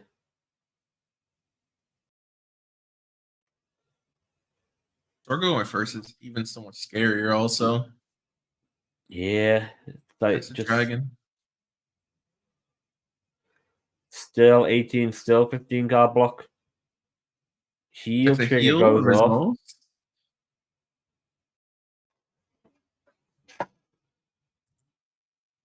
1-1 on damage. Oh, this is really anyone's game, honestly. Oh, it's gonna be very interesting to see how the card comes up. Took his time to decide what he was going to discard for the grade 2 ride. Oh, crit. 3 games in a row, he cop deck a trigger. Yeah, I'm pretty sure every time he uses top deck effect, he's just calling triggers. Don't play this ride line again, bro.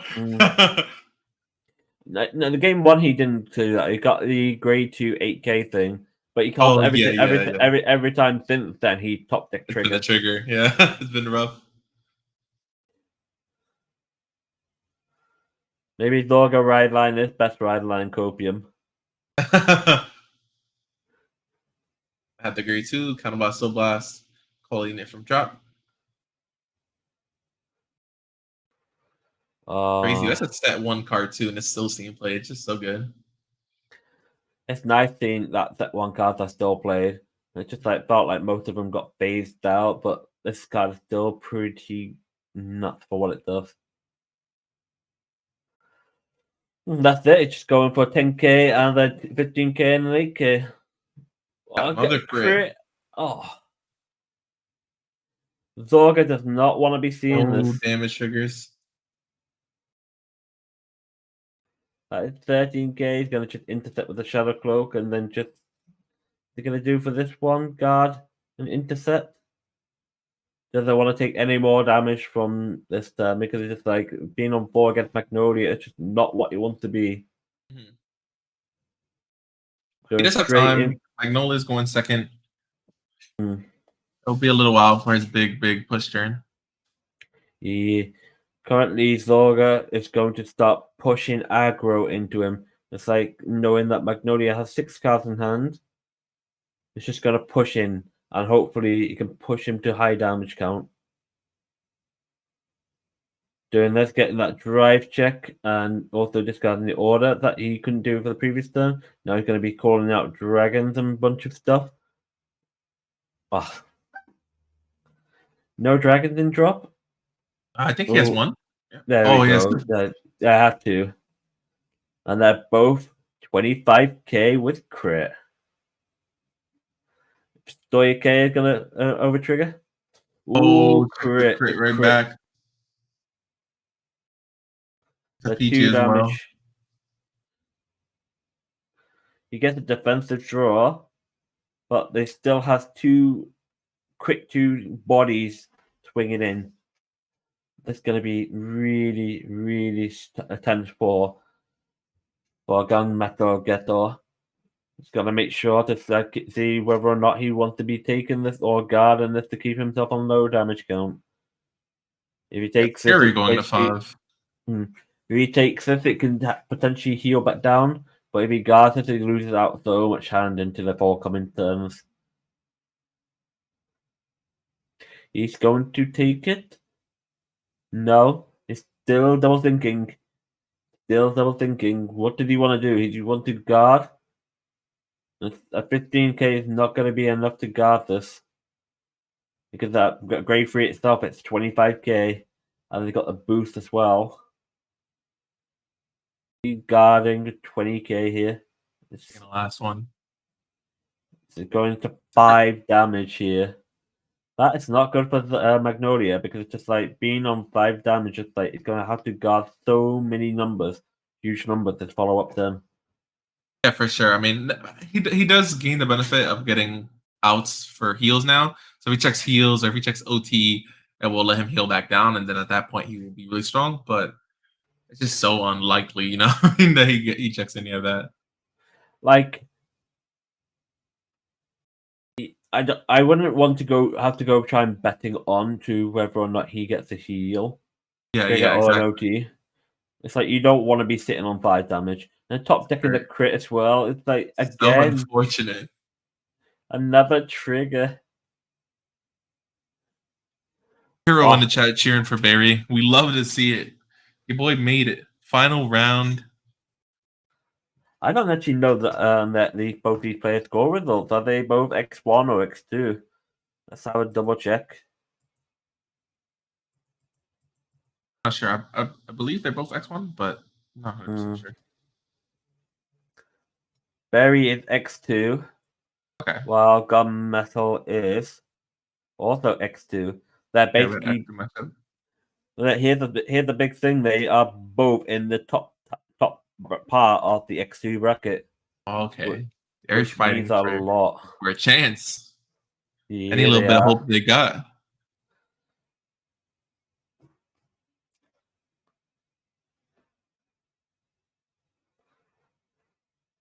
Look like Gunmetal's not backing down just yet. He's still making board and still gonna go for it. Just swinging Magnolia to 13, but going for 2 to pass here. Is he gonna do anything? Get the draw trigger.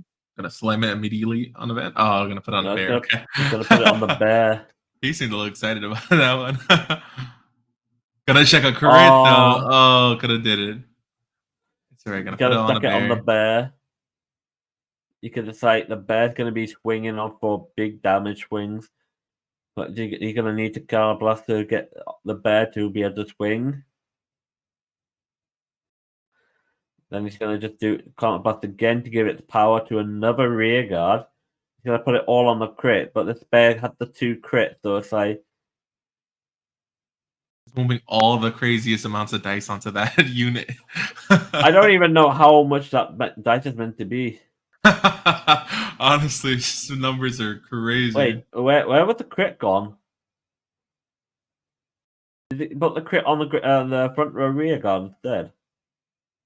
He could have. Because I know he put the bow out onto the bear, but where's the crit gone? He could have put the crit onto this last unit and assumed that would be the biggest unit that was attacking. It is going to get PG'd.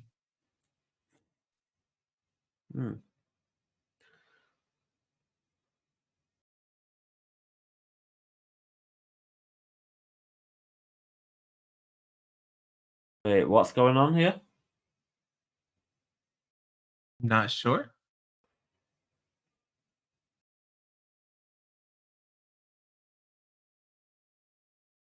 It's like they just got some chatting going on. Either way, Thorgan going for a Persona ride is going to start just dumping everything in. Just going to start just powering up his entire board and just try and push and seal the game out here. Yeah, you can't have it be like last time, you know? Like, you got to go in. You got to call it down. You got to use all your resources you can to try to close this game out. If he doesn't do it, then it could be very, very... If he doesn't do it, it's going to be rough. Yeah. Like, he's going straight in the big power. So Logan's going to be 33k. It's like he's going to retire the dragon and that. Shadow Broker, and call the dragons back with the 10k and the power crit. So they're going to be both on huge numbers. Because Lorga gets it front row 10k, the Persona Rider gets 10k, and the Grey Free itself will give it all 10k. So they are 35k rear guards with a crit. Massive. And with the boosters themselves, amazing 43 and 48. Can he have enough guard to deal with these upcoming swings? They are going to be huge. Oh, he's swinging with the rear guard. They all have crits on them as well. Yes. That's like, they're going to perfect guard these. Because it's a lot of shield value for both these swings period. So, did that grade 1 in the back row got power itself? Yeah, it gets 2,000 power, I believe.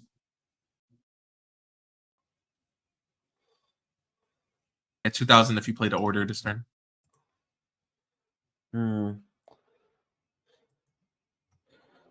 So this is like what, 45? So he needs 35 shield here. Was that 35? Yes, it was 35. Now, I guess you just take this one if you're gonna take any attack. Yeah, it looks like a no guard here. No triggers. Can you heal out? No, he cannot. No heal. Was so close. But you can still potentially make this top card. Oh wait, they both X2, so it's like that might have been his miss out for the top cut here. Yeah, for sure. What a game. What a final round. That was a really intense matchup, honestly. It was good that we got in on that one. I really love this new Thorga stuff. The new Stoic stuff. It's just actually really nuts. just to play with. Like, I would be interested in just getting a Story Chaos stuff just to go for the Magnolia with the Zorga ride line. Yeah, like it, the whole nation just works so well together. All the cards, I feel like they're the one nation out of everyone else who plays the most cards the same between different decks. Hmm. And or the all the order stuff just goes so well into every single build they have. I've seen people even play orders in Flagberg or whatever, literally whatever build of Sukia you want to have, you could start putting orders into them. Yeah. Ooh. It's going to be very, very interesting to see what's going to be the remaining of this gate round, because there's still several games that are basically still being played on still. We have no idea how much it's going to really push on. Yeah, I mean it's last round. Everyone's trying their hardest. Everyone's taking their time. They want to make sure that this last game counts. That they're not messing anything up. I don't blame them. Like, we still have about 15 minutes essentially for the remaining of the time and the overtime added on as well. So it's gonna be we're gonna be in for a little wait here.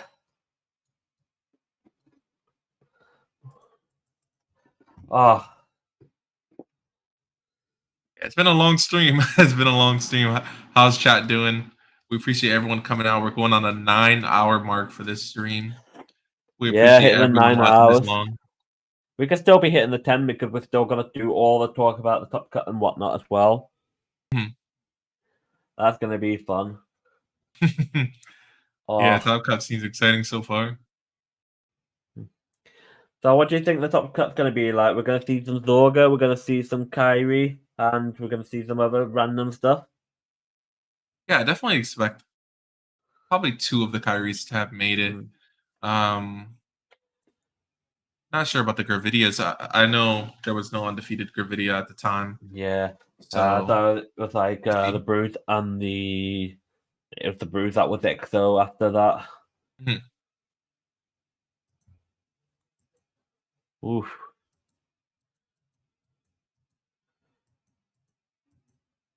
It's gonna be a lot to go through here. Just gotta have to end up waiting and seeing.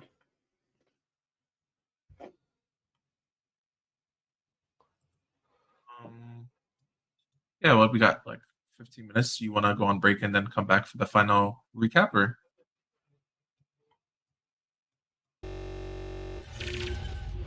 It's me, VB Franz. I'm here to show you how to sign up for Matcherino. Very simple. All you have to do, navigate over to matcherino.com, click on the login button, and choose your preferred sign-in method. It has everything you need from Twitch, Twitter, YouTube, Google, Facebook, Discord, even Line. After that, you're essentially in. You got your account set up. Now, what next, Franz? What do you want me to do next? Well, you can support our tournaments. There will be a prize pool that you contribute to. You can also claim codes. Each claim code is 25 cents into the prize pool. You get 50 codes for that. If you get all 50, that's $12.50 that you've added to the prize pool of the tournament without doing anything, without any cost to anyone. Now, if you would like to directly contribute to these tournaments, there is a direct contribution section for you. You can put as much as you want in there. Be our guest. Now, moving on to Marketplace. There's so many things that we can do with this. We can do Discord roles. We can do merch coming soon. We can do sleeves, mats, any apparel, anything like that you can imagine. All of these will have specific values that you can buy them for, and those values you can also get extra bonuses that'll go to our prize pool. You can buy a shirt for $10, $15, and you can contribute $5, $10 to the tournament while you're at it. And all that at zero extra cost to you. That money just goes from your purchase directly into the prize pool. Super cool stuff. Now, the last thing I really want to talk about here is quests. Now, over on the sidebar there, you'll see a bunch of quests going down. It can be anything from following things on Twitter, subbing on YouTube, to anything a little more in depth, like looking at a link, doing a small survey, anything like that. Overall, guys, this is a really cool opportunity to get more funding for our tournaments, and this is just for you guys. This is all for you guys. This is no benefit to us, no monetary benefit, other than giving you guys more of a prize pool to build and grow our tournaments. It's what we want for you guys, and I can't wait to see you in the next tournament.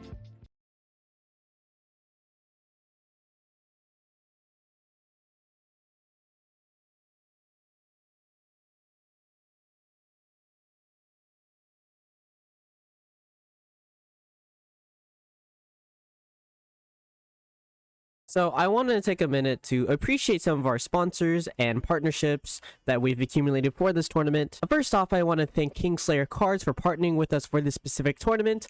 They are a tournament organization and a shop based in Florida. You can find them at kingslayercards.com or on any social media at Kingslayer Cards. Next, we have Legacy, which is also another shop/tournament organization that hosts tournaments in New York. You can find them on any social media at Legacy CFV or their website LegacyVanguardInc.com.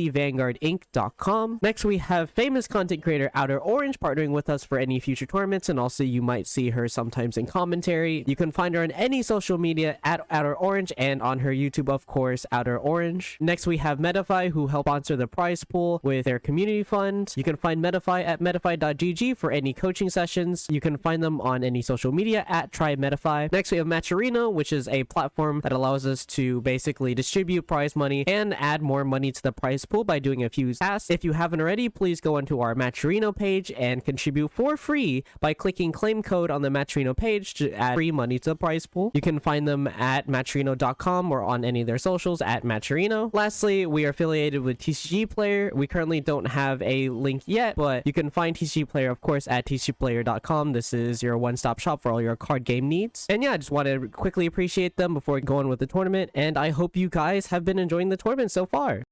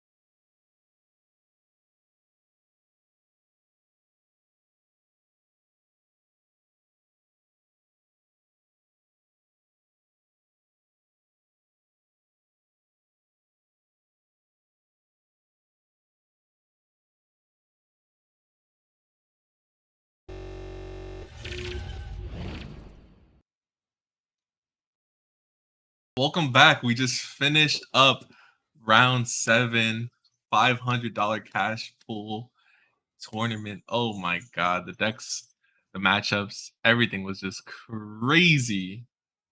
How you feeling, Mocha? I know it's late hours, so we're very tired at this point. It's 3 a.m. It's like, I'm beyond exhausted. It's like gone at this for 10 hours at this point, and there is a cat camera. We got cat cam on this I'll throw her stream. on. This is the final a treat for chat. She gives you kiss goodnight. She is the final round opponent. This is not even my final form. I have nothing really relevant, important enough to say, but we will be going shortly right into the top 8. Look on who will be playing what against who will be playing what. But we'll find out that very, very shortly. Yeah, we're just waiting for the boys to finish to finalize all this information. I do have some information for tomorrow. So tomorrow will be Crow and Peter on commentary. They will be streaming all of top 8. And then I think the start time will be the same time as it was today. Yeah, you won't have the same bad boy crew you had today. Myself included, and we got Andrew. It's like be some other bad boys we got. Yeah, it's like we've never even done anything before together. We've not even spoken to each other before today, and then we just like we just got there. We got there. I am excited tomorrow. I will be tuning in to hear Peter's insight. He is very smart when it comes to this. He knows that stuff. Obviously, Crow as well, but when I hear Peter talk about the game, it's like on another level to me. You know what I mean? Yeah, you always see those different kind of people who got their own enthusiastic approach towards the game, whether it's basically specifically. Sorry. No worries. Someone's trying to sleep. It's like. I know how late it is. I know should be done here pretty soon. We appreciate chat for sticking around. Yeah. Shout out to everyone still in here. We got Ryuta MVC. We got Fuzzy. Hope you're feeling better. We got Outer Orange coming for the long haul. Now Times was here earlier. I hope you're feeling okay, friend. Oh, I'm right here. Oh, that was you? Yeah. Oh, that's really funny. Yeah, it's hard to keep up by everyone's Twitter alias, Twitch alias. Yeah, just gonna try and finish this up and try not to be too loud. Lambro waking up in the morning and seeing the tournament still going on. For real, that's what I'm saying. Yeah. Oof. We're just finishing up right now, but there will be more tournament tomorrow, less than 12 hours. So just confirming top 8 right now. So what do you think? The top 8? What do you think will be the case? What do you think will be matchups? I mean, we're definitely gonna see some Kyrie for sure. I felt like that would really determine what wins the whole event. What finishes top 8 is how good your Kyrie matchup is, and like that, I feel like that's the deck to beat going into top 8 right now. Yeah, it's going to be very interesting seeing what comes up for tomorrow. I'll just be coming up very, very shortly. Just confirming top 8 for now. Yeah, Fuzzy said we got 2 Zorga at least. Yeah, the Zorga players came to play today. They had all the new stuff, all the new tech. They had I think so many unique different builds for Zorga, and I just feel like that's also just the whole nation together. Just they just have so much unique tech that they could put in. It's really cool. Zorga with 100% conversion rate. It's crazy. Wait, what? Every single Zorga topped. They made it. Every single Zorga. That's a crazy stat, not gonna lie. Should have feel proud about that one.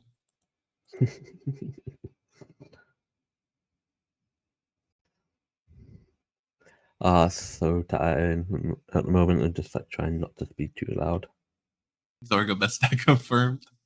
I mean, clearly with the new stuff is pretty good, right? Like even on paper, also in theory, like having the dragons, having the extra drive checks, the power, like all very very consistently as well. That is just so good.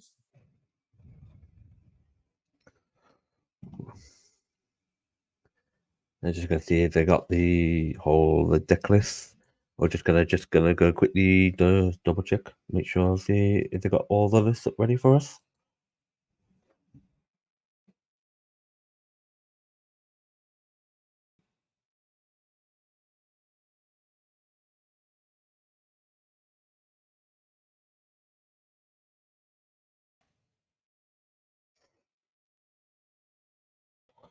Oof.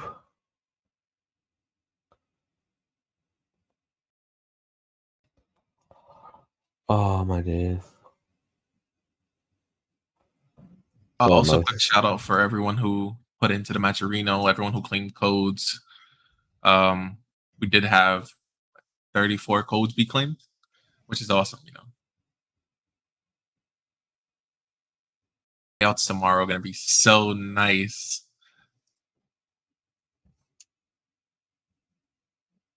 Okay, top 8 still being written. I'm gonna go over the payout for top 8. Actually, it's pretty exciting. So 8th place through 5th place, as it stands right now, if no one else contributes to the Matcherino, which we still have time, but 8th to 5th would get $38. 4th place would get $50. 3rd place getting $63. 2nd place getting $88. And 1st place payout be $152. $150 off of a free to enter tournament. Like you hopped on a free to enter tournament remote fight, getting $150. That's crazy. Ooh. So we do have the top 8 now just showing up. So we've had, well, this is actually quite diverse. So we have in 8th place, we've got Asta with Basagra. In 7th place, we got Ares with Nirvana. We've got 6th place in Berry with Zorga. In 5th place, we got Ikihazu with Kairi. 4th place is Rika is Zorga again. That's 2 Zorgas. 3rd place is Odd Rouge with Gravidia. The first Gravidia we've seen. Probably should put that on stream tomorrow. 2nd place is Josh with Barra Magnus. And 1st place is Gravity Eye with Bruce. Yes. So we'll be looking at this bracket now. Just going to pop it up on screen for you.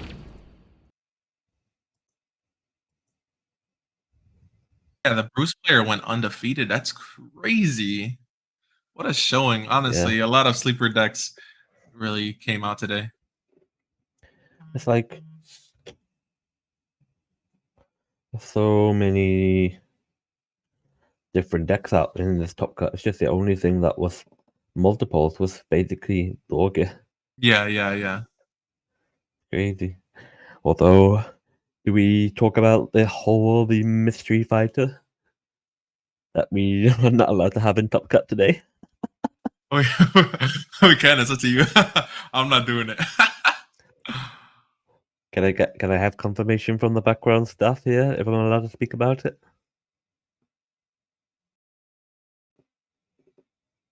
His name rhymes with Pico, I think.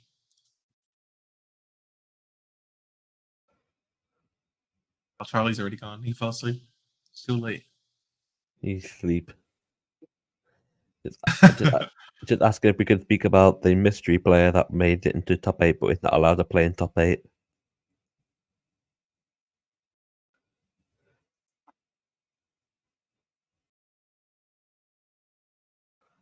Oh, Charlie's at a rave right now, so he can't really respond right away. I get it.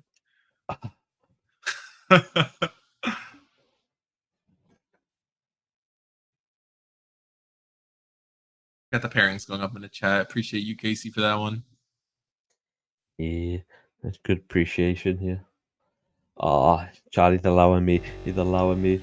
So, in hindsight, so we've had a mystery fighter basically who was meant to be, and there's like basically a bounty hunter thing. So if you were to beat him, you would get $5 for doing so. Mhm. And that person is none other than the infamous Nico Fernando.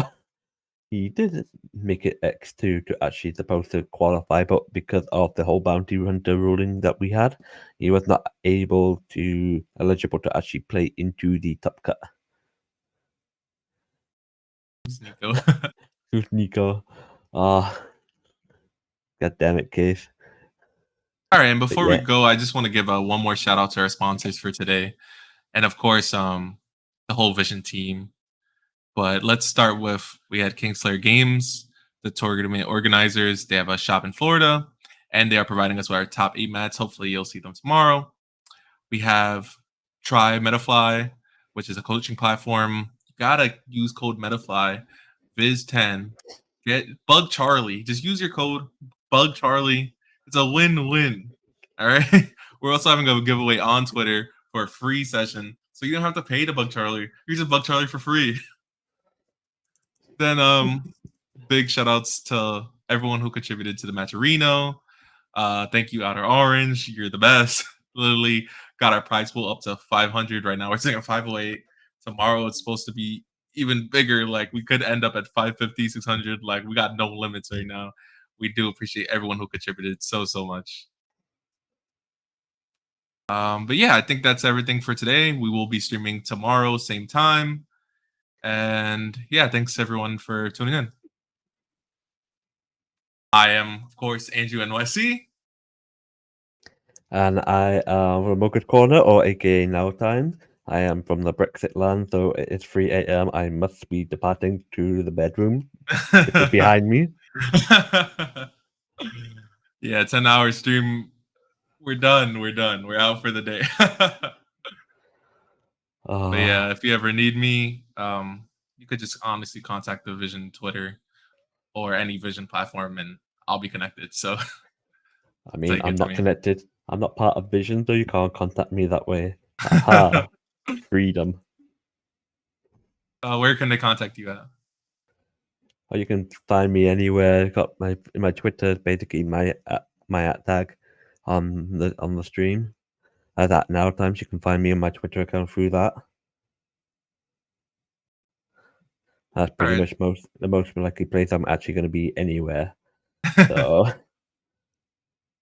I think we're done for tonight, guys. Thank you so much for tuning in. Honestly, thanks everyone for participating. Thanks everyone who came out. Thanks everyone who helped. Like we really couldn't have done it without you. But we will see you guys tomorrow. Top 8 cut.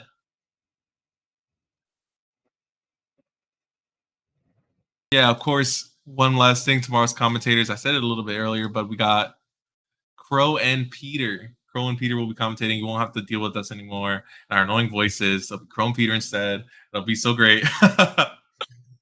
But thanks everyone for tuning in this long 10-hour stream. Like anyone who stood to the end, we appreciate you. Thank you so much. thank you. Sorry, I beg.